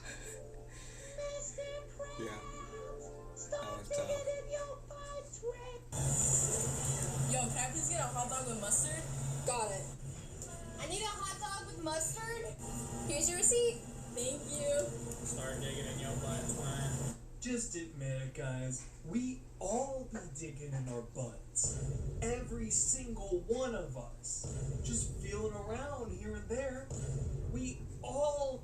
You're gonna make people believe that I dig in my butt. Stop digging in your butt, twin. Start digging in your butt, twin. And now, folks, it's time to... With Liberty Mutual, you can customize and save. Oh, I think your hats are switched. No. Wawa's $5 big breakfast That deal glaze gets you any one. sizzly, any coffee, and a hash brown for $5. Gotta have a Wawa. Go on, Marinette. You're supposed to touch me. Touch you? Yeah. You nasty. What's your name? What's your name, sir? My name is Deez. Deez what, sir?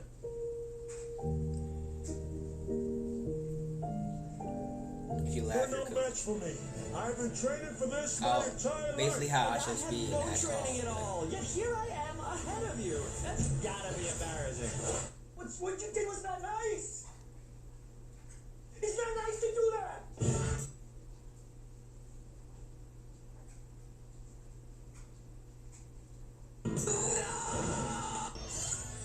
Aw, flying monkey plushie. I'm no plushie. My name's Shoo-Poo, you nit. No.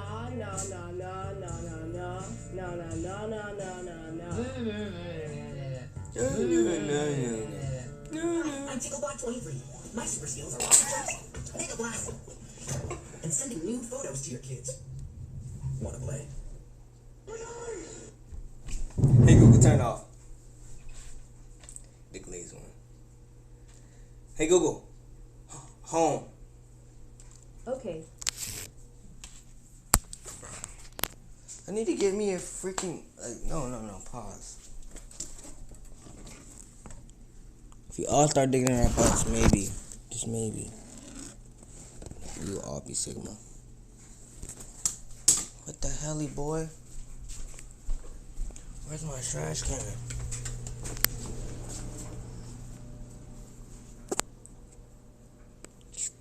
Start digging in your butt, twin. Where is my trash can? It's actually missing. Well, I guess gotta start digging in my butt now.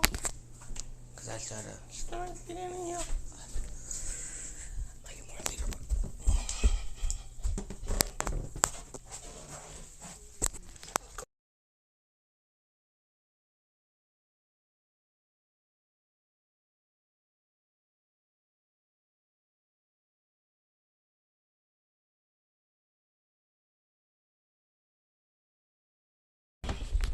Guess I gotta get the trash.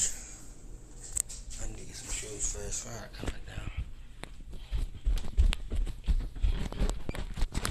Alright, shoes. Here.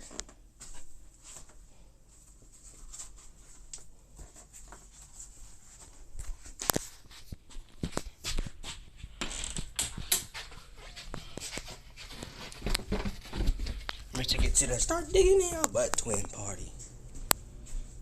First, well, you're gonna get more, so. Nah. I'm gonna see what else we have. Two corn talks, I don't know about that. Like, good. See what else I might get. Oh, I know what I should get. I should get that. Start digging in my. Get that. Start digging in your butt, twin. Alright, nothing else in there.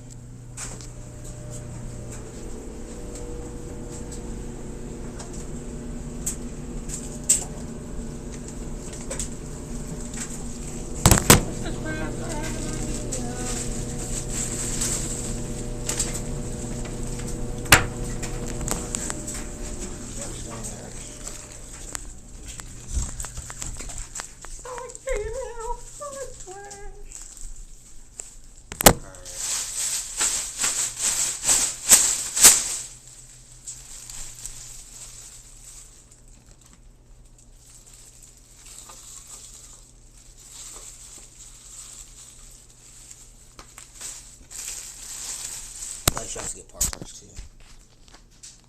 Nah. That's enough. Nah. If you need to.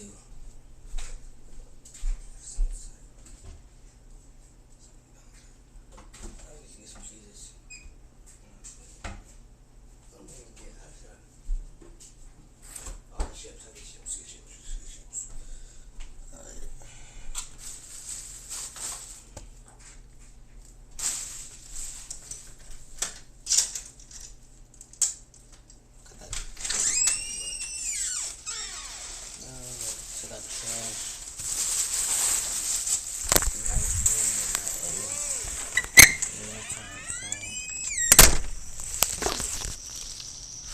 First thing, get the trash.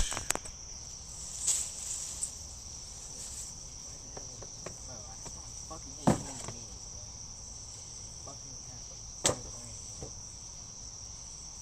absolutely none to not.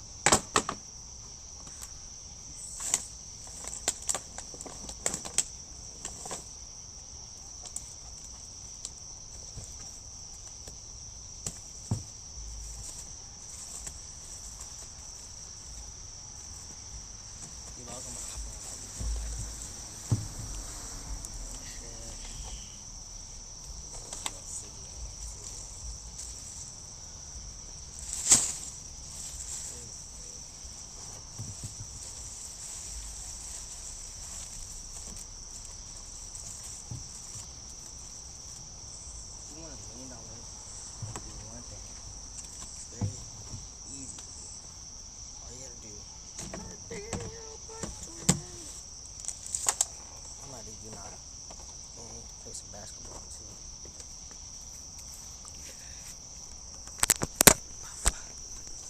And we got it. What the hell? Hold my phone. Very good, but I'll be back. Trash can right there.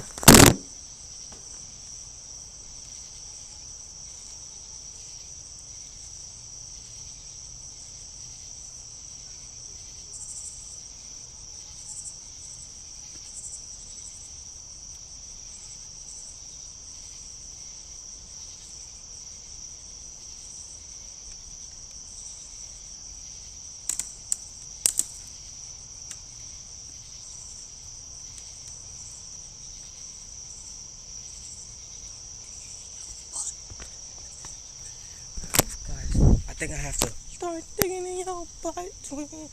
Yeah, come back out. Turn the trash can. Oh, these boxes gotta do with them too. So I think.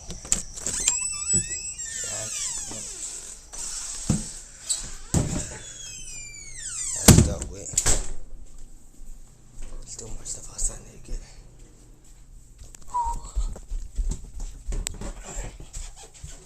Next thing that's.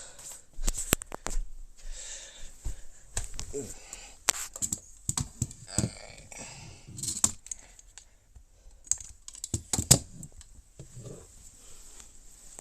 got it.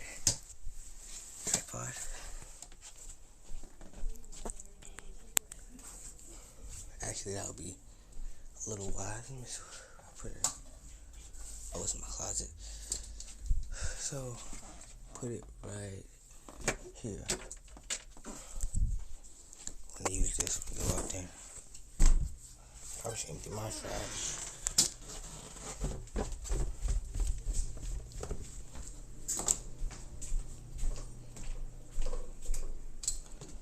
First thing first, put this on.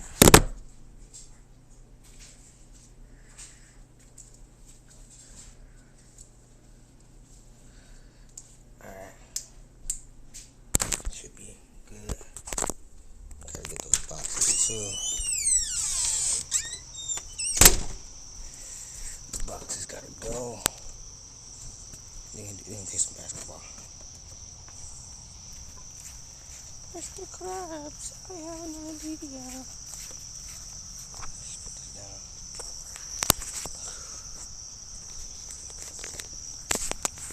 Fuck, you care. That's a drop phone.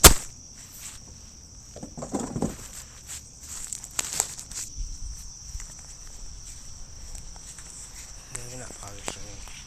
Yeah, play basketball.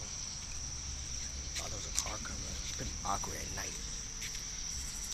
Mr. Krabs, I have an idea. Alright, I'm gonna put it somewhere, like, actually, best do like this. See?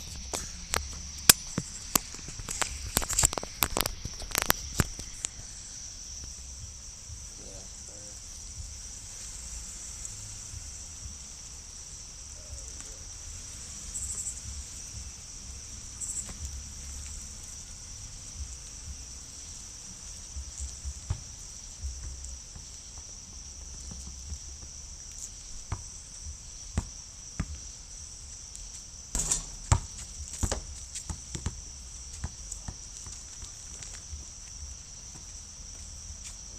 Dark out here.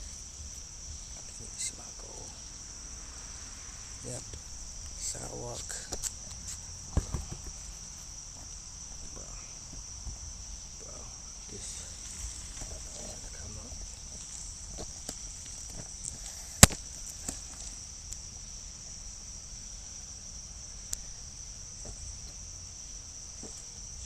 Let me see.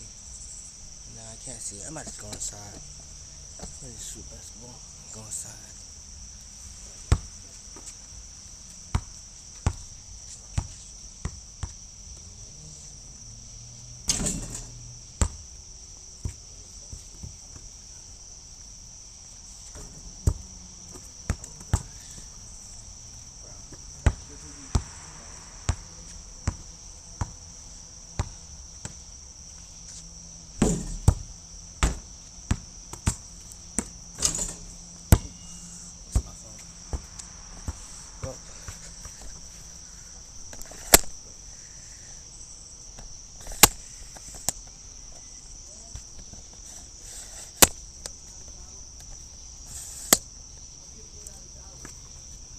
Put this over here.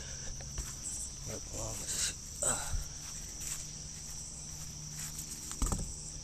It's missing, but not important right now.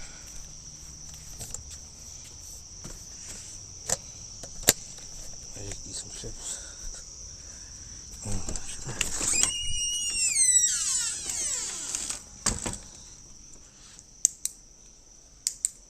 Oh, that battery mode.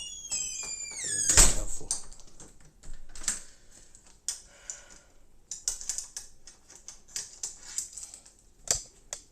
Alright. Got some chips.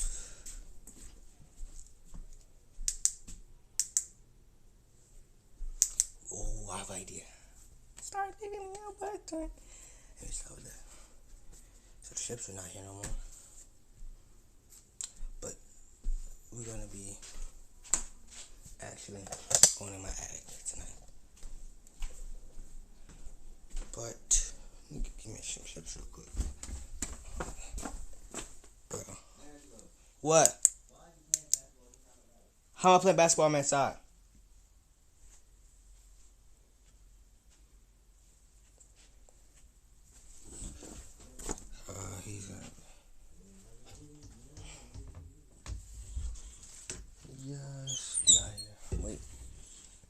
Out of here. Mute.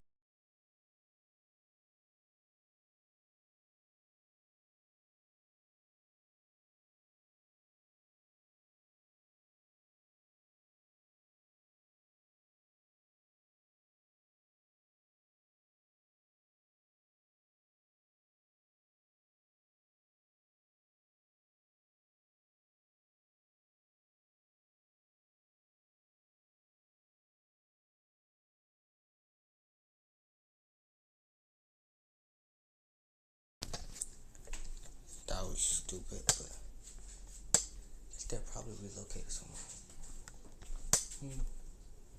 Don't care. Especially downstairs.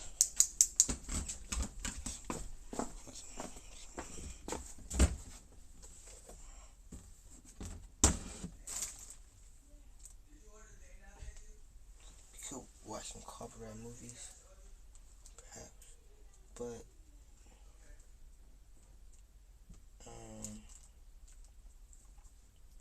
I think I want from right here, right now. Wait.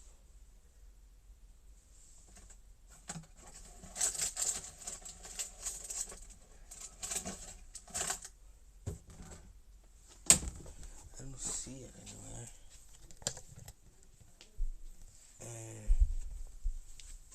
And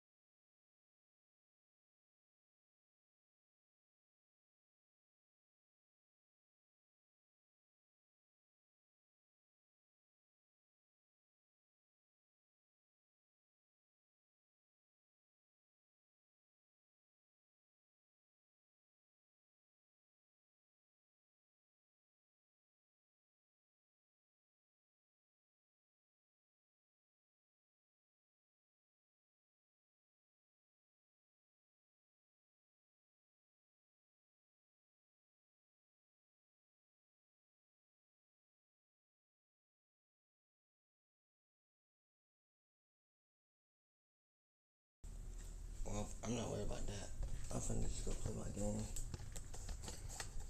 Nah, I just need to watch TV.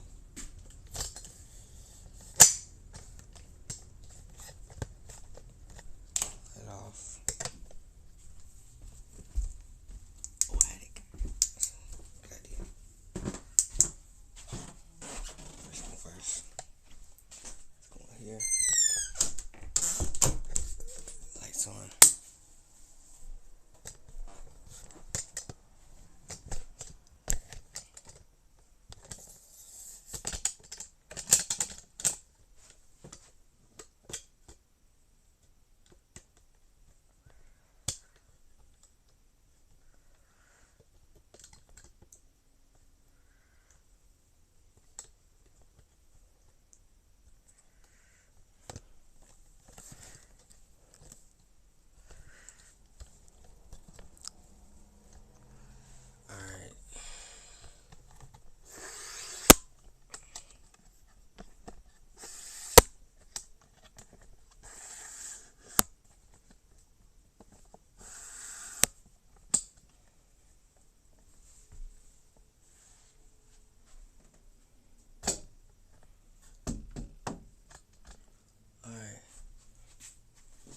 See.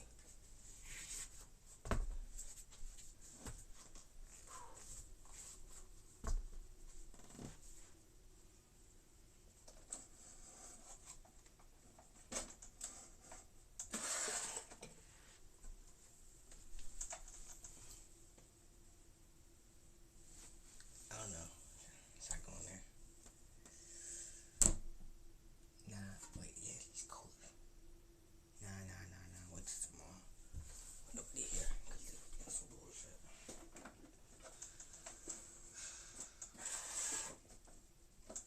That tomorrow. I'm gonna use a video about it.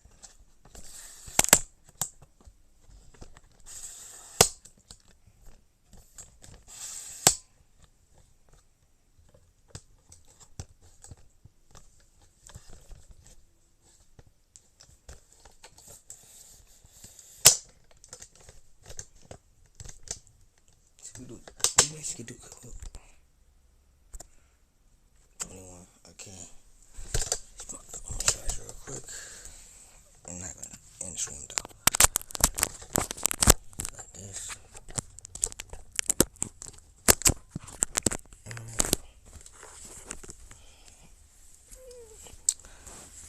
What should we do?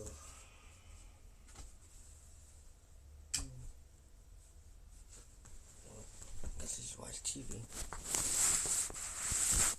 the best thing you can do. Phone charger. Not for that. I'm sorry, I'm about to see me put that in.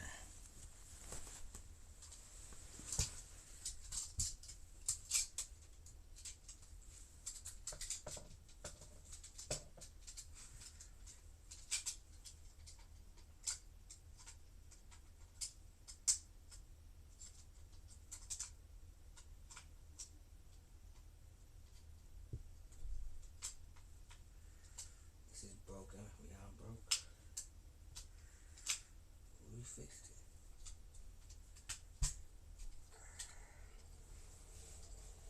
Me and you, we could do the impossible. Anything we dream can become a reality.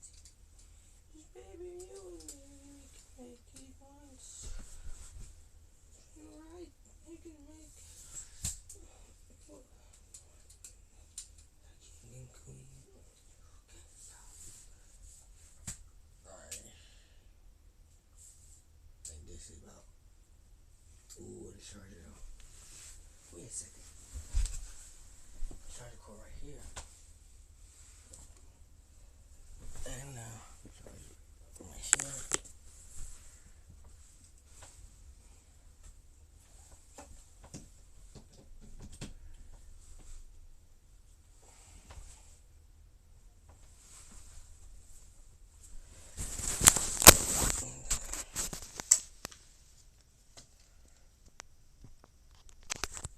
Rotate this that way.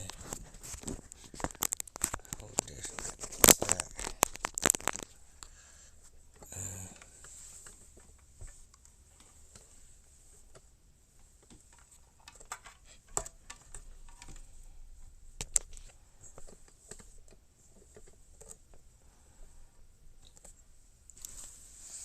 Let me fix this. Oh. I can extend it potentially. How much? Okay. Alright. How gonna make this work? We put this.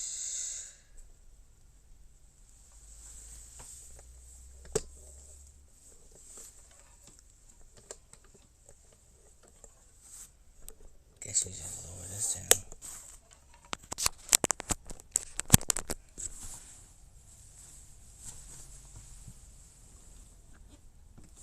Well, that means we have two beds to ourselves.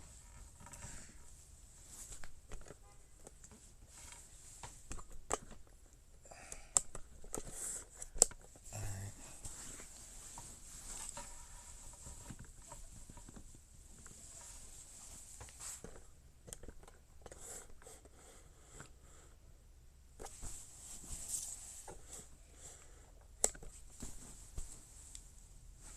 Wait a second.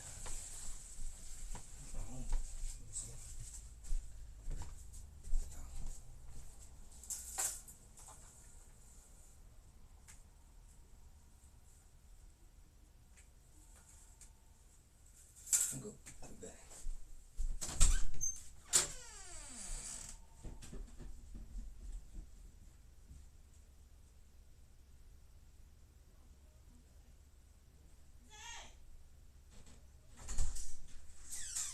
Huh? You said what?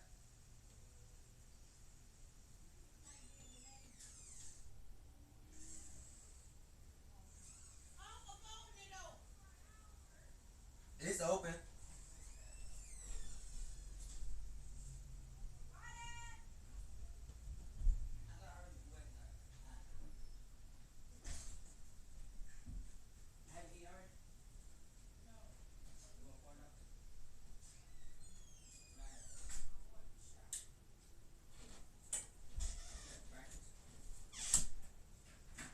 Then I was half naked again.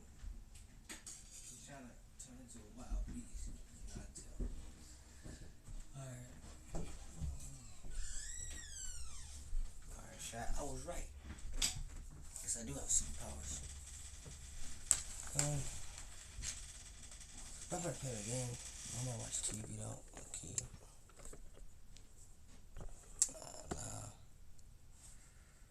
Yeah. Honestly, move the web.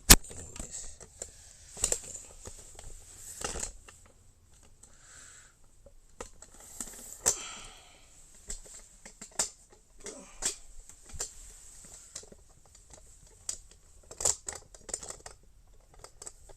What?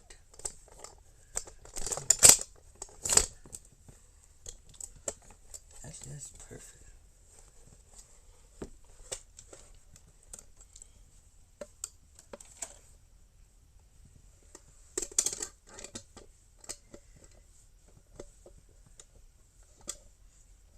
I have an idea. I'm not getting enough views. What if I start doing copyright music? That way, Switch should notice me. And if I do get copyright, that's what I keep doing. That shit's good.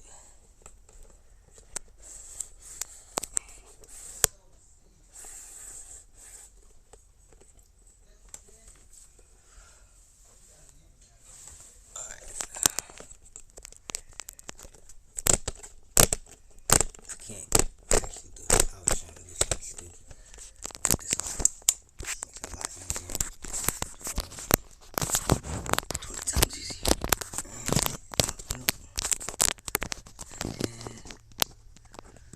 Oof.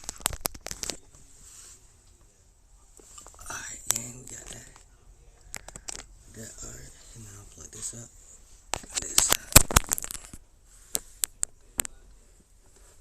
Should do some reaction videos. No sheepish setup ever. Let's make a YouTube video about that. The world cheapest setup. I could do this PC.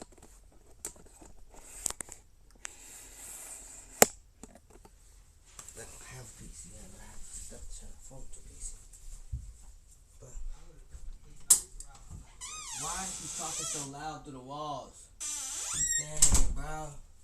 He be like, why my business? Why my business? You nosy. I hate people that does that, bro. Talk so dang loud. Oh my god, dang walls. So I'm finna just watch TV. Maybe some reactions. I don't know to what though. Alright, first thing first. We should just watch a good. We could watch some copyright movies too. Not actually. Aw, frick. I already did it. I think nobody watch my stream anyways. Might as well take this out my head. Yeah, I can know my hair look like good and black.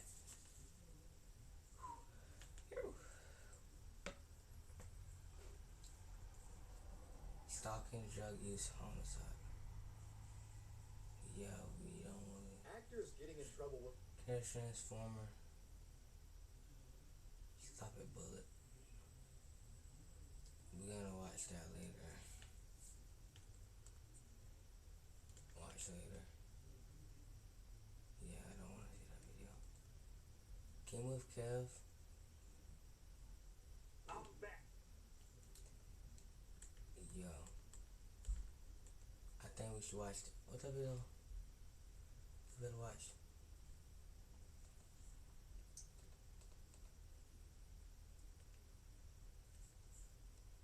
These people crazy. Watch later. You got this. React to. You gotta watch that. Bro, I hate when this happens, bro. Bro, I'm literally holding. Crash out.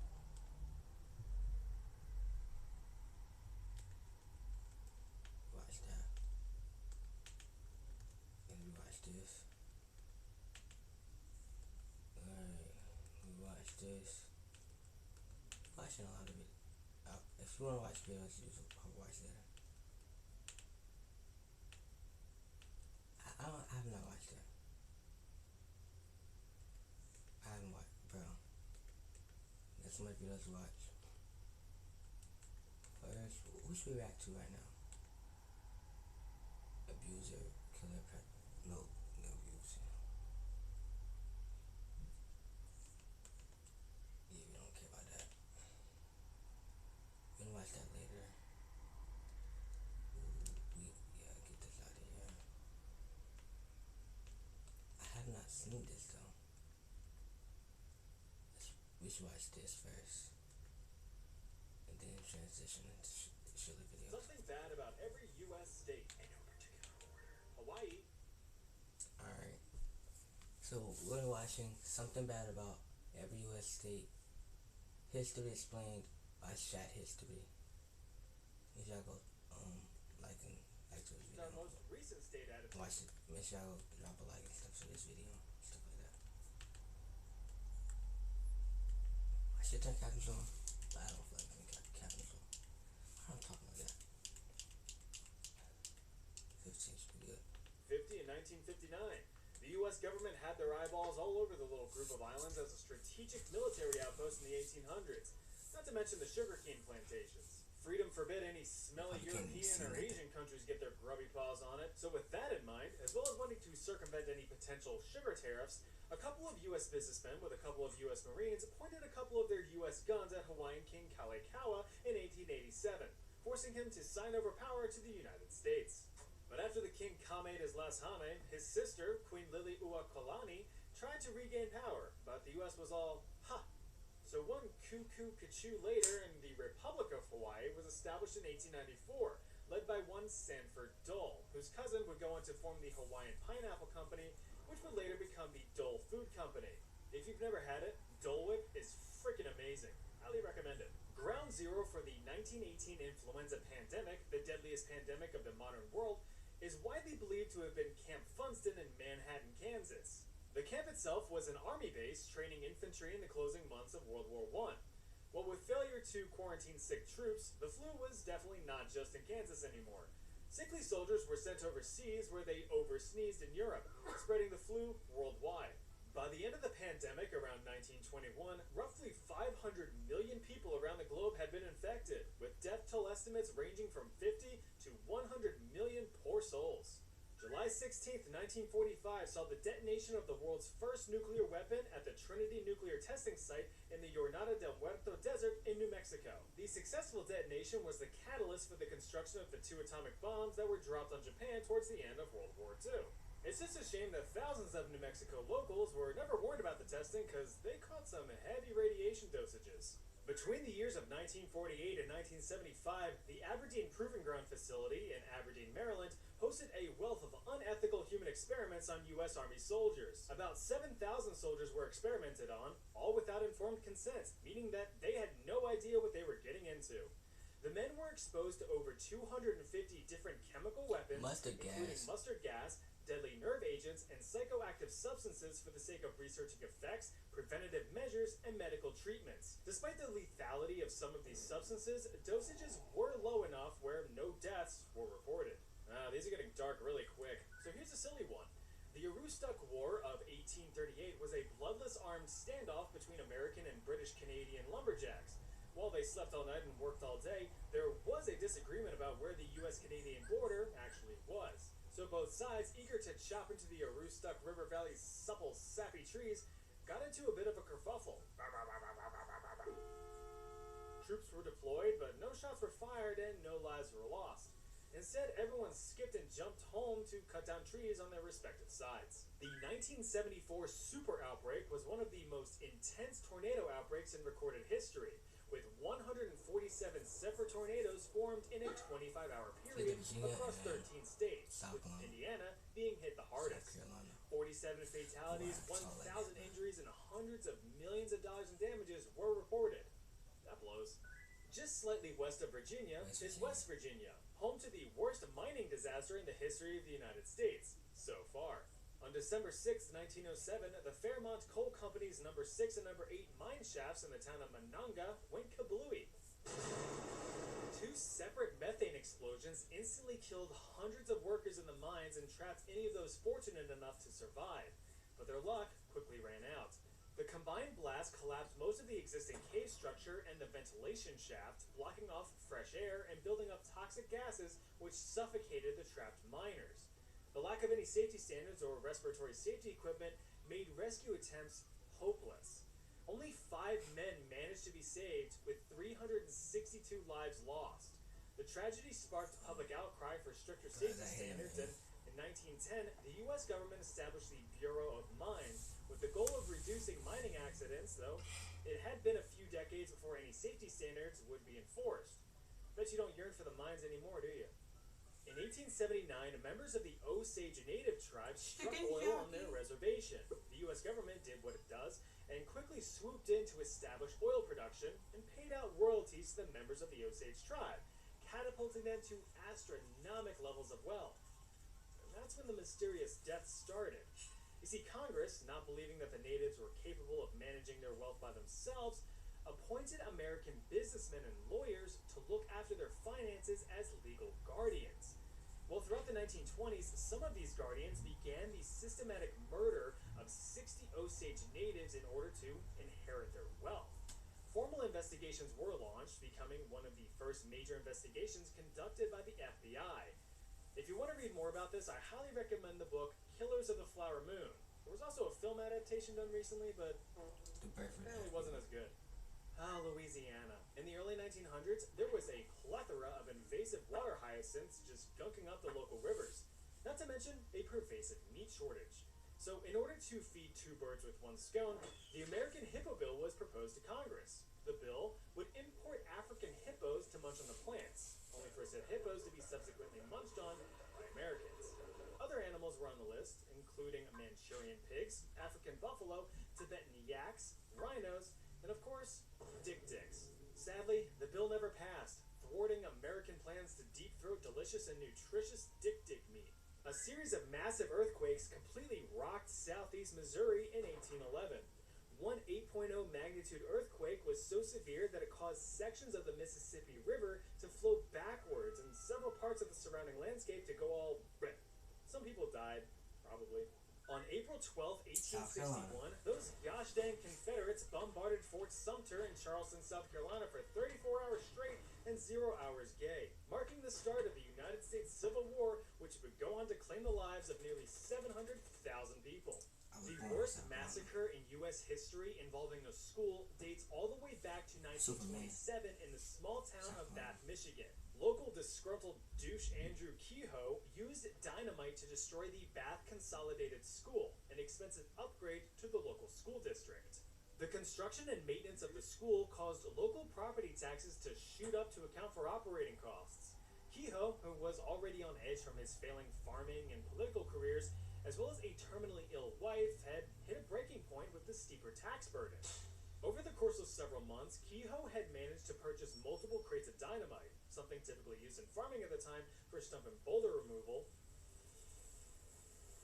and hid them throughout the school. On the morning of May 18th, 1927, the dynamite was detonated, killing 38 in the process and injuring dozens more. While the chaos ensued, Kehoe had murdered his wife, destroyed his own farm, and drove to the school with his truck packed with more dynamite. He parked his car in front of the school and detonated the truck, taking himself and a few bystanders out with him. Luckily, though, a second hoard of dynamite within the school failed to detonate, preventing further loss of life. This single tragedy had claimed a quarter of the town's children. California, the United States' sweaty ass crack, boasts the largest economy in the country, which is perfect, because that's what they need to constantly fund relief efforts for the thousands of wildfires each year burning millions of acres. In 2020 alone, California saw over 9,600 wildfires with almost 4.4 million acres reduced to char. Do better. Get wetter. The extremely heavy and frequent rainfall in 1926 through 1927 culminated in the Great Mississippi River Flood of 1927. The big old river traveled across the land, flooding far and wide through several states including Arkansas, Louisiana, Tennessee, and of course, Mississippi. Around 500 souls were washed away and several hundred thousands of people were displaced from their homes, resulting in upwards of $10 billion in damages. The U.S.-Dakota War of 1862 in Minnesota resulted in the largest public execution in United States history. The people of the Dakota Native American tribe were pretty darn pissed as incoming settlers sought to manifest their destiny across the Midwest. After constant displacement and being on the brink of starvation due to poor farming and hunting conditions, the Dakota had just about enough. A small group of Dakota men had attacked and killed 5 settlers, including a man, his wife, and their teenage daughter. This escalated into a small uprising, which was stomped out by the U.S. Volunteer Army over the course of about a month and a half. Over 350 U.S. civilians were massacred, with 150 Dakota natives killed in the clash. After all was said and done, 400 Dakota men faced trial, with 303 sentenced to death, though President Lincoln did reduce this down to just 38 men sentenced for execution. These men received their short drop and a sudden stop in front of a public crowd on December 26, 1862. Since 2007, over 20 detached and decayed human feet had been washed ashore along the coast of the Salish Sea in northeastern Washington. The feet had been found in various shoes, supposedly protected from additional predation from scavengers. Several of the feet have been identified as remains of missing people or those suspected of ending their own life within the area. Pretty sad, but hey. You cut your feet up when you open the water. Chevy Silverado HD, America's most dependable heavy-duty pickup. And Chevrolet.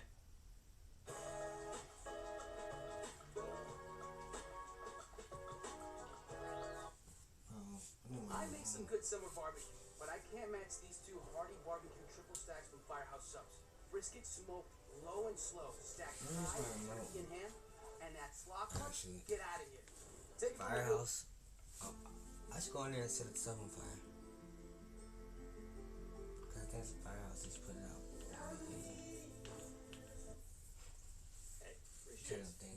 In perhaps the worst lapse of judgment in the history of mankind, the city of Cleveland, Ohio organized Balloon Fest in 1986. The goal of the event was to break a world record of most balloons released simultaneously, but I guess no one realized that balloons don't rise in perpetuity. Shortly after the release of over 1.5 million inflatables, a storm system promptly blew the elastic spheres back to Earth, blanketing the city and polluting Lake Erie. Airplanes were grounded grounded, fishermen went missing, waterways became clogged, and many lawsuits were issued. All in all, the cleanup cost the city of Cleveland over $5 million. The people of Oregon really hate it when you pronounce it as Oregon. So I've experienced.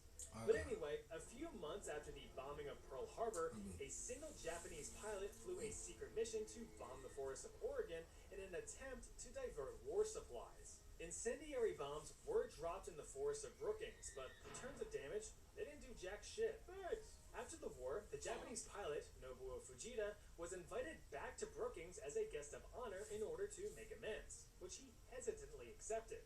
As a formal apology for his actions, Fujita presented the city his family heirloom katana, one passed down across 400 years, which is still on display in the Chetco Public Library to this day. Timothy Treadwell was a huge fan of wild grizzly bears. Keyword being was. He spent about 13 summers living amongst them in Alaska.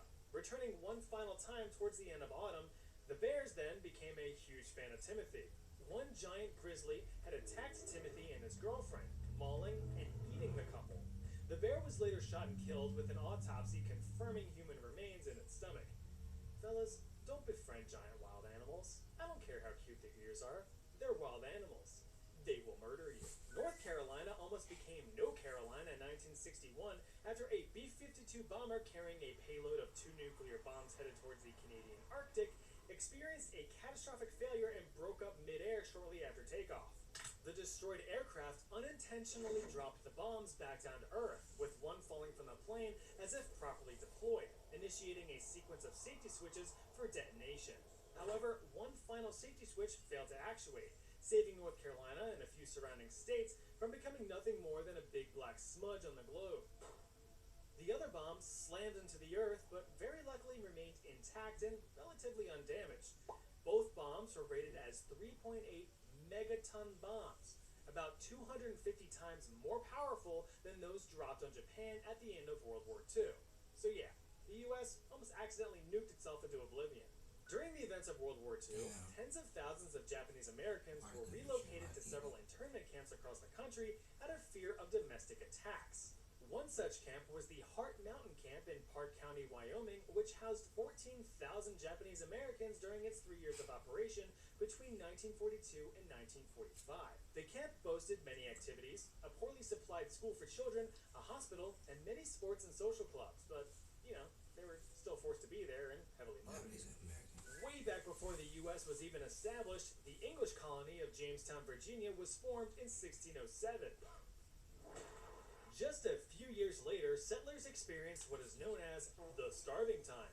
The combined effects of the brutal winter of 1609, food shortages, devastating disease, and constant Native American attacks really screwed over colonists who resorted to pure desperation for survival. The colonists ate dogs, rats, their own shoes, and each other in order to survive. 300 settlers saw the beginning of winter, but only 60 saw the beginning of spring. The state of Rhode Island saw around 1,000 slaving voyages between the 18th and 19th century, bringing in an estimated 100,000 slaves to the Americas. The year 1919 saw the occurrence of the Elaine Massacre in Hoopsburg, Arkansas. About 100 African-American sharecroppers demanded fairer pricing for their cotton crops as they were frequently underpaid for their labors. During a meeting, which was protected by armed guards, 2 white men rolled up to find out what all the hullabaloo was about. After a brief struggle, some shots were fired, though it's unknown who shot first. One of the men died, the other injured. Well, word got out about the event being a supposed uprising being planned by the black community. In response, several locals and hundreds of U.S. troops were deployed to put an end to the so-called rebellion, resulting in the cold-blooded murder of over 200 African Americans in the area. In 1903, residents of Van Meter, Iowa reported sightings of a strange bat-like humanoid figure for several nights. Dubbed the Van Meter Visitor, the bat-human-dinosaur hybrid monster thing possessed big old flappy wings, sharp claws, and an eerily glowing horn on its mouth. Many credible witnesses attested the sightings, and locals, in true American fashion, shot at the creature in an attempt to kill it. It supposedly escaped into a nearby abandoned mine and was never seen again.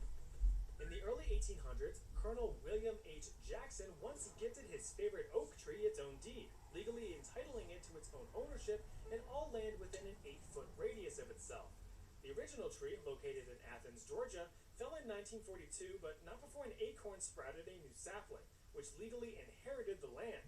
Why is this bad? Well, it's because there's a chance that this tree owns more land than you do. The Bonneville Salt Flats in northwestern Utah look like something out of a dream sequence.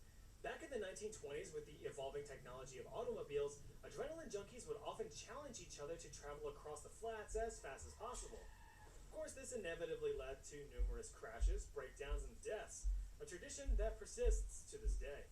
The Silk Strike of 1913 in Paterson, New Jersey was the organized strike of over 25,000 silk workers with the goal of establishing an 8-hour workday and better working conditions. Over the course of the strike's 5-month duration, 300 silk mills had shut down with no workforce, and over 1,800 strikers were arrested for inciting violence. Ultimately, the strike was defeated as influence failed to spread beyond Paterson and no demands were ever met. Speaking of terrible working conditions, the Radium Girls of Ottawa, Illinois were tasked with hand-painting watches with self-luminous paint made from radioactive powdered radium. The women would often point their brushes with their lips to produce finer tips, but their lips inadvertently sipped the radioactive drips, and if one dared to skip the lip tip grip, their managers would flip, so tips remained dipped and their lips remained zipped. Company owners expressed the safety of the material, but actively avoided it themselves. The ingestion of the radium, unsurprisingly, caused multiple women to contract radiation poisoning. Between the years of 1917 and 1927, over 50 women had died from acute radiation syndrome. This sparked public outrage and reforms in labor rights. Radium continued to be used in the production of watch dials up to the 1970s. Multiple residents outside of Exeter, New Hampshire, all reported seeing the same strange light pattern in the sky across several evenings in 1965. The large object reportedly moved silently across the night sky, emitting eerie red lights in a specific pattern. The event terrified locals in the area for years, though skeptics have debunked this event as simply a mid-air refueling drill performed by the United States Air Force. Specifically, KC-97 tankers flashed red lights in the same exact pattern that was described by eyewitnesses.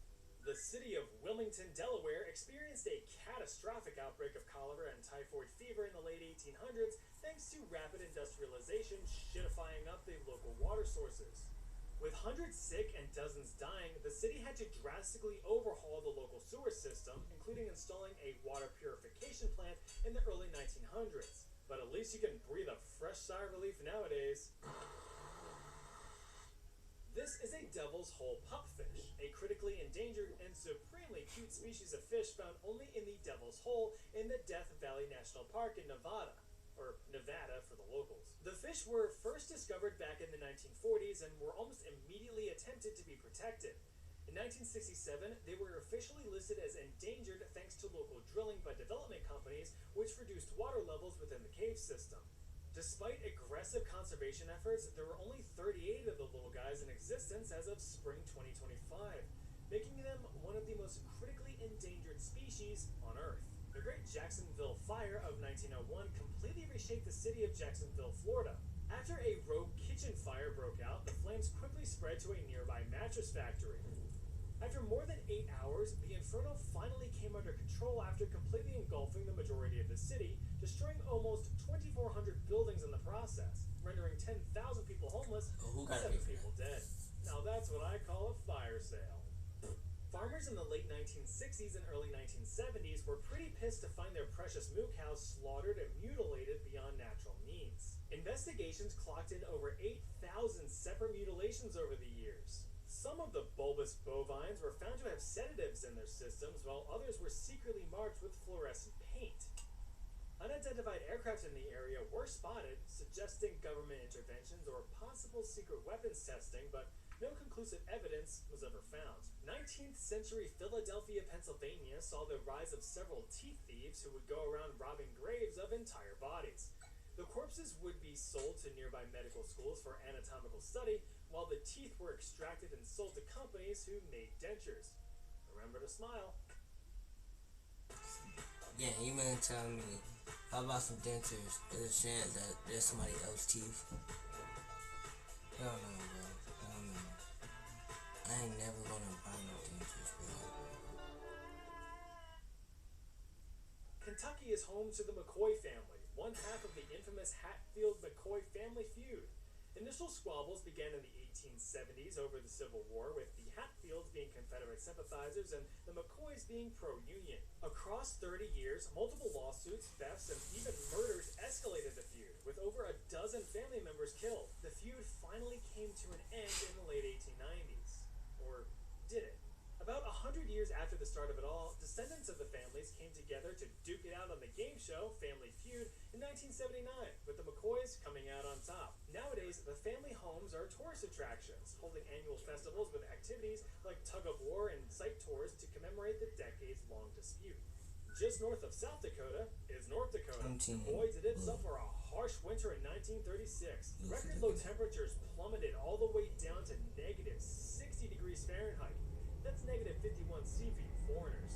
The frigid forecast froze farm fauna fleeing for favorable feverishness. Entire towns burned through their coal supplies, leaving families to die in their homes from exposure. In 1847, nearly 200 Dutch immigrants made their way over from the Netherlands to Wisconsin in search of a better life, but a similar cold climate. After months of crossing the Atlantic and scooting in through to the Great Lakes, the freaky-deaky Dutch were just about to set foot in Sheboygan, Wisconsin, when a poorly maintained boiler overheated, causing a fire to erupt on board the very wooden ship. Phoenix. Unfortunately, the ship only had 2 lifeboats, capable of holding about 20 people each. Of the few hundred people aboard, only 45 managed to escape from the lifeboats. The Phoenix, ironically, went down in a blaze, never to rise from the ashes, because they were washed away. Mysterious deaths surrounding the Ray family had caused concern for the townsfolk of Jewett City, Connecticut. The supposedly healthy family members were stricken down left and right from an undetectable killer. The boys of the family became paler by the day and were seen coughing up blood until ultimately passing away within the coming days. The reasonable cause of death, the townsfolk thought, was vampires. In order to stop the undead from rising and killing others, the recently deceased were exhumed from their graves and burned. The real culprit? Tuberculosis. Conveniently enough, though, the burning of the corpses probably did prevent the contagious disease from spreading any further. Go figure. In 1855, the U.S. government approved the import of several camels to serve as pack animals through the arid landscape of the Southwest, formally establishing the United States Camel Corps. But then the Civil War broke out a few years later in 1861, and the camels were either sold off or completely abandoned in the desert, supposedly being spotted over the next several decades. Roam free, fellas. Boston, Massachusetts is home to the deadliest nightclub fire in U.S. history. The Coconut Grove fire burned itself into people's memories in 1942 with a wealth of poor safety choices leading to the brutal blaze. Exit doors were chained up to prevent unauthorized access, air conditioners were filled with flammable refrigerants, and everyone was packed in like sardines. Not to mention the fact that all of the lavish interior decor could catch fire faster than a witch in Salem. In all, 492 people ended up dying in the inferno. The club owner, Barney Wolanski, who was very much aware of his club's safety code violations, was convicted on just 19 counts of manslaughter and was sentenced to just 15 years in prison, though he was pardoned after just 4. He ended up dying a few weeks after release from cancer. Now, when you're chilling in class, the last thing you want to experience is a big old gas explosion. But unfortunately, the students in the New London School in New London, Texas, were about to do just that. Alright, class, who could tell me what happens when you hook a big chunk of magnesium into some water? Yep, Ron. That's an easy one. It just, after recently canceling their natural gas supply contract to save a few buckaroos, the school board decided to instead tap into a local gasoline waste line to supplement the demand. The shitty and shoddy plumbing work caused natural gas leaks throughout the school's basement crawl spaces. Now keep in mind that natural gas is colorless and odorless, so no one was really aware of any leaks, except for the students who complained of headaches, though they were ignored by the staff. You get out of here, go on, get. The creeping gas cloud was inadvertently ignited on March 18th, 1937, causing an instantaneous explosion that killed 295 out of roughly 500 students and staff present in the building. The disaster led to a reform of requiring odorous additives to be added to natural gas supplies for better detection of leaks. If you're looking for a breath of fresh air, New York City is probably not the best place to do so, especially in 1966. The Great New York City Smog blanketed the Big Apple in a giant fart cloud of carbon monoxide, sulfur dioxide, and smoke. The dense haze persisted for 3 days across the 1966 Thanksgiving weekend. A public health study estimated that about 10% of the city's population suffered some adverse health effects from sucking in the smelly smog. In the end, 168 New Yorkers ended up biting the dust, prompting President Lyndon B. Johnson and several members of Congress to produce the 1967 Air Quality Act and amendments to the 1970 Clean Air Act, which heavily reduced air pollution down to more manageable levels of toxicity. In the wake of the U.S. Civil War, the South was really hurting for some cheap labor as all of their slaves were just freed thanks to the 13th Amendment. The best alternative? Prisoners. Convicts were extremely cheap compared to full-time employees, so in the early 1890s, Coal Creek mine owners decided to lay off their workforce and instead conscripted convicted criminals to work the mines for pennies on the dollar. But instead of milling around, the recently sacked and salty miners decided to pick a fight, sparking the Coal Creek War of 1891. The manic miners attacked a load of state prisons and mining properties, ensuring their efforts would not be in vain. The National Guard was called in, arresting over 500 workers. The scuffle did result in Tennessee ending their convict leasing program in 1896, so that's a win. Sweet Home Alabama is home to Yellow Mama, an electric chair built in 1927 by master carpenter and inmate Ed Mason. 152 criminals have gotten the sweet, stinging embrace of Yellow Mama's arms, with her final zap being performed in 2002. Since then, death row inmates were given the legal right to choose their demise, either lethal injection or the chair. And to no surprise, they opt for the less painful option. As such, Yellow Mama remains locked away in the attic of the Holman Correctional Facility in Atmore, Alabama, patiently waiting for her next victim. Imagine your life as a beaver, munching away on a tree or building a dam, when all of a sudden you get yoinked away from your beaver family, put in a tiny box, flown up to the sky, and hucked out of an airplane to be parachuted down miles away from home. That's exactly what the Idaho Department of Fish and Game did in 1948 after locals complained of excessive property damage. 76 beavers were relocated from northwest Idaho to central Idaho via airdrop using leftover World War II parachutes. One beaver died. Very sad. A big-ass swarm of locusts tore across the Midwest in 1874, devastating any and all vegetation, food, clothes, and farming equipment for days on end, with Nebraska taking most of the damage. Water sources were contaminated and livestock were consumed. High estimates place the swarm size at upwards of 12.5 trillion locusts. I mean, there were quite literally a blanket of locusts a foot high off the ground. The swarm, spanning across 2 million square miles, reportedly blocked out the sun for multiple hours during their flight. By the time the locust plague had passed, the Midwest had sustained over $200 million in crop damages. Bennington Triangle, located across southwestern Vermont, saw several people disappear under mysterious circumstances between 1945 and 1950. The most well-known case being the disappearance of 18-year-old student Paula Jean Weldon, who up and vanished in 1946 and was never seen again. The young girl had reportedly left her college campus in the afternoon and proceeded to walk 6 miles to a nearby trail before going missing. Lack of substantial police investigation, evidence, or witnesses left the case cold. The poorly run investigation had prompted the Vermont legislature to create the Vermont State Police just 7 months after Paula Jean's disappearance. Hundreds of Lakota Sioux natives were gunned down during the Wounded Knee Massacre of 1890 after natives began expressing frustration and anger over continued forced relocation and broken promises from the U.S. government. A new religious movement called the Ghost Dance, a literal dance performed in hopes of ridding the land of white settlers, was seen as a potential act of rebellion. That's scary, I don't like that. As a precaution, natives were rounded up and disarmed by the U.S. Army. A misunderstanding surrounding an accidental misfire of a rifle started the massacre, which saw the murder of about 300 native men, women, and children.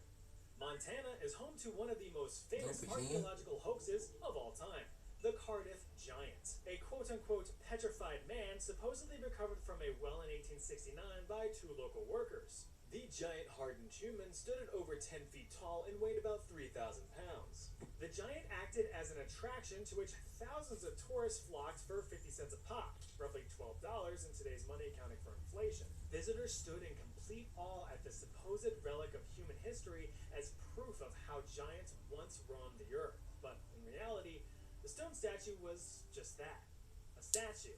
It was created by one George Hull in an attempt to show how easily the public could be fooled by fake artifacts.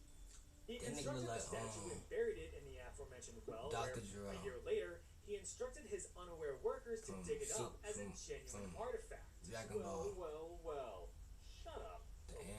After just 2 months of worldwide spectacle, Hull proudly confessed to the hoax as one big gotcha moment, calling everyone a bunch of stupid idiots. Well, there you go. That's something historically bad about every U.S. state. If you want to hear some weird stuff about every... He's lying. He's not doing what you need.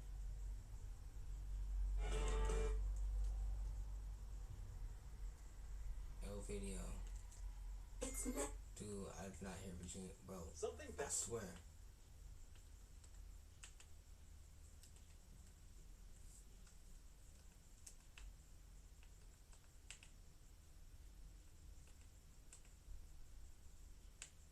Don't want to see that video.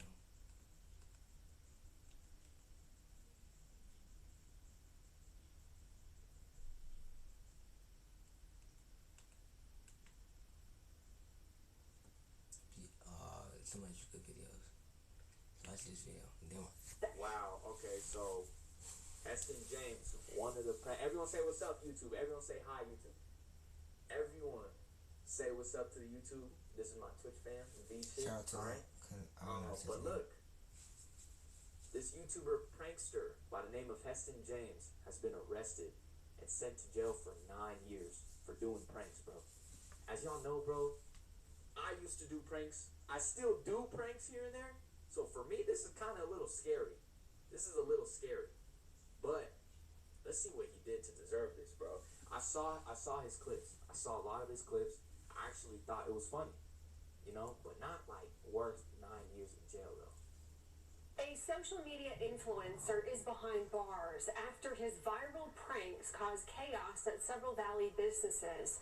Tempe police arrested 21-year-old Heston. 21? Brother, I'm 21. Damn. I think I've seen him before. Bro, look, he just looked like he finished. I think it's the guy that went to that Target store. Man, my brother, man, guys. In Cobb. He's known as Heston James on social media. He has more than 1 million followers on Instagram and TikTok. This is video of one of those pranks that Cobb put up. I saw this one. This one was hilarious. On social media. It has since gone viral. Tempe police say that it shows him and a group of men going into a Tempe auto shop and they're dressed up as employees, pretending to be them. Cobb then tells the group to begin working, and the men begin grabbing equipment and crawling underneath vehicles. This was so creative, bro. One employee said that this was hilarious. You can't lie, bro. Don't lie, chat. Do not lie. This was funny as fuck. I'm not gonna lie. This was like never done. Bro, like, why did they arrest him? They jump out of the van and then they just cause chaos. One employee screams to get out, but they just won't leave. They're just, again, just causing absolute chaos. In another viral video, Cobb shows up at a Chipotle dressed as a worker. He tells employees he's bringing in... He's doing every corporation. Did he just go from a car mechanic shop to Chipotle? ...crew to, quote, clean house. This guy, it does take balls to do this stuff. And that's coming from me. That's literally coming from me. And he tells the employees that, that they're all basically going to get fired or... But like, come on, bro. Anyone affiliated, do they get in trouble at all? Like, do they get in trouble at all? Or is it literally just Heston James? They're going to be cleaning up basically cleaning this area up, apparently. And then the employees at the Chipotle called 911. A lot of these prank videos may seem like fun and games. They garner millions of views, and these influencers get a lot of money for these views, but really they're affecting businesses, they're affecting people, they're affecting, the regular operations. So that's where things start to become criminal. But and so this 9 years is too much though. I mean, people, they're affecting, the regular operations. So that's That's where things start to These become no harder. criminal. All I gotta say is watch out, my boy. Listen, bro. Like you next. I've seen this news before, but this is my first time really looking into it, right? Because this is all over social media, this prankster getting arrested. The thing is, criminal is a very, like, I understand it's against the law by textbook, but, like, I even saw comments of people saying, bro, there's raping, you know, there's, like, worse murders, like, out there that, like, don't even get 9 years. I'm not gonna lie. 9 years for doing this type of stuff, unless he hurt someone or actually stole something like crazy, 9 years is OD, bro. I'm not gonna lie, 9 years is crazy. Dude, a year max, bro. Or what? Personally, if I'm the judge, I would give bro 3, like probably hella hours of community service, just crazy hours of community service, and that's it. 9 years is crazy, bro. He's 21. By the time he gets out, he's 30 years old. 30 years old, bro. His life damn near is gone, bro. Just because he wanted to do a little harmless prank. Now, it was harmful to the business. That's the only reason I'm like, damn, you can't really argue with the law, bro. Especially in America. Especially in Arizona. But they locked him up, man. When I went to Arizona, yo, they trespassed me quick as shit. And so this is what's happening now. Cobb is facing. Look at his face. I just know he's been crying, bro. Hey, big bro, it's gonna be okay, man. Several Good, ma.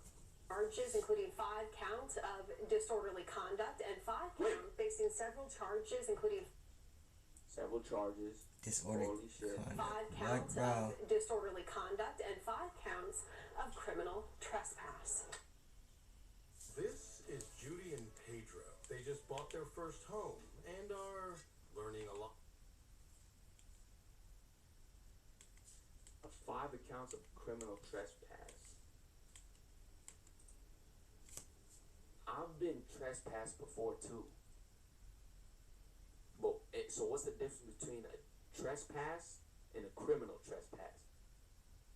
Unless he got, because me, I'm trespassed from like this one target, right? If I go back to that target, I'm going to jail, right? So unless he got trespassed and went back, he's an idiot. That's his fault. I'm not gonna lie. If you get trespassed from somewhere and you go back pranking and doing that, you're asking to go to jail. I'm not gonna lie. That one ain't even on him, bro. Did someone pay his bail? Chat, should I pay his bail? How much is bail? Because I'm not gonna lie. If I get booked, I'm gonna call one of my peoples. I'm gonna say, I want you to go to a bank, apply for a credit card, and I want you to pull out as much money as you can to bail me out. Oh God. So how much is his bail? Can he get bailed out? Chat, I will bail him out, bro. I'm not Media influencer Heston Cobb, also known as Heston James Online, was arrested and taken before a judge. Damn, look at the footage. Bro. Holy shit. Following his recent actions against several Tempe businesses, some he filmed for social media. Do you reside in Arizona? Yes. The 24-year-old is facing 3 felonies. 24. Is he 24 or 21? What? Oh, he did count on He's that. 24.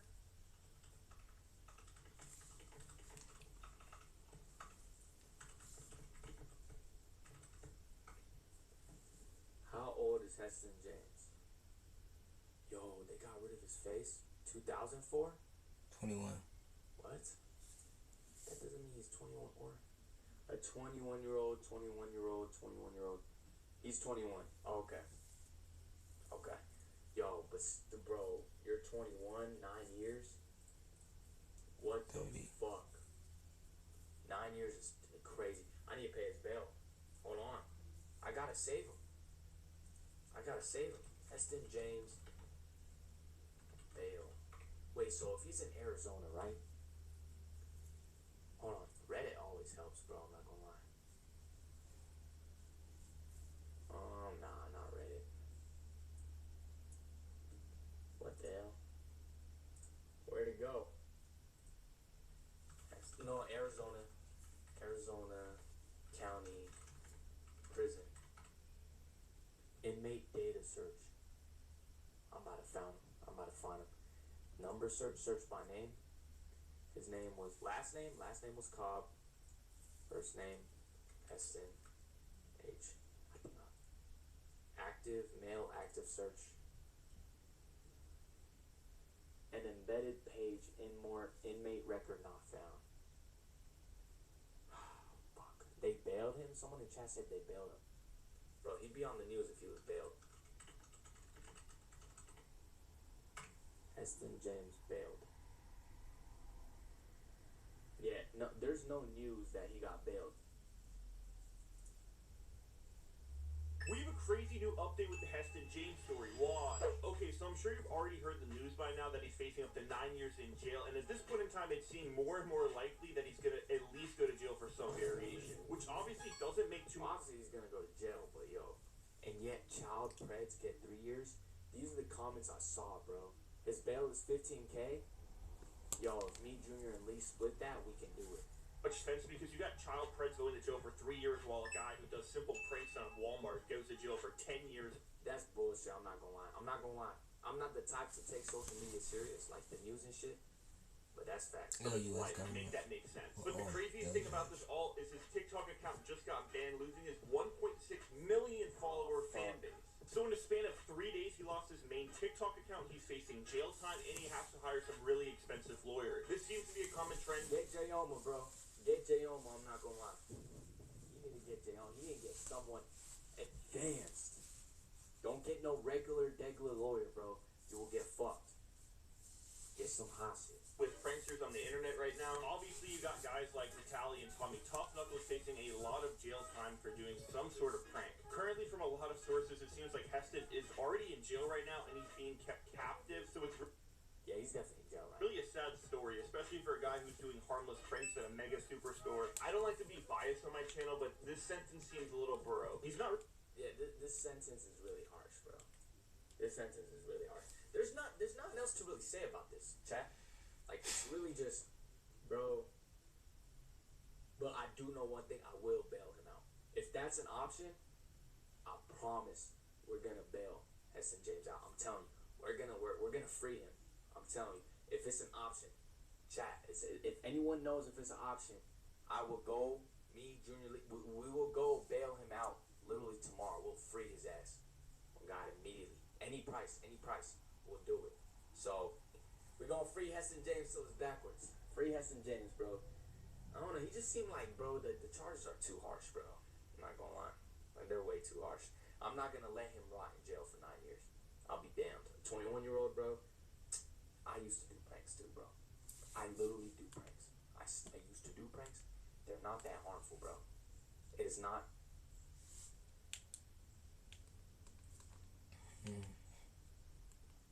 Tragically bad. Now I want to watch ours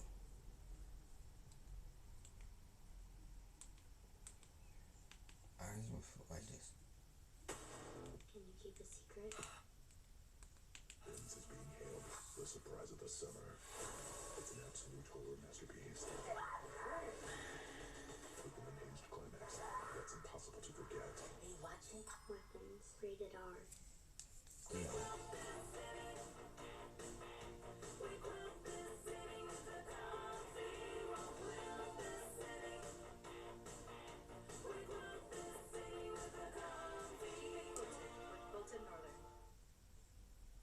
Do you know what would happen if escalators didn't have these things? Or why the handrail always moves faster? Shout out to Be than Amazed. How about the Things scenes when you you can tell didn't if the know highway first you're up. driving on is about to be invaded by airplanes? Well, I'm about to answer all this and more as we explore everyday things you don't know the purpose of.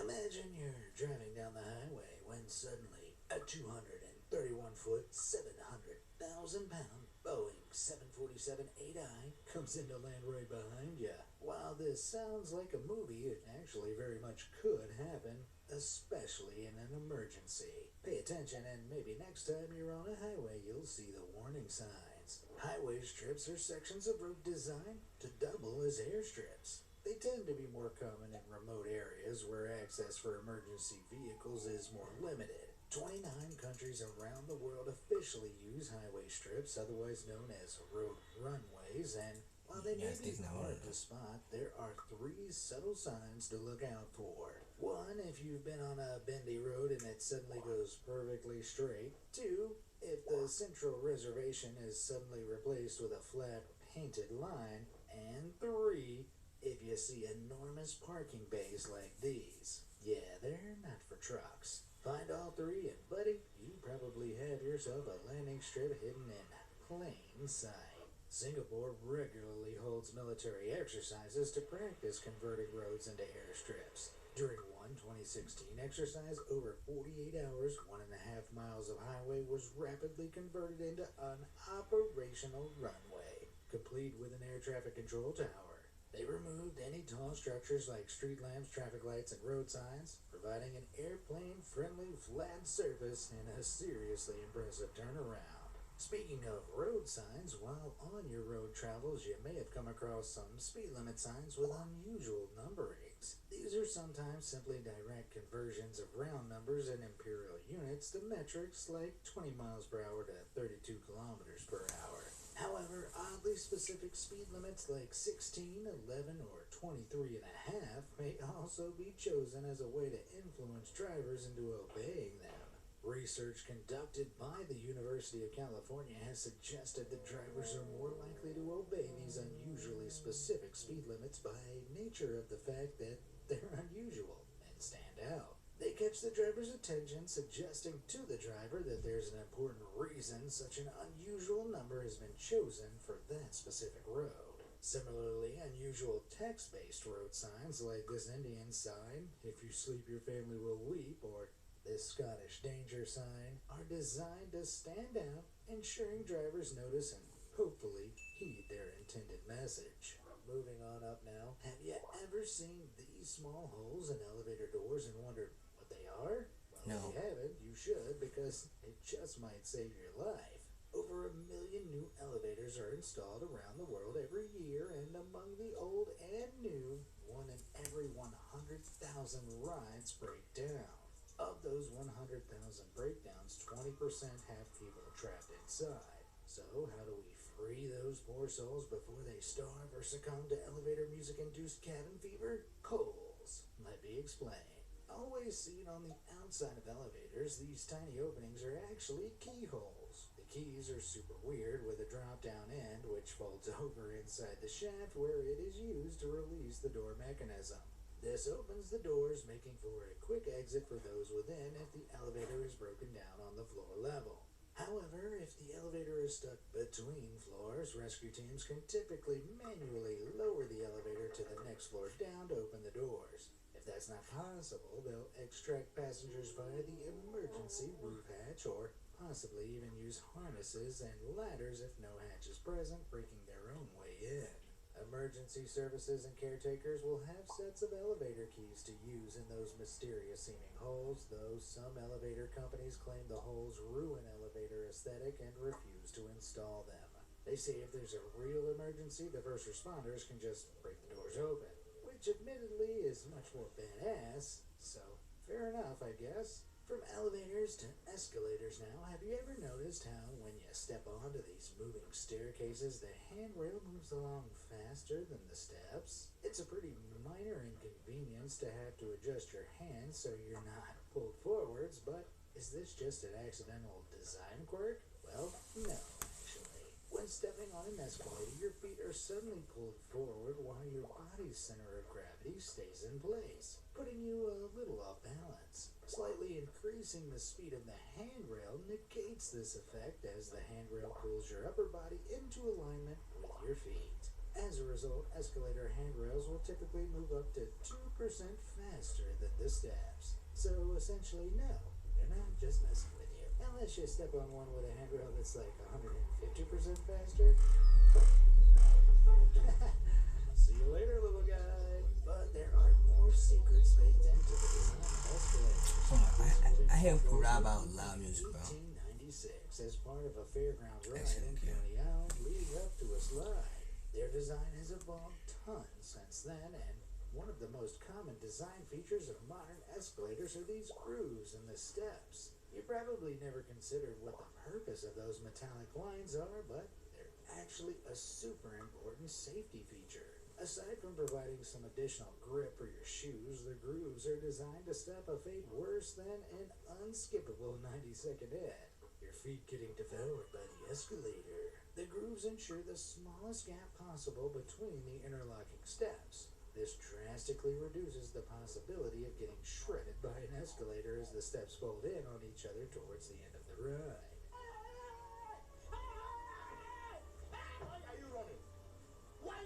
At the ends of the escalator, there are these cone shapes too, which interlock in a slope pattern with the step grooves to prevent any material debris or shoes getting caught. The brushes along the edges of the steps serve a similar function, preventing stuff getting caught along the edges like shoelaces. Although it's always slightly possible that strings or loosely dangling material can get sucked into the gaps, so always make sure your shoes are tied before riding. Back in my youth, we didn't have smartphone technology. All we had were Motorola flip phones with snake and monophonic ringtones.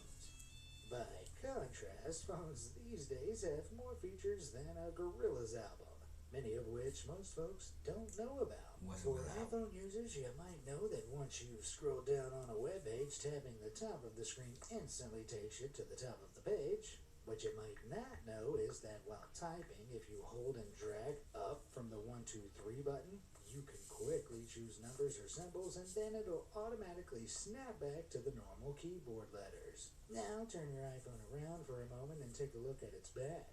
Do you see a teeny-weeny hole? That's a tiny microphone designed to capture video audio, but also to analyze and remove background noise during phone calls, ensuring crystal clear call quality.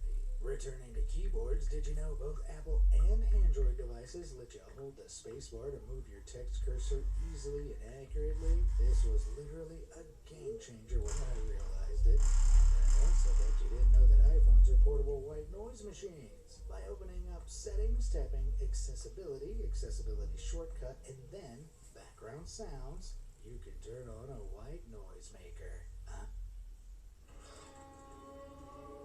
What's black noise? I just add like this, bro. Here you go.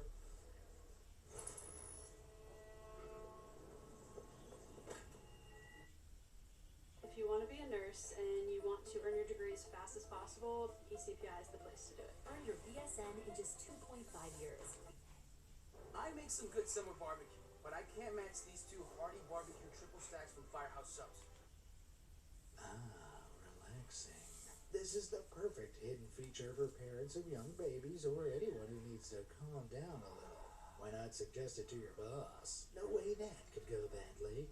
On another phone-related note, have you ever wondered what the original purpose of the hashtag is? The hash symbol, also known by its technical name, the octothorpe, was used back in the 19th century in handwritten bookkeeping to indicate a number. This was carried over to typewriters and eventually to phones as a way to provide additional information to computer systems, such as indicating the end of a number input. Here's a hash key tidbit, though. If you accidentally mess up a voicemail, don't hang up. Press the hash instead and it'll re-record the message. With that knowledge, drunk dialing your ex is a better idea than ever. While plenty of phone features have little-known purposes, phone accessories have their fair share too. Unfortunately for iPhone users and a good number of Androiders, they haven't had headphone jacks for a while. My disappointment is immeasurable. But here's something for those lucky enough to still have access to these nifty rare audio relics. See these little bands around headphone cable tips? Their purpose is pretty interesting. The number of rings represents the number of channels the headphones can process, and these rings are kept separate by little plastic bands. One-band cables are the easiest and cheapest cables to make, but are limited to mono sounds, meaning it's the same in both earphones. Two-band cables are the most common and offer stereo sound in separate left and right audio channels. Then the three-band cables have three separate channels, left, right, and microphone. So next time you're looking for a pair of headphones, especially cheap ones, pay attention to the bands to ensure you get what you're looking for. On that note, another time it's best to know what you're looking for is when walking around grocery stores. Turns out they've been expertly designed to make sure shoppers get distracted by the dazzling array of products to buy more stuff than you came in for. You might not believe it, but even the sizes of supermarket tiles have a hidden purpose. A study titled Altering Speed of Locomotion was published in the Journal of Consumer Research, detailing how different types of supermarket floors have different effects on customers. The study found that if supermarkets put lines on the floor that are close together, customers slow down, as it creates an illusion that the aisle is longer, while lines that are wider apart speed customers up, moving them through areas where the managers don't want them to linger. So by changing tile size or by painting on lines, store owners can play with your mind, encouraging you to slow down and notice certain types of products. Products like aluminum foil, which also have a ton of hidden functionality. Like, did you know what those tabs at the end of the aluminum foil boxes are? If, like me, you didn't know, when you press them in, the foil locks in, stopping it rolling out when you pull at it. More packaging secrets can be found in cupcake cases, too. Specifically, their ridges. Those ridges aren't just for decoration, they're actually for stability and cooking. Not only are ridges sturdier than a flat surface, but the ridged paper also traps air, insulating the cupcakes from the metal baking pan, preventing crusts from forming. When you're done enjoying your amazing cupcakes, you'll want to throw the casings in the trash. But when the time comes to replace the trash bag, try using this neat little trick. If you don't tear off the bags and just leave the whole roll at the bottom of the trash can, then when it's full, you can just tear it off and use the next bag. More of a life hack than a secret, sure, but it makes the job ultra easy. Just beware of bin juice. While you're taking out the trash, you might need to collapse a few cardboard boxes too, a task for which a box cutter or hobby knife can come in super handy. But what if it becomes blunt? The process of snapping off a fresh blade segment can feel a little scary, but here's the trick to doing it quickly and safely. See that weird plastic part at the end of the knife? All you need to do is pull this part out, then insert the blade into the little slot, lock the blade, and use the plastic bit as a sturdy protective grip to break off the end. Ideally, wear safety goggles while doing this to avoid catching a stray metal shard in the eye. Have fun. Once you're done, wrap the blade end and tape to safely dispose of it. Neat. Unless you work with tools, it can be difficult to know all their hidden purposes. As it turns out, many tools have been carefully designed to incorporate other tools. For starters, did you know some screwdriver handles have been shaped like that so they can fit nicely into a wrench? This leverage enables you to twist with a lot more force than if you just used your hand. Staplers also feature extra functions to save your hands from doing the hard work. Ever notice this little tab on the base? This is specifically designed to remove staples with ease. Not every stapler has one, but if you're going to buy one, it's something to keep an eye out for. Jerry cans are another item with some seriously clever features. Their handles are specially designed so two people can easily carry a single jerry can at the same time, meaning half the workload. What's also pretty nifty is that several varieties feature a vent just behind the handle. This vent allows airflow, which stops the gas from glugging and splashing as it's poured out, making for a far smoother refuel. Speaking of pouring, here's another game changer that honestly kind of blew my mind. Measuring jugs have been designed to pour extremely well, but not in the way you'd expect. Chances are that while you probably have one of these in your house, you don't know its handle can be used as a spout. Shout out to that 40-year guy on TikTok for this tip. While it's not the most convenient spout in the world, it's extremely handy for when you need to pour carefully, especially when pouring into bottles. Interestingly, it doesn't seem like this is an intentional feature of the design, as manufacturers claim the semi-hollow handle shape is largely designed to prioritize the ability to stack these jugs. A rare accidental genius idea, the most delightful kind. Once you poured your liquid down the sink, chances are it'll go through your U-bend. And come to mention it, what's with that curvy shape anyhow? A lot of people think U-bend pipes are actually for catching rings and other stuff that falls down, but instead, they're primarily for catching gases that rise up. This section of plumbing is called the trap, and is designed to ensure there's always a barrier of water separating the top of the plug from the sewer, which naturally blocks gases from traveling through. After all, if there's one thing sewers are great at, it's making gases. The last thing you want is to be brushing your teeth and get hit in the face by a cloud of noxious gas. If you do experience noxious fume-induced dizziness while brushing your teeth, though, you can use your toothbrush bristles to help aim your toothpaste. The darker colored zones on your toothbrush bristles is typically a guide for how much toothpaste you need. If you always stick to putting a pen-sized amount of toothpaste right on the darker area, you'll be practicing top dental hygiene. The other colored bristles are also there as indicators, with some letting you know when to change your toothbrush. Oral-B heads, for example, have their blue color fade as an indicator of when it's time for a replacement. The average American only changes their toothbrush twice a year, though dentists recommend copping some new bristles 4 times a year. Me personally, I like to wear mine down to a smooth, bristleless stub before I even consider a new one. Yes, I'm down to my last remaining tooth, but I've saved well over $2. Colors are a key part of daily human life, and while they can be a great source of joy and wonder, they can also be far more manipulative. In the worlds of marketing and infrastructure, experts are continually dreaming up new ways to use color psychology to control you. Color psychology is the study of how colors affect perceptions and behavior, and is used heavily in marketing to make you associate certain feelings and ideas with brands. Since we've already mentioned blue, that's a good place to start. In marketing, blue's purpose is to promote calmness, trust, and loyalty. It reportedly implies depth and authenticity, largely due to long-established cultural norms around the color.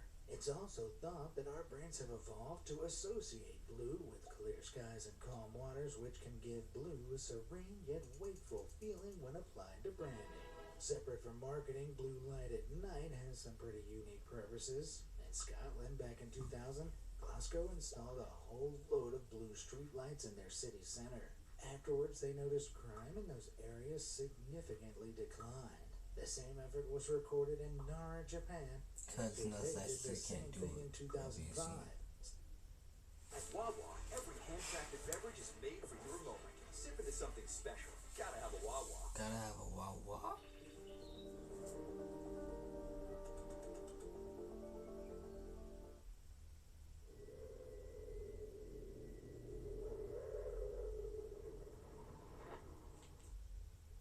No one, not even WhatsApp, can see your personal messages. Similarly, Keihin Electric Express Railway Company, also in Japan, was experiencing a rising number of injuries and destructive behaviors in and around their stations. So in 2008, they also installed blue lights, and since, the incidents have dropped massively. While official broad conclusions about this blue light phenomenon are yet to be drawn, the effect is there to see. What we do know is that blue light disrupts our circadian rhythm, tricking our brains into thinking it's daytime and therefore making us feel alert and possibly discouraging certain undesirable behaviors that the darkness of night draws out in some people. This attention-grabbing aspect of blue light also makes it an effective choice of lighting for emergency vehicles in many parts of the world. Other colors have some pretty radical purposes too. In the late 1970s, Alexander Schoss had been researching the connection between prison cell color and aggression for a Naval Correctional Institute in Seattle. The idea was to test the impact of pink prison cells on prisoners, an idea which resulted in Baker Miller Pink. Named for the Institute's directors, Baker and Miller, the color was officiated after Schoss tested 153 men's strength after having them stare at a piece of blue or pink cardboard for 1 minute. The results showed that after staring at this shade of pink, the men lost up to 26% of their strength.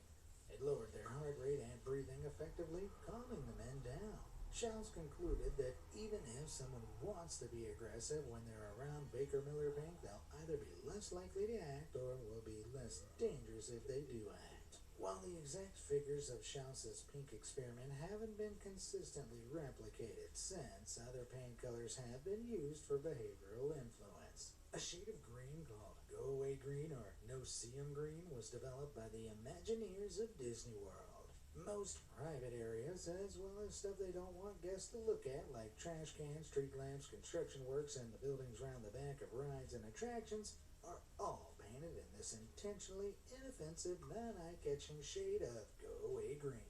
It's basically Disney-fied camouflage. And indeed, militaries have been using vaguely similar hues of green, such as olive drab, since the 19th century for uniforms and buildings as the neutral colors blend into background foliage and grass. Traffic lights are another great example of colors chosen for ingenious reasons, thanks to red light's wavelength being stronger than yellow and green. When it travels through air, it loses less of its hue to its surroundings than the other two colors. This makes red the ideal color for the most important light, the stoplight, because red can be seen clearly from furthest away, particularly in daytime. Yellow provides a transitionary color on the way to green while being distinct enough to not be mistaken for the other two, and green is highly contrasted against red being opposite on the color wheel, so there's no chance of mistaking the two.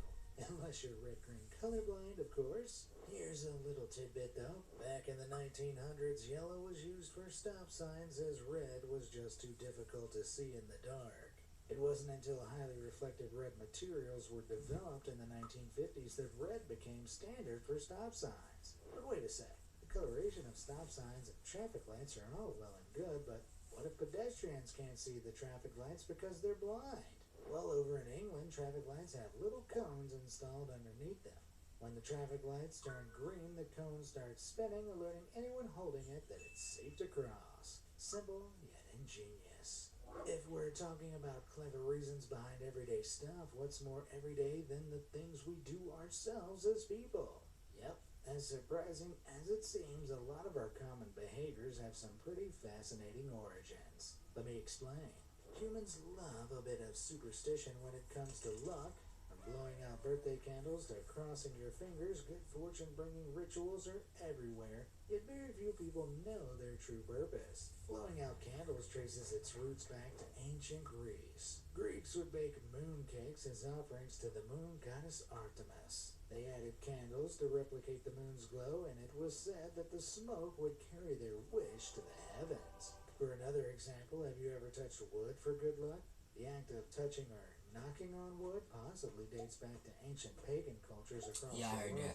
They commonly believed that spirits and gods lived in trees, so by knocking on wood, you could awaken good spirits and scare away bad spirits. Another theory dates back to 19th century playgrounds. Kids would play a game called Tiggy Touch Wood. It was very similar to tag, but if someone touched wood, they couldn't be caught. Those kids possibly then grew up and kept touching wood as a form of good luck. How about crossing your fingers for luck?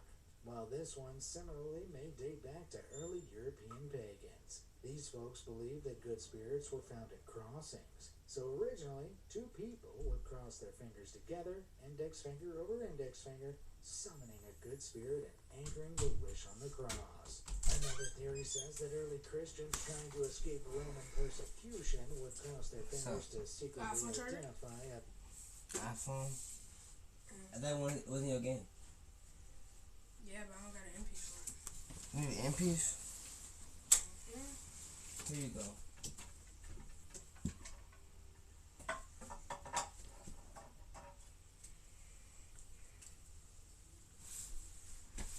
What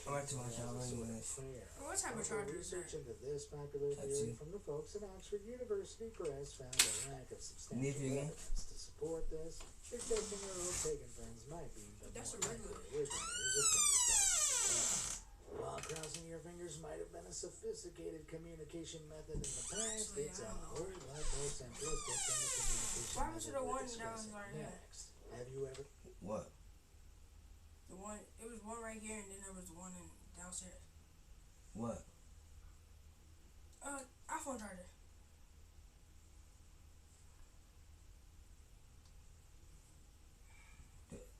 There was a long one. What's the long? No, it was one of the short ones. I think was it kind of broken? plugged up to the the extension cord downstairs. Yeah, somebody probably stole that. Because I don't have my iPhone charger. Seen a helicopter flying by and spotted one of these domes above the raiders? What the heck are those even for? Well, those domes, commonly seen on Apache helicopters, contain a type of radar technology called the Longbow Fire Control System. This tech scans the environment, allowing the pilot to identify an enemy, broadcast the target data amongst a squad, lock on, and then... I started blasting. Bang! What's even cooler, its placement makes it possible for the helicopter to hide behind cover, like trees or a hill, with just the dome pointing out, scanning the environment. Then, using fire-and-forget automatic missiles, the squad can open fire at their pre-selected targets, blowing everything to kingdom come without ever having to reveal themselves. And that's why I'll never get into a fight with an Apache helicopter. Thank you very much. Moving on to some vehicular secrets of the more grounded variety now. Well, let's take a little drive. Have you ever noticed the tab at the bottom of your car's rearview mirror? Well, you may already know that pushing it forward shifts the mirror into anti-dazzle mode, shielding your eyes from any excessively bright headlights behind you. But the way it works is extremely clever. A standard mirror has a reflective polished silver or aluminum backplate protected by a sheet of glass. Normally, the metal and glass materials lie flat on each other in parallel, but in anti-dazzle mirrors, they're wedged together at an angle. In the regular daytime driving mode, the reflective metal mirror aligns with the rear window, giving the driver perfect rear view reflections while the outer glass layer is angled downward. At night, though, pulling the tab angles the reflective metal upwards, reflecting the dark ceiling of the car. The outer pane of glass, meanwhile, is at that point angled to reflect the rear window, but is considerably less reflective than the metallic layer. As a result, the driver sees a much dimmer hybrid image. General Motors invented this deceptively simple yet ingenious device way back in the 1950s. But newer inventions serving different purposes, like those fins you see on top of cars, are a lot more technologically complex. These shark fins are actually antennae and are often used to channel radio signals for AM, FM, and satellite radio, as well as governing Wi-Fi, Bluetooth, GPS, and more. They tend to be a little less effective at getting good radio reception than your classic rod antenna, but they're good enough that most folks are happy to trade some stability for style. While high-tech vehicle radio gadgets are great, most of them can't help you pull a car back out of a lake, if you hypothetically found yourself in an unlucky position. What can help, however, is something super low-tech that almost every car comes with: detachable headrests. Yep, these things aren't just for supporting necks, they're also great for busting windows. What? The metal bars connecting a headrest to a seat can be leveraged against a window to break it if you find yourself trapped either by water preventing you from opening the doors or otherwise. A Japanese game show demonstrated it amazingly. The game show's method was to put the headrest bar down between the window and the door. Then by pulling on it, the leverage breaks the window. If you're like me and less patient, you can also just swing that thing full force to shatter the window. Thanks to YouTuber Mike Stanek for the mighty demonstration there. I'm under the water. Please help me. Interestingly, it doesn't seem like this useful application was ever part of the plan for car manufacturers. When car companies were asked about this nifty double feature of car headrests, Nissan stated that their headsets were removable purely to make installing the seats easier at the factory. Honda, meanwhile, insisted their removable headrests had more to do with seat flexibility than window breakability. So while manufacturers have a lot of different ideas about the headrest debate, only one thing is certain: their window breaking ability is pretty smashing. Alright, I'm about to shower. And on that super smart feature. After I shower, going to sleep.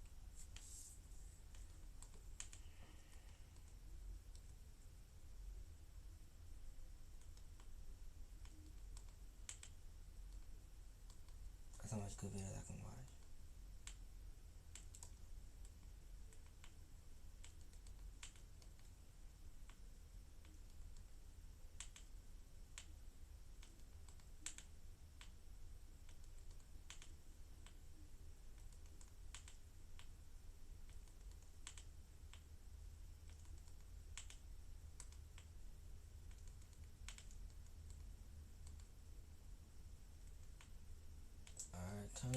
for me to take my shower.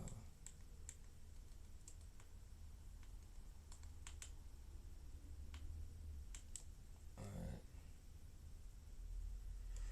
Guess that's it. I'll see. I'll probably get live later. I don't know. 5 hours in. Thank you for watching the stream, the one person in here. Peace, and I'm out.